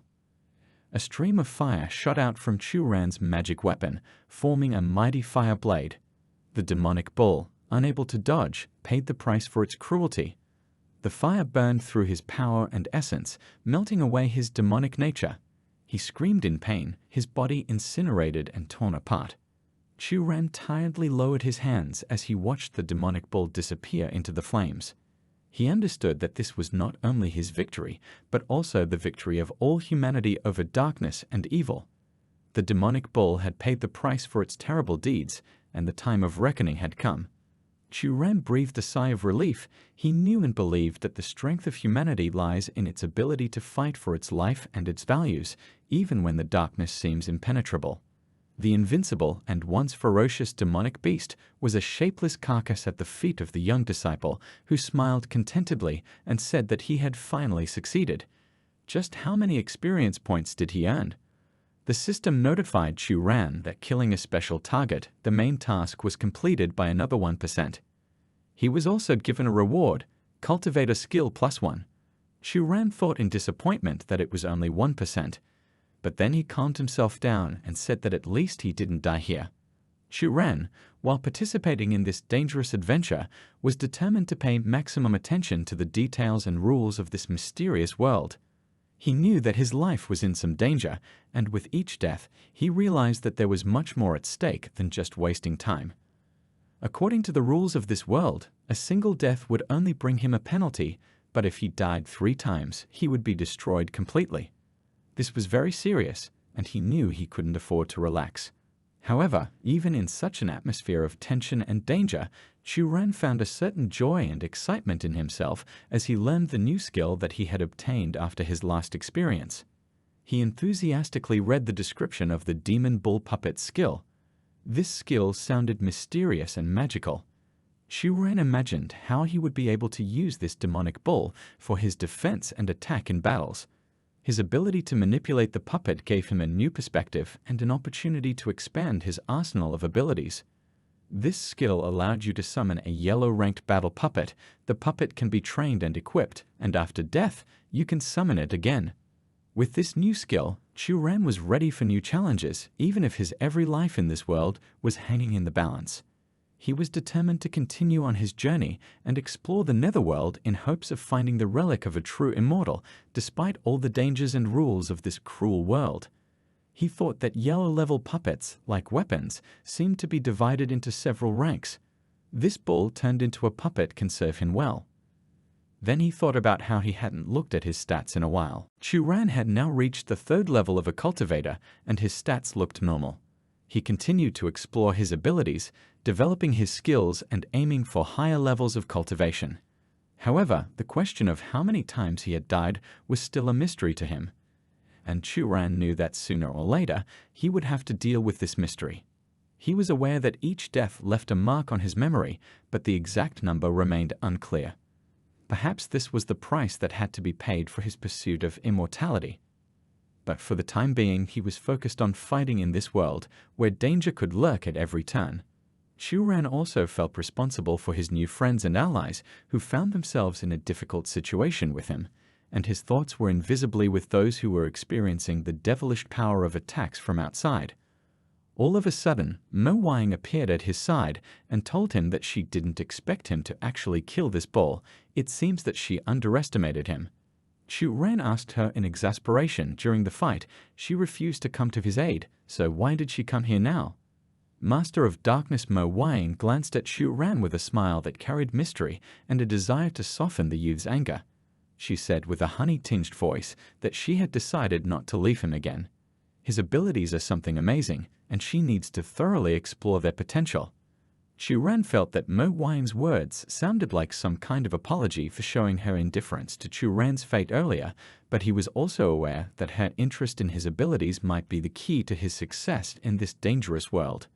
He replied that he was ready to work with her, because together they would be able to successfully resist a strong and insidious enemy. He was also willing to research his abilities under the guidance of Master Mo Wang in hopes that it would allow him to unleash his true potential and gain the strength needed to achieve his goal of unlocking the true immortal relic. When the young man finally caught his breath, Ji flew up to him and asked how a joke like him managed to deal with the bull so quickly. Chuan proudly replied that if it wasn't for his skill, who would have protected them? Ji carefully looked into the distance and said, logically speaking, this pentagram should have disappeared after the bull died, so why is it still here? The young man looked at the pictogram in confusion and wondered why it hadn't disappeared yet. Did this demonic bull die, but manage to do something about it? Mo Wang said sadly that at the time of his death, he had made himself a part of the sacrifice, so soon his master would appear in this world. After these words, the ground in the center of the pictogram opened up and fire burst out. Chuan asked anxiously, "What else is this?" Mo Wang replied that the master of the demonic bull is a demon of the underworld. Ling Yang, the 4th princess of the Tiangshuan Empire, was receiving a report from her warrior, who reported that a netherworld demon had appeared in this world. Feng said that now the afterlife will be rebuffed, there is no need for them to run into trouble ahead of time. Let the guards be ready. You need to wait until the demon of the underworld leaves the city, and then you need to start the next step. The speaker added that ordinary people did not have time to evacuate, and if they wait for the demon to take over the city and come out on its own, there may be big casualties. Ling Yang replied with disdain that regarding the matter of the Empress Mother, the lives of these commoners were insignificant. At this time, hundreds of people fled in terror, fleeing from the demon. Hellfire chased them everywhere. The fiendish fire raged in the streets of the city like a monstrous element of destruction, and crowds of people were terrified and fled in fear for their lives. The flames, flaring up in red tongues, engulfed everything in their path, leaving destruction and ashes. Under its hot blows, sparks shot out of buildings, leaving behind ruins and devastation. The air was thick with the stench of burning stone. Houses and shops that were once picturesque and prosperous have become places of fear and terror. The walls that had once framed cozy rooms and streets were now collapsing and falling, blocking any escape routes. Screams and screams of suffering citizens filled the air. Hellfire, the power of which was unsurpassed, did not spare even parks, gardens, and squares. Trees and flowers were reduced to charred corpses, and lawns and fountains disappeared under its destructive influence. Even those who were able to escape from their homes were left helpless before the might of this unearthly calamity. No one tried to save and protect the townspeople from the elements of fire and violence of demons, and it is unlikely that such actions could bring any benefit. The people left behind in this infernal haze fled in terror, their faces contorted with fear. They were losing their loved ones and friends, and their world was collapsing before their eyes. People were at the center of this apocalyptic picture, and they realized that they were only puppets in the hands of evil. The hours of hard fighting lasted for what seemed like an eternity, even though it hadn't been long since the servants of the netherworld demon had attacked the unfortunate humans. After firing a few times, Chuan noticed in annoyance that this demon was much stronger than the bull. The cannon was completely powerless against it. MangaJimin said that the demon of the underworld is one of the strongest inhabitants of the underworld, and what he shot was just a projection of him. If he was here physically, then no one would be able to match his strength at all. Chuan didn't hide his surprise. Is a simple projection really that strong? This demon is like an NPS with a level so high that it can't be displayed. And he had only just reached the 3rd level, so how was he supposed to defeat this devil?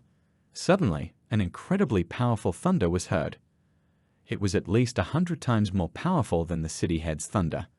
MangaJimin noted with concern that the demon of the underworld had entered the human world in violation of the ban. So why is it so surprising that a heavenly punishment has befallen him? This was an audacious act that could not go unpunished. In the world of mythology and legend, as in real life, breaking the prohibitions is associated with heavenly punishment. There are many examples in history of the power of divine intervention in cases of violation of heavenly laws. The gods can use punishments such as lightning, floods, earthquakes, and other natural disasters to punish those who dared to defy the taboos. In this case, MangaJimin emphasized that the demon is responsible for its own violation and that heavenly punishment is a natural consequence of its actions. This was the moment when the laws of the world were fighting for compliance and order, and heavenly punishment was part of this divine justice. Thus, the demon that had emerged from the underworld was fighting with the heavenly powers and magical laws that were supposed to restore balance and justice in this world. And compared to the heavenly punishment, the thunder of the city head is only a tickle. G flapped his wings loudly and asked, even if the netherworld demon managed to enter this world, the heavenly punishment will destroy it. What is it trying to achieve then? MangaJimin replied that at least he didn't get bored in the afterlife, but decided to spend the power accumulated over 1,000 years on projection. This demon is like a natural disaster. People are not able to do anything. While he was distracted by the heavenly punishment, he needed to escape question. Chuan asked the girl if she would go with them. She replied that the opportunity to explore the demon of the underworld comes once in 1,000 years. The young disciple thought, why is such a beautiful girl so stupid? Not only does it not run away from the catastrophe, but it also climbs into the very epicenter of it. He ordered Ji to follow him because he couldn't let the demon watch them. The Flying King obeyed the order, but thought that it was a mistake to follow him. Ji anxiously told Chuan that they needed to get out of here because it was too dangerous. Having said this, he tried to fly away, but the young man managed to grab him by the tail and asked if he was tired of living in the world. He pointed to a network of red rays in the direction Ji wanted to fly and explained that if he flew through these red rays, they would immediately incinerate him. Now they are in his blind spot and it is safer here. At that moment, the terrible thunder broke out again. Ji noticed that since the netherworld demon wasn't here and this was just a projection of it, the thunder of heavenly punishment wouldn't be able to destroy it and stop it, so if they stayed here, the thunder would kill them sooner or later. The terrible thunder cut through the air again, drowning out the flying king's words. Thunderous rumbles pierced the minds of all who heard them. Chuan felt every clap of thunder touching his soul. He knew that this was an extraordinary event, that the sky itself was expressing its anger. Ji, sitting on Chuan's shoulder, showed caution and attention to what was happening. He pondered the nature of this formidable thunder, realizing that the demon of the underworld who had created all this infernal mess was in another place, and only a projection of him was present here. This meant that the heavenly punishment would not be able to destroy the demon itself and stop it. Ji shot a glance at Chuan and whispered about how they couldn't stay here. This demon projection can bring them real doom if they don't leave. His bird-like gaze darted for safety. Chuan nodded in agreement. Chuan agreed with the Flying King's words. You can't stay here. If they can't leave here, then they must go inside this demon. The decision to leave this place was made quickly, and Chuan knew that they couldn't keep running away from the apocalyptic events that were chasing them at every turn. The fearsome thunder of heavenly punishment, which represented imminent destruction, indicated that it would not be possible to hide from danger indefinitely. Now was the time to act. Chuan realized that the only way to win was inside this demon. He realized that they must penetrate to the very depths of his being, unravel his secrets, and find a way to destroy him. It was a bold task, but he saw no other way out. The grey shadows of the unknown surrounded them, but they walked forward, their resolve unshakable. They were ready to enter the darkness and find their way to the light. The future was still unclear, but Chuan hoped that they could defeat this demon and restore the peace and tranquility that people deserved. The world's peak quest from the system was something that made Chuan go forward, even to the more dangerous and terrifying places of this incredible and mysterious world. This task clearly implied that the more dangerous and difficult the task, the greater the contribution to the passage. It became his motivation, his guiding light.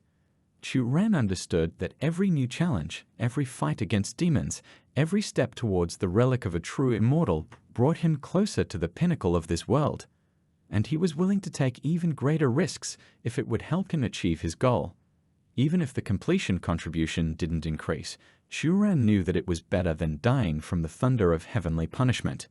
Calling on his determination and strength, he moved forward, ready to overcome all the difficulties and challenges that this world threw before him. The world peak task was his main goal, and he wasn't going to stop until he reached that peak. Ji stared suspiciously at Chuan and asked him hopelessly, is he planning something bad again? He told brother Ji that they had no escape routes. They were his brothers in arms, so he needed to go with him inside this demon. The boy scooped him up and went inside, despite the kingbird's hysterical screams. Ling Yang was informed that the netherworld demon had started moving towards the exit of the city. The fourth princess assumed that this demon was rushing towards the holy ruins. She was asked what was so special about these holy ruins, and why did they attract such a huge monster.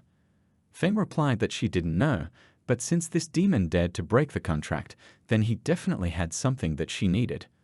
All of them had come for the underworld demon magic should they change the plan. The servant pointed towards the ancient ruins and excitedly informed the princess of the important events that had just happened. He talked about the phoenix chariot of the Yo clan, the mysterious immeasurable mountain palace, and the appearance of Shen Binman and Yo Shaman. All of them had come, perhaps attracted by the netherworld demon's magic, and this foreshadowed a change in the course of events. The princess looked at her servant carefully and considered the new situation. All of these factors represented a major impact on their current plan. She knew that making the right decision could determine the success or failure of their task. A change in plan may have been necessary to adapt to new circumstances and counter possible threats. The princess understood that every decision in this world had its consequences, and she had to consider carefully whether they should change their plan and what steps they should take in the future. The servant bowed deeply to Ling Yang and asked her if they should change the plan. The fourth princess replied that there was no need to do that. The demon of the underworld is a worldwide catastrophe, and until it is destroyed, they have the same goal. As for the netherworld demon artifact, she would see who would take it. Then she ordered the entire army to prepare and start moving as soon as the thunder struck 39 times. Before the netherworld demon reaches the holy ruins, it must be destroyed. As soon as Chuan entered the demon's interior, he felt an incredible pressure and an atmosphere of absolute darkness. His mind was surrounded by darkness and chaos, as if he was in the heart of hell. It became clear to him that this place was permeated with evil and fear, and that there was a complete atmosphere of absolute evil. At this moment, the system that had accompanied Chuan throughout his mission recorded a megatoxic attack. There were literally dozens of notifications, and perhaps even hundreds. These notifications warned Chuan that he was in mortal danger, that the toxins surrounding him could destroy his body and soul. He felt his heart begin to beat faster, and sweat began to form in his eyes. He knew that if the system went dead, he would really die inside this darkness and madness. The system was his link to the outside world, the only thread of security that kept him alive. Chuan knew that he couldn't let the system run out of power. His life depended on being able to penetrate the demon's deepest depths and find its weak spot. But the journey was long and full of dangers, and Chuan had to fight a hellish entity that was still unexplored and incomprehensible. Ji was sitting on Chuan's shoulder, suffering terribly from his injuries. His feathers were ruffled, and his eyes were filled with fear and pain. He scolded Chuan with words that came out of him in anger and despair. He said it was all his fault. He should never have gone with him to this dangerous world. Now he's definitely going to die here because of him. Chuan looked at his faithful parrot bitterly, feeling responsible for its suffering. But he knew that this was not the time for idle talk and reproaches. He promised Ji that he would immediately put a bandage on his body in order to somehow ease his suffering. He's here to take care of him, and he won't let Brother Ji die. They'll get through this together. However, Ji was persistent in his concerns.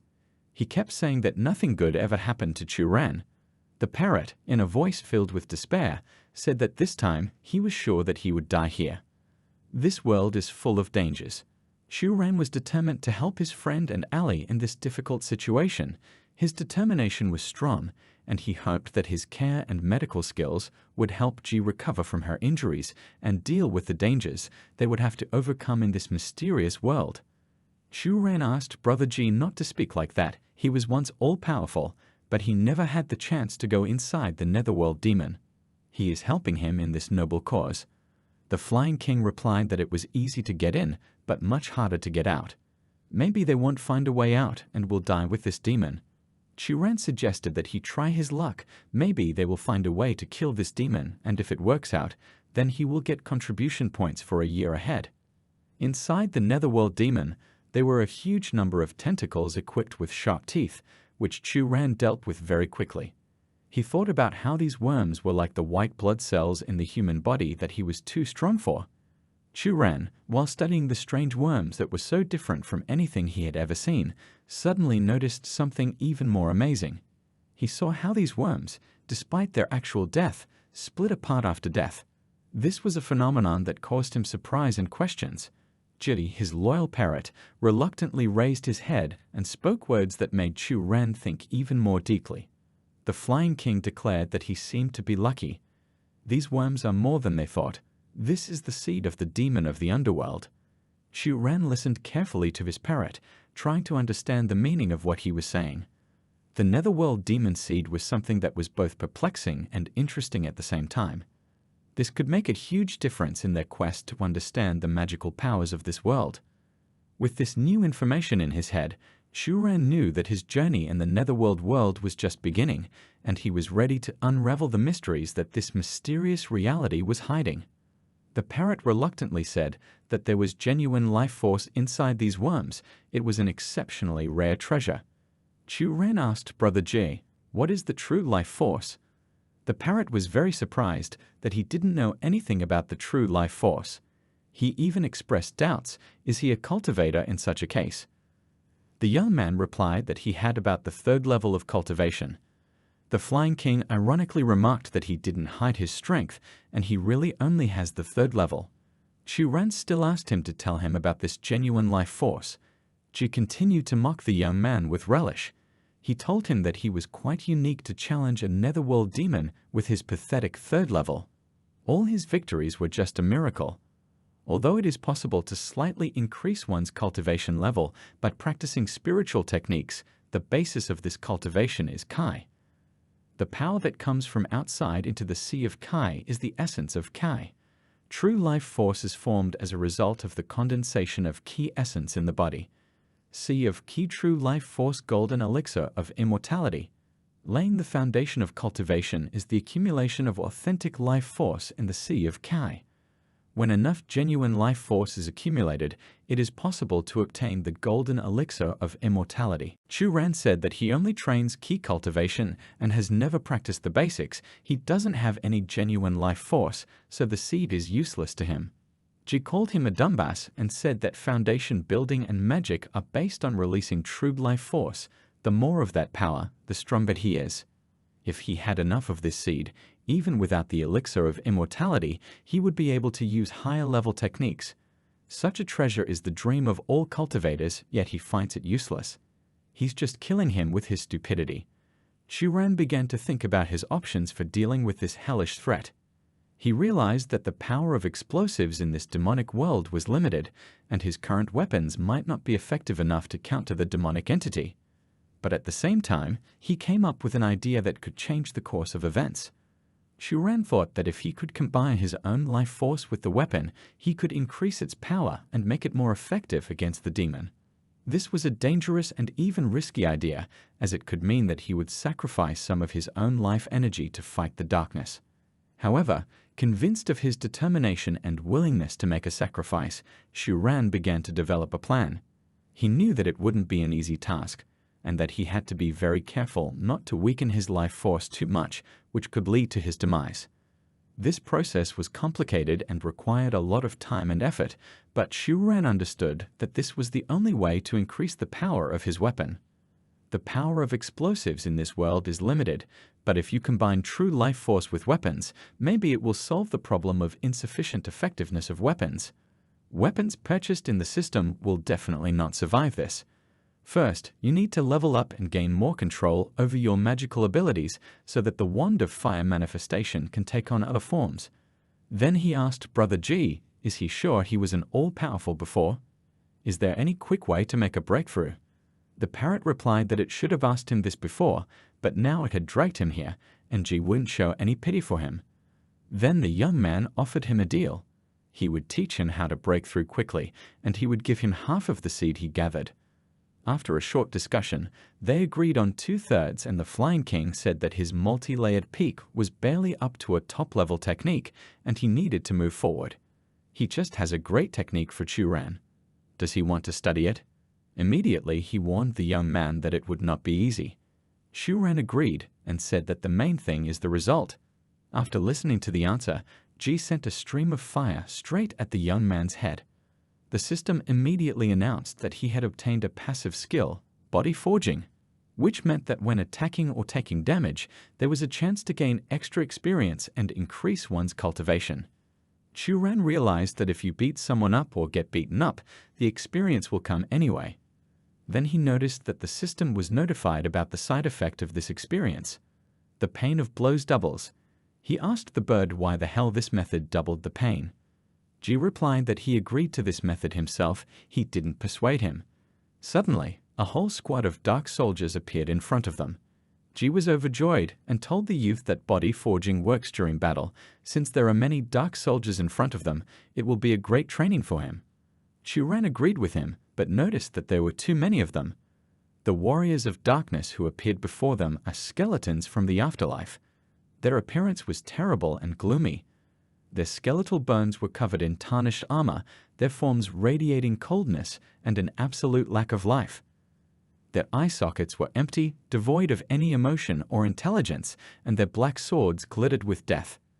These skeletons knew no fear, their attacks were merciless and uncompromising. They moved with grim determination, as if they were obeying the orders of their terrible master without considering the consequences. The sounds of their battle cries were more the sounds of death than life, and they filled the air with terror. The skeletons slowly moved forward, forming an insurmountable wall of cold and eerie forces. Their attacks were fast and coordinated, and every strike of their swords was accurate. They didn't slow down, and stupidly were ready to go all the way to destroy their opponents. Chuan and Ji stood in front of this skeleton army, ready to take on the challenge. They knew that in this battle, they would have to prove their strength and skill, and that they couldn't let these grim warriors of darkness destroy them. At this time, Yoji, looking sadly at the black sky, was thinking, where did Chuan escape to? The soldiers of darkness, these skeletons, were quite tough, and you had to deal several blows to kill one. Killing one skeleton earned 2 experience points. Chuan thought about how long it would take him to fight to get enough points if only 2 points were given for one skeleton. Why more points are awarded for getting hits than for attacking? Does the system need this to develop some special feature? Chuan didn't like it. Some kind of perverted system. He just won't let her succeed. Chuan, who was fighting one-on-one with the skeleton army, held a magic wand in his hands. This wand was his faithful companion in the fight against the darkness and darkness of this world. Its tip glowed with a magical light, and Chuan used it to cast spells and fight dangerous opponents. Combined with the new techniques passed down to him by Brother Ji, this weapon has become more effective and powerful. In the battle that was unfolding before him, the wand was his weapon and a tool of magic. He rotated it, creating barriers, magic attacks, and protecting himself from the skeleton's attacks. Chuan was showing off his strength and skill with his weapons, overpowering his opponents in this fierce battle. This weapon was his staunch ally, allowing him to face death and darkness with determination and hope of victory.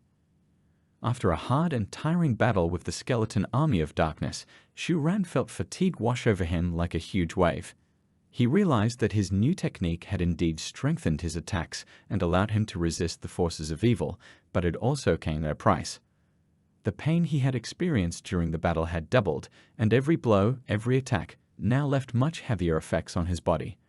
But not only was the pain aggravated, Chuan also noticed that the fatigue that accompanied him after the battle was so searing that he felt completely exhausted and exhausted. The skeletons of darkness were worthy opponents, and their fight was harsh and ruthless. Chuan had to give his all to defeat this army. Chuan lowered the staff and sat down on one knee, trying to regain his strength after an exceptionally hard battle. He knew that there were still many challenges and battles ahead of them, and that he would have to learn how to balance his strength and stamina in order to survive and reach the goal. He checked with the system about his key cultivation level and saw that he hadn't reached the 4th level yet, even though he had been fighting for half a day. Before Chuan could catch his breath properly, he noticed a different type of warrior that appeared in front of him. It seemed much more powerful and equipped than the previous ones. A young disciple asked Brother Jai, "Aren't they inside the netherworld demon? Why do strange things keep popping up here?" Ji, hiding behind the young man, chirped that the netherworld demon could absorb other demon spirits and then turn them into a controlled part of its body. To be more precise, he alone is an entire army of spirits. The soul of those it consumed has already been erased, but their fighting instincts and strength are unchanged. Chuan thought about how there were no animate soldiers here that could be used as cannonballs, and it wouldn't be possible to use a rocket launcher. This new warrior might not be a match for the bull, but he wasn't sure if he could beat it. Then he remembered his new skill, Demon Bull. He called the demon of iron to appear. Soon, a demonic bull appeared above the dark warrior's head, causing him to be distracted with a powerful blow from his hammer. Ji was surprised and asked, where did the demon bull come from? The young man replied that he was using the demonic bull as his puppet. The Flying King asked him, how could a demon bull of the spirit leader rank turn into a puppet? How did he do it?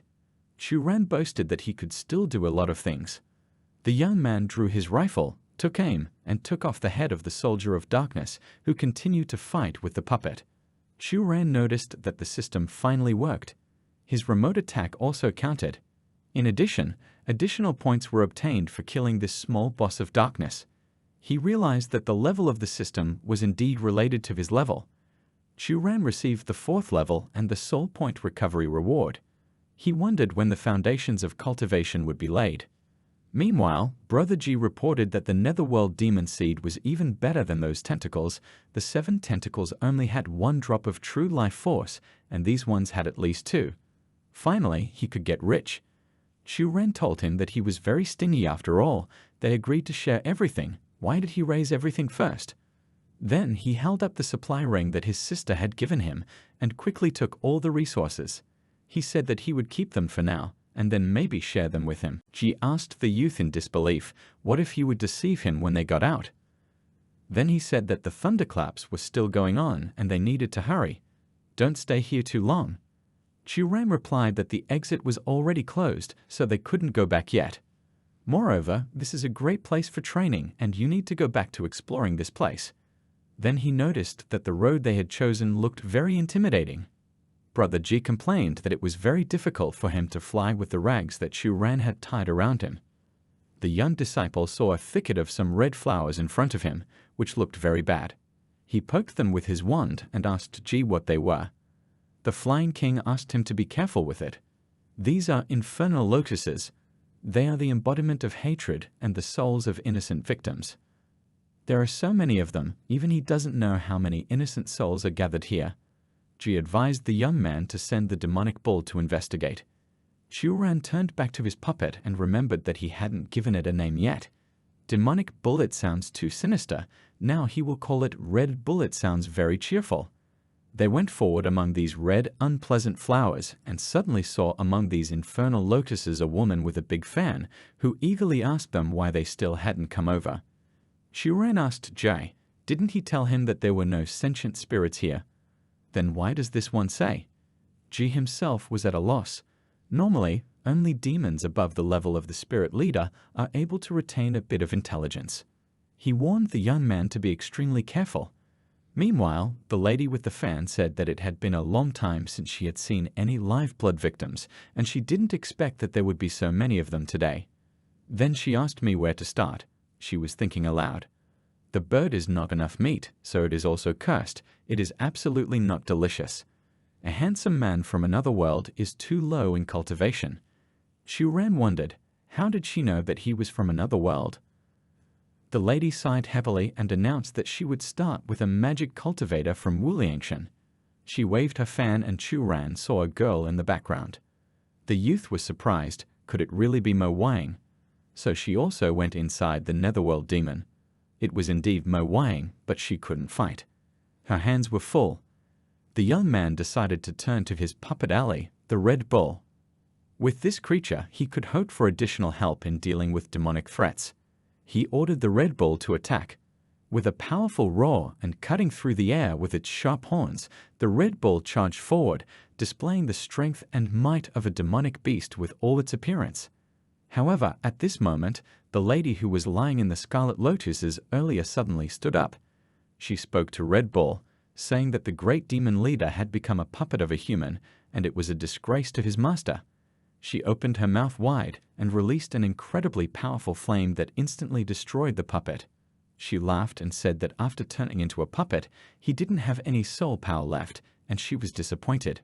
Then she turned her gaze to Chuan and informed him that he was next. He's got a stick in his hand, and that's a good thing. She just needs a toothpick. Chuan thought sadly that Red Bull couldn't beat her, and Sister Mo couldn't fight either, so what should he do? That disgusting lady walked up to the bound Mo Wang and told him that he could watch her eat her first, or would he come over and she would eat them together? Chuan realized that this woman would be difficult to deal with. He asked Brother Ji if he could see any weaknesses in this dangerous girl. The royal parrot snorted in disdain. What other weaknesses does the demon leader have? These infernal lotuses are the source of her power, which is why they seem so strange and sinister. Chuan thought to himself that these flowers were very large, just huge. They couldn't be plucked out so easily.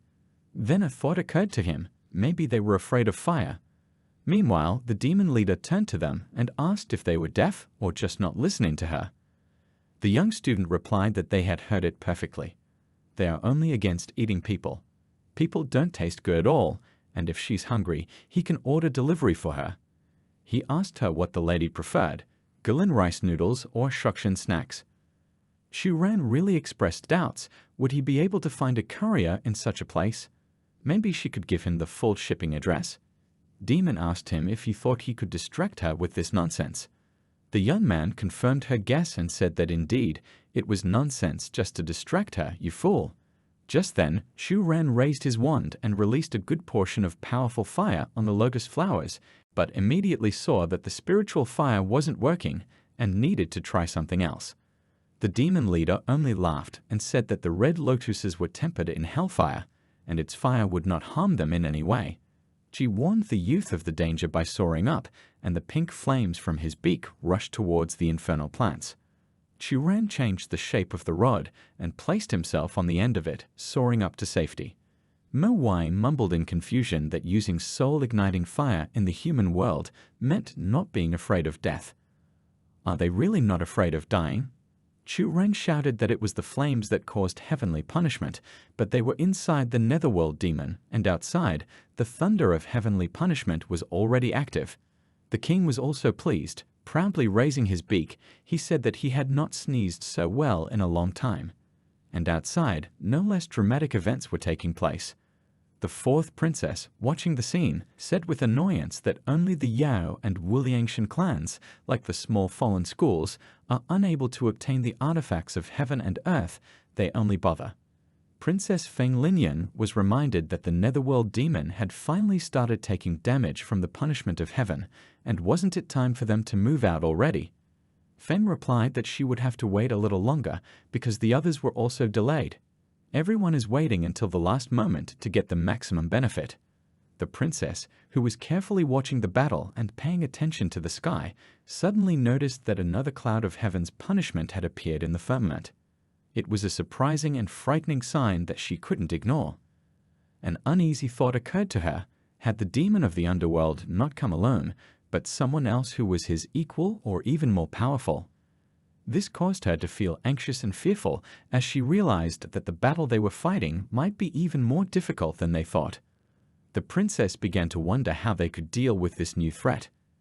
And inside the demon, Chuan happily hugged the freed ManhWa. Then they decided to combine the two types of flame by adding the demon seed to it. She happily chirped that even the golden dragon wasn't that strong, and if they mixed it all together, they would definitely be able to undermine everything here. Chuan asked Brother Jay how many more shells he could make, because one wasn't enough. The Flying King casually replied that he had even melted the golden dragon shield for him. He didn't have a drop of the golden dragon left. If he wants more ammunition, then send his voracious tiger spirit to bring him more dragon bones. ManhWa held the tiger affectionately in her arms and asked, how much longer will they chat? If they stayed any longer, the demon wouldn't be able to stand it.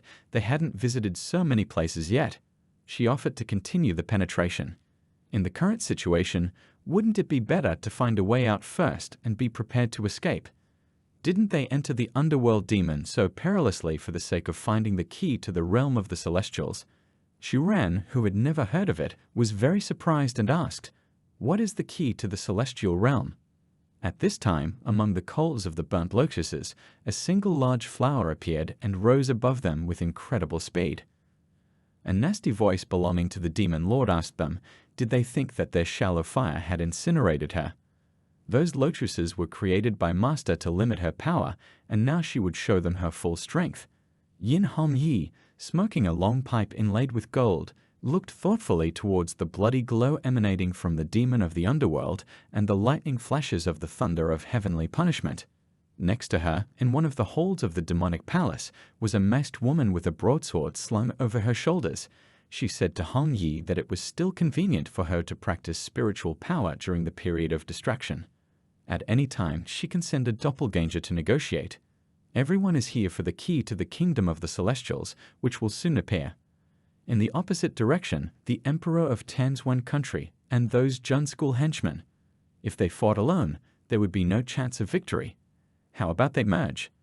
Yin Hong Yi narrowed her eyes suspiciously and asked, when the key to the celestial realm appears, how will they share it? Her Majesty replied that they would use it together. The Yao and Wuliangshan clan's disciples can each choose 5 disciples to enter the holy runes. Yin Hong Yi, without taking her eyes off the raging fire and lightning, asked, how could this demon from hell summon so many clouds of heaven's punishment? After respectfully addressing the masked woman as Her Majesty, the armored warrior confirmed that the clouds of heaven's punishment were caused by the Hongdong whip. Her Majesty thought uneasily, is the eldest daughter inside the demon of the underworld? Inside the demon of the underworld, whips were heard and blue flashes like heavenly lightning lit up the entire area with an outlandish color. Ji immediately covered Xuran's eyes with his bandaged wings and exclaimed that it was a Hundong whip. The young man exclaimed in surprise, "What is he doing? He can't see anything." The parrot said instructively that it was still gawking at this time of day. "This is the Hundong whip. This is the treasure of Wuliangshan's main mountain. One of the 10 great ancient weapons." Xuran retorted that it was almost the same as his karma fire. Shouldn't it be so exaggerated? The king replied that of course he should. 10,000 years ago, a great demon cultivator used this weapon to shatter a mountain peak into pieces. Even about 10,000 souls at the immortal gate of heaven and earth were refined by this weapon. Was he still not afraid? The young man agreed that it was a very powerful weapon. Why had Mo Wang never used it before? The parrot replied that the resentment of this powerful weapon is very strong. Once you use it, you can summon from 3 to 9 thunders of heavenly punishment. If one's cultivation is weak, then one will definitely die when using this weapon. Xuran asked, was this weapon suppressed? He had already fought several times, but he still couldn't kill this red lotus demon. The demoness grinned maliciously. She expressed her confidence that she had an immortal body, and that even if Xuran used a weapon more powerful than her own, it wouldn't give him an advantage. She claimed that he had already exhausted his true life force in the battle, and that he didn't have enough resources left to defeat her. With a grin on her face, she added that she was very interested to see what other technique or method Xuran could use against her. Her eyes were filled with the certainty that she was invincible, and with each passing second, her confidence in her own invincibility only grew stronger. Xuran listened to her words, but there was a flame of determination burning inside him. He knew that the battle wasn't over yet, and that he had to find a way to overcome this demonic entity. His strength might be exhausted, but his will remained unwavering. Xuran asked Miss Mo to rest while he dealt with that nasty woman. The youth took out his rifle, and the demon lord informed them that she would intentionally make them all red lotuses in a huge pool of blood. After taking aim, Xuran said that he could see her weak spot. He pulled the trigger, and Mo Wang was struck by the power of the charge released by this weapon. Xuran, seeing that after being hit by the charge, the demoness lost her body, said that those red lotuses are not her essence, but she is still being revived, which means that her essence is not where it can be seen, so the newest golden dragon bullet from True Life Force doesn't taste bad. In the red cloud of blood and red lotus petals left over from the demon lord, her faint voice rang out, saying that her master would avenge her. A notification appeared on the system screen that the process of completing the main mission of killing special creatures has been increased by 0.4%. Xuran was eligible to receive a reward in the shop where the forge function was added to repair and upgrade weapons. Together with the previous factions, an additional 1% contribution points were added. It was possible to repair a damaged weapon by spending 100 spirit points to repair it, but rightly deciding that he couldn't use another weapon right now and needed to save money, the young disciple refused to use this function. Suddenly, some golden particles appeared in the air. The young man asked his brother Jay, "What is this?" Narrowing his eyes slyly, the Flying King replied that it was nothing to worry about, it was just a piece of blood essence. It's very low quality, unlike the others, and he doesn't like it. At this time, the tiger spirit flew over and instantly swallowed these particles. The parrot became extremely excited and ordered him to spit out what he had swallowed. This treasure belongs to his master. Xuran, who was watching his allies, noticed the system screen, which suddenly flashed a message about the evolution process. He saw that there were only 2 days left until the end of the completion of his evolution.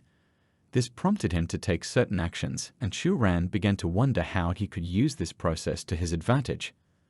The idea of improving the dragon bone blade came to his mind. This blade was his trusty weapon, and refining it could make it even more powerful. He decided that after completing his evolution, he would have to find a way to improve his weapons and make them more deadly to demonic forces. However, he also wondered if the crystal he discovered earlier could be improved. Chuan thought that this crystal might have contained magical energy, and consuming or using it might have given him new opportunities. He began to think about how he could benefit from this mysterious crystal and its potential magic. The youth turned to Ji and asked him, did that ghost general take the white crystal or not? He promised his brother that if he told him that, he would let him keep the peace. The parrot was extremely confused. He asked what the white crystal was for. Their conversation was interrupted by Mo Wang, who called them idiots and said, didn't they realize that something was wrong here? Hundreds of eyes appeared inside the demon. Mo warned them to be careful. They had attracted the attention of the Netherworld demon. Mo Wang used all her strength to hold back the Netherworld demon's energy. Ji turned to the owner and said that she didn't have much energy left. She wouldn't be able to hold on for long.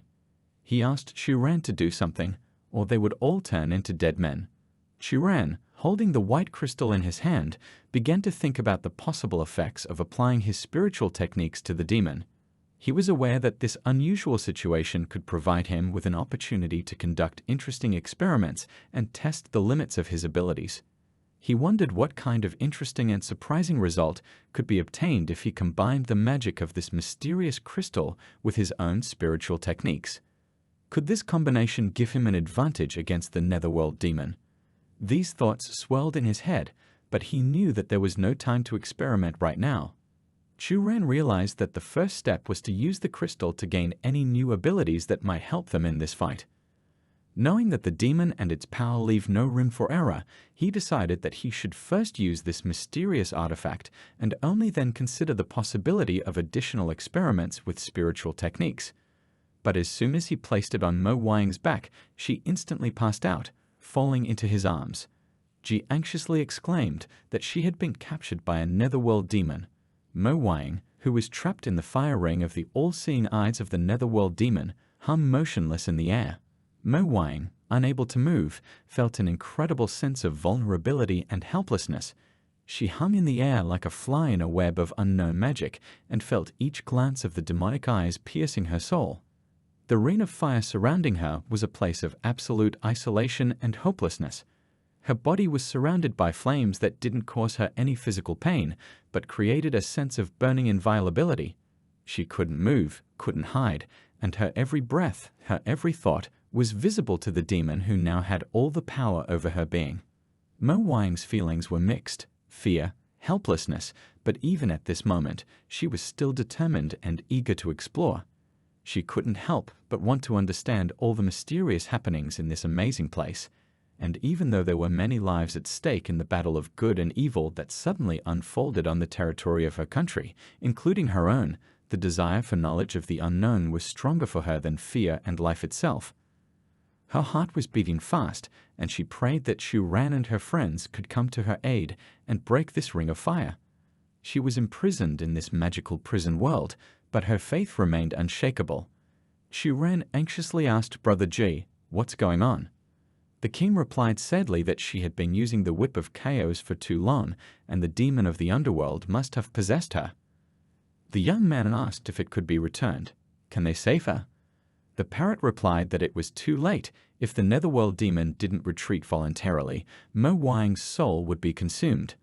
The fourth princess Ling Yang was brought word that the Netherworld demon that had been following towards the ancient ruins and fighting against their defense forces had finally stopped. His strength was running out, and this aroused interest and hope in the princess' heart. Ling Yang was known for her courage and determination to win. She was a determined woman, willing to go forward even when others were in doubt. She was always proud and confident. When it was reported to her that the Netherworld demon had reached the limit of its fight, she replied with a smile that it had to reach the limit, and that was good news. This means that we can go closer and look at its state in more detail. Ling Yang was willing to investigate the scene and assess what conclusions could be drawn. There was a strange and powerful sound inside the Netherworld demon that felt like it would burst its head. Chuan and Ji were in real pain, and they instinctively covered their ears. At that moment, the ring of fire holding Mo Wang's body broke open, and a girl with burning eyes walked towards them. Her body quickly increased in size, and soon reached an extraordinary size. Chuan asked Brother Ji if they took her body, would they be able to force her soul back? The parrot called him an idiot and said they couldn't protect themselves, and he wanted to save someone else. Chuan replied that if they didn't try, they would never know what they were capable of. Then he ordered Ji to get out of here, and if he didn't come back, report everything to the fairy. Ji asked the young man not to be very heroic here, because he owed him a lot of things. Chuan grabbed his wand and rushed forward, urging the demon to leave his girlfriend's body. He offered to step out of her body and fight in one-on-one. Suddenly, Chuan and his faithful companion, the parrot, were captured by some greenish-colored bubbles. This event happened so suddenly that they didn't even have time to realize what was happening.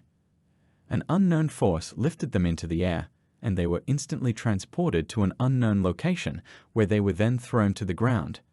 When they landed, they found that they were in a completely different world. There was a dark and mysterious atmosphere around them, filled with magic and unknown dangers. They couldn't tell where they were. They found themselves in a gloomy palace in front of a throne on which sat a woman, and behind her were giant guards. Chuan got to his feet and asked the woman sitting on the throne, why did she drag them here? They will never surrender to them, the monsters. The girl ordered him to be quiet in an imperious voice. She said she was here to ask him a question. If he answers correctly, he will save his life. She stared at him with her red eyes and said, odd and even numbers change. Symbols look at quadrants. Chuan shouted out of surprise and asked, is she also a traveler? Chuan calmed down a bit and thought that she was also a traveler. Is this world full of travelers and not uncommon at all? Or is this world actually an endless stream where travelers kill each other? He used to think that his traveler personality was a template for the main character, and that he would never die no matter how he behaved. Now it's not clear who the main character is. The parrot flew up on his shoulder and whispered in his ear that he was a real idiot. What kind of travelers are we talking about? The young man replied, this probably means that they are from the same world as this girl. Then the king advised him, if he really was from the same world, to talk to her about letting them go. Chuan objected and said that it wasn't necessary to do so. Maybe she's just afraid of it. But in any case, he would start a conversation with her and find out what was going on. The young man took a deep breath and turned to the woman sitting on the throne. He'd assumed they were both out of school. He's just moved on. There's still a lot he doesn't know. Did he have an unusual encounter with her? The girl replied that she wasn't as lucky as him. She died right after she came to this world. Her soul went to the underworld to cultivate a trace of her true spirit. And she had to fight and devour demons every day. Every day, she was forced to fight endless battles with terrifying demons whose terrifying forms and powers surpassed her imagination. These fights were deadly, but she had no choice but to face them in order to preserve her soul and move forward to her true self. With each battle, her soul grew stronger and bolder. She was learning how to use her abilities and skills to overcome all the new challenges thrown at her by the demons. Her victories brought her a sense of achievement and hope that one day she could come back to life and find the peace and harmony that she was so unlucky to find in her first attempt. She told Chuan about her long journey, how every day was a trial and a battle for her soul. Chuan was surprised that she died after crossing over.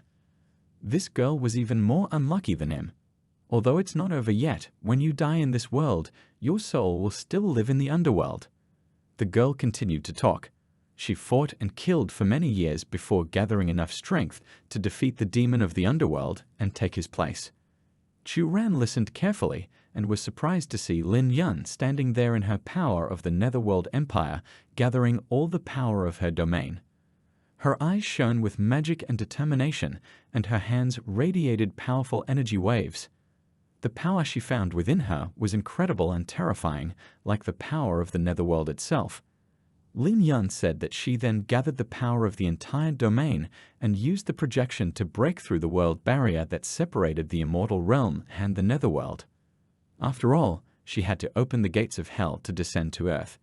She had calculated everything, but she hadn't considered him, Chuan. Once the passageway was opened, countless demons would flood the land, wreaking havoc on all living beings. Qi told Yojie everything she knew about Chuan in detail. The last time the guards in the city saw Big Brother Chu was when he entered the Netherworld demon. Yan thought that those tracking clouds that she saw could obviously have been created by Chuan. A representative of the Tui sect approached her and said that what their master meant was that this time, the Imperial Court and the Demon Clan, the Demon Cultivators, were all eager to obtain the secret key to the immortal realm that would soon be revealed. If the Divine Warrior sect and the Yao Mountain sect didn't work together, it would be difficult to compete with them. Yoji asked him to go back and talk to Master Xue, informing him that the Yao Mountain sect and the Divine Warrior sect were on the same side of the barricades. The demon of the underworld is at the end of its journey. You need to see what happens next, and there is no need to rush. Then she turned to Kui Ki and asked her, isn't she going to follow her big sister? The girl replied that she wanted to wait and hoped that the owner would give her permission. Yoji, looking in the direction where the demon was, could see that a triple lightning bolt was flashing inside it. She was thinking hard about whether Chu would be able to return safely. Everything depends only on fate. Chuan said to the girl on the throne, could it be that she was joking? Opening a passage to the Netherworld world is not a joke. How many people should die in the process? She replied that the demons of the underworld were always out for blood on earth, and she, as the demon lord, naturally had to show them the way. Chuan straightened up and said that in that case, he had nothing more to say. There are already 3 more clouds outside, so whatever she wants to do, she can't do it anymore. If he could delay her for a while longer, she and all those demons and devils under her would be banished back to the Netherworld. The girl laughed and asked him if he was going to do it alone. The young man replied that they had just graduated from high school and she was already showing off. He turned to Brother G and asked her to show this she-devil what they were capable of. Chuan raised his wand and said that he only caught her because she had occupied his friend's body. Now the 2 of them will go all the way, just hold on until her projection disappears from the Earth realm, and they win. It was just a pity that there was no telling when they would meet again in this old hometown. The Demon Lord said that he could really challenge her if you could use your skill to summon the true phoenix power in this spirit bird and temporarily remove the curse from it. Unfortunately, his skill is still too low. Chuan, rushing forward, thought that he would do it, and that will be the end of the story. Several powerful threads of fire struck Chuan's body, knocking the weapon out of his hands and wrapping it around him like a shackle. The ring of fire around his waist tightened, and a devilish force lifted him into the air. Chuan was suddenly attacked by several powerful threads of fire that struck his body with devastating force. He felt the fiery bindings wrap around him like a noose of lariat. A ring of fire tightened around his waist, interrupting his attempts to free himself, and the devilish power lifted him higher and higher. Chuan was literally lifted up in the air, his body hanging powerlessly in this gloomy place. His eyes searched for the source of this attack, but he couldn't determine where the danger was coming from. Flames erupted around him, creating an atmosphere of terror and fear. He could feel the power of the devilish magic that held him in its treacherous embrace. Chuan was crucified on a bloody pictogram, symbolizing the dark forces that surrounded him. His body felt vulnerable and defenseless, and he knew that now he was waiting for a fight with an evil force that would not let go of him. At this moment, his will and determination were his only allies in this fight against the darkness. One of the giant demons turned to his mistress and promised to extract the soul from the young man and return it to the underworld so that it would suffer forever. She ordered them to go and kill everyone, turning everyone into meat for the vultures. She would personally take that person's soul. Accompanied by demonic eyes, it hung in the air just as Cho Win had hung before. He was completely immobilized. The young man noticed a huge bubble that was hanging next to him. Is this bubble also a realm? How did it happen that he blocked the impure netherworld? He felt himself being sucked into that large bubble. There, he saw a girl who had become a demon of the underworld. However, it looked different. He asked her, is she the original body of the netherworld demon? The girl replied that her name was Ling Yang, and he better remember that name. Crucified on a bloody pictogram, the young man asked her what she wanted from him. Ling Yang assured him that he would find out soon enough. The system reported that external energy absorption was detected, as well as a new technique called Underworld Demon Technique. The system also reported that the body was damaged, that the body forging technique was activated. Upgrading to the 5th level of key training still requires experience costs. All of a sudden, he felt an incredible surge of strength, and his energy quickly increased to 100%. He couldn't believe it was happening all at once. He saw the activation of the new Netherworld Demon technique on the screen. Many new skills and 1,000 spirit points were unlocked. Also, the young man saw that he had received a special award, a beacon for an air alarm. Ling Yang smiled and said, looking at Chuan, "This is what a traveler looks like." Since he is able to fully absorb the power of her netherworld essence, he has some abilities and has the right to serve her. Chuan thanked her for her help, but told her that the plan was too ethereal for him to help her. The girl replied that she had never seen such a fool. She had already hinted at him so clearly, but why couldn't he still understand? When she said that the odd ones change, the even ones stay the same, she meant that she changed her form of existence only after the transition. When she said that the characters look at the quadrant, she meant that it depends on who she is and when she is. She just can't believe how stupid he is. If she just wants a companion from her world, can't she say something in English? Chuan held his head and said that she was making too many guesses. Who would have thought what that meant? Isn't her goal for the Netherworld Demon to counterattack the Earth realm? A lie for the demons. The girl replied that then surely he thought it was easy to be the master of these demons. They only crave power and blood. Why should they accept her as their master if she doesn't obey their goals? How can she use their power to escape from the Netherworld realm? Chuan exclaimed happily, so she was deceiving them all this time. She's really resourceful, like a demon. Ling Yang reported that the successive generations of the Netherworld demons had accumulated vast resources to lead the descendants of the demons. Even if it wasn't done by her, the successor would have opened the true passage, causing a great catastrophe on Earth that would spill blood over a vast expanse. Her original plan was to open up a passage in the remnants of the immortal realm, allowing the current body to escape from the Netherworld realm while taking away their core resources so that the demons would no longer be able to open the passage. But he and the clouds he conjured up ruined everything.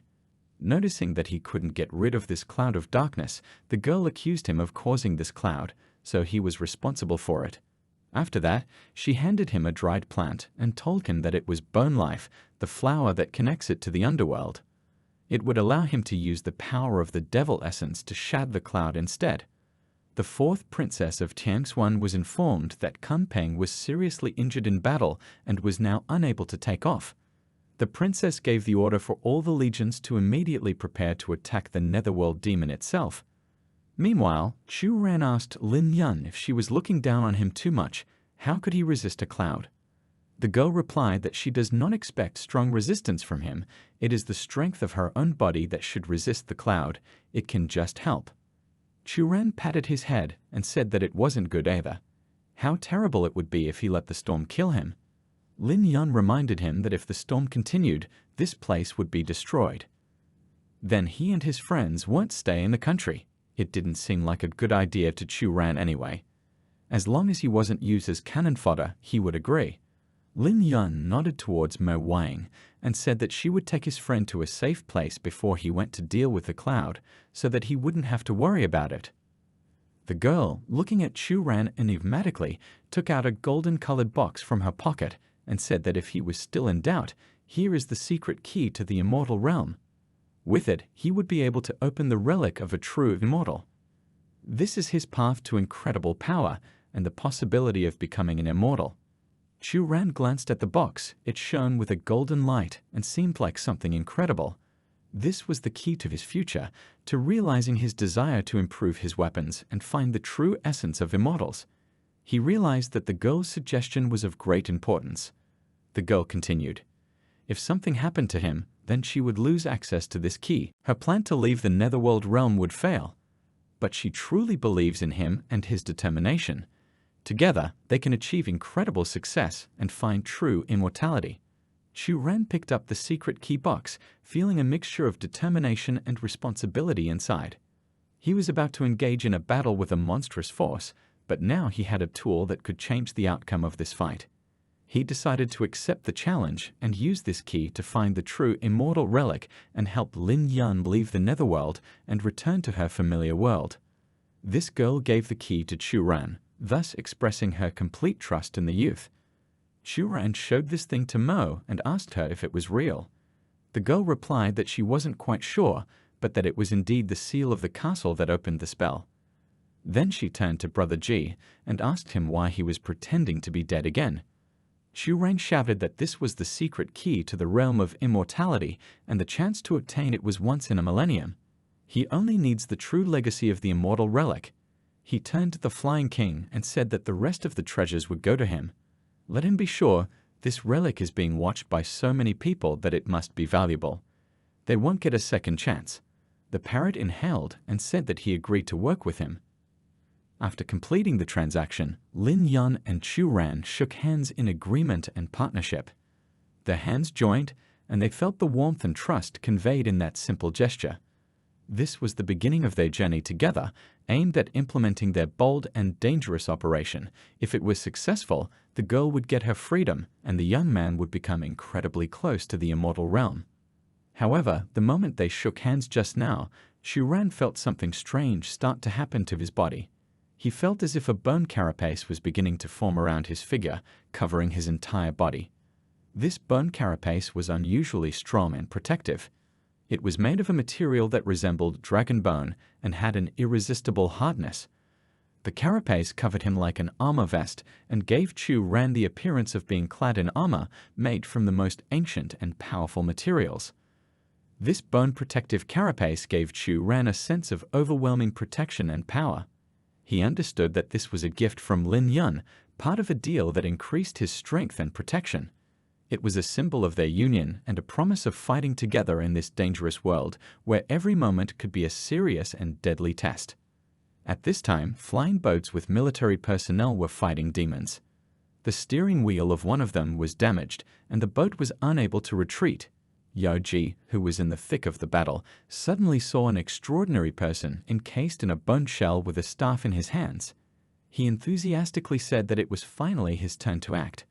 Wearing the bone armor that Chuan had obtained after the deal with Ling Yang, he looked imposing and unwavering. Every step he took was accompanied by the clang of dragon metal, and his eyes shone with determination. He was ready to fight the demons that were waging a deadly war on the human world. At first, when he entered the battle, the demons were startled by his appearance. They charged at him with rage and aggression, but their attacks were not successful. Chuan easily dealt with them. Chuan used his newfound power to scare off enemies and strike back at them with his powerful wand. His main task was to get rid of the clouds of God's punishment. However, the battle in this world wasn't just difficult because of the demons. The troops of the various clans of Earth that had joined the fray, after seeing Chuan in his bone armor, mistook him for a demon from the netherworld and started directing their attacks towards him. This was a misunderstanding, and Chuan felt like his allies had become his enemies. In this battle, he found himself surrounded by both the demons and the Earth clan troops attacking him. He was forced to fight not only enemies, but also dodge friendly fire, which was no less dangerous than the attacks of demons. Despite the chaos and confusion of this battle, Chuan did not give up. He continued to struggle and strive towards his goal of dispersing the clouds. Chuan was unpleasantly surprised. Why were all the lightning clouds flying at him? Did they not notice Ling Yang's projection? The girl replied that the bone armor contained her power, and the clouds decided that it was her real body, so they chased after it. She advised him not to be distracted by such trifles and urged him to quickly disperse the clouds. Yin Hongyi, watching the actions of the man in the bone armor, anxiously thought, "Is this not a projection, but the real essence of the demon? This time, he's too strong. The only thing that can be done to stop him in any way is to bring down a whole mountain right on his head." Chuan was happy to see that he only had 2 more clouds to deal with, but this type of attack needed time to cool down. To do this, you need to wait a few minutes before repeating it. The situation wasn't going well, especially since the Celestial Lady's flying ship was also here. He decided to come to her rescue for now and rushed to her side. Yoji was informed that a demon from the underworld was moving towards them. Ji ordered the flying swords to be prepared to prevent him from boarding their ship. Chuan guessed that they couldn't recognize him as long as he was wearing this bone armor. He realized that he was in big trouble. Chuan, deep in thought, realized that the evil spirits he was fighting also had the power to summon lightning. This was an opening that added a new element of danger to this battle. Lightning bolts that could be summoned by demons were deadly weapons that should not be underestimated. He realized that even with his magic wand, dealing with such power could be a difficult and dangerous task. It wasn't worth wasting magical energy and summoning lightning in vain. This resource was too valuable and should be used wisely. Chuan was prepared to use lightning magic as a last resort in an emergency when facing demons was a matter of life and death. He understood that every decision and every action in this world had to be weighed, and he was willing to use his abilities wisely and with determination to survive and complete his mission. The princess was informed that a group of demons had been destroyed by the heavenly light crossbow. Besides, the demon was now in their sights. Ling Yang ordered this demon to be shut down.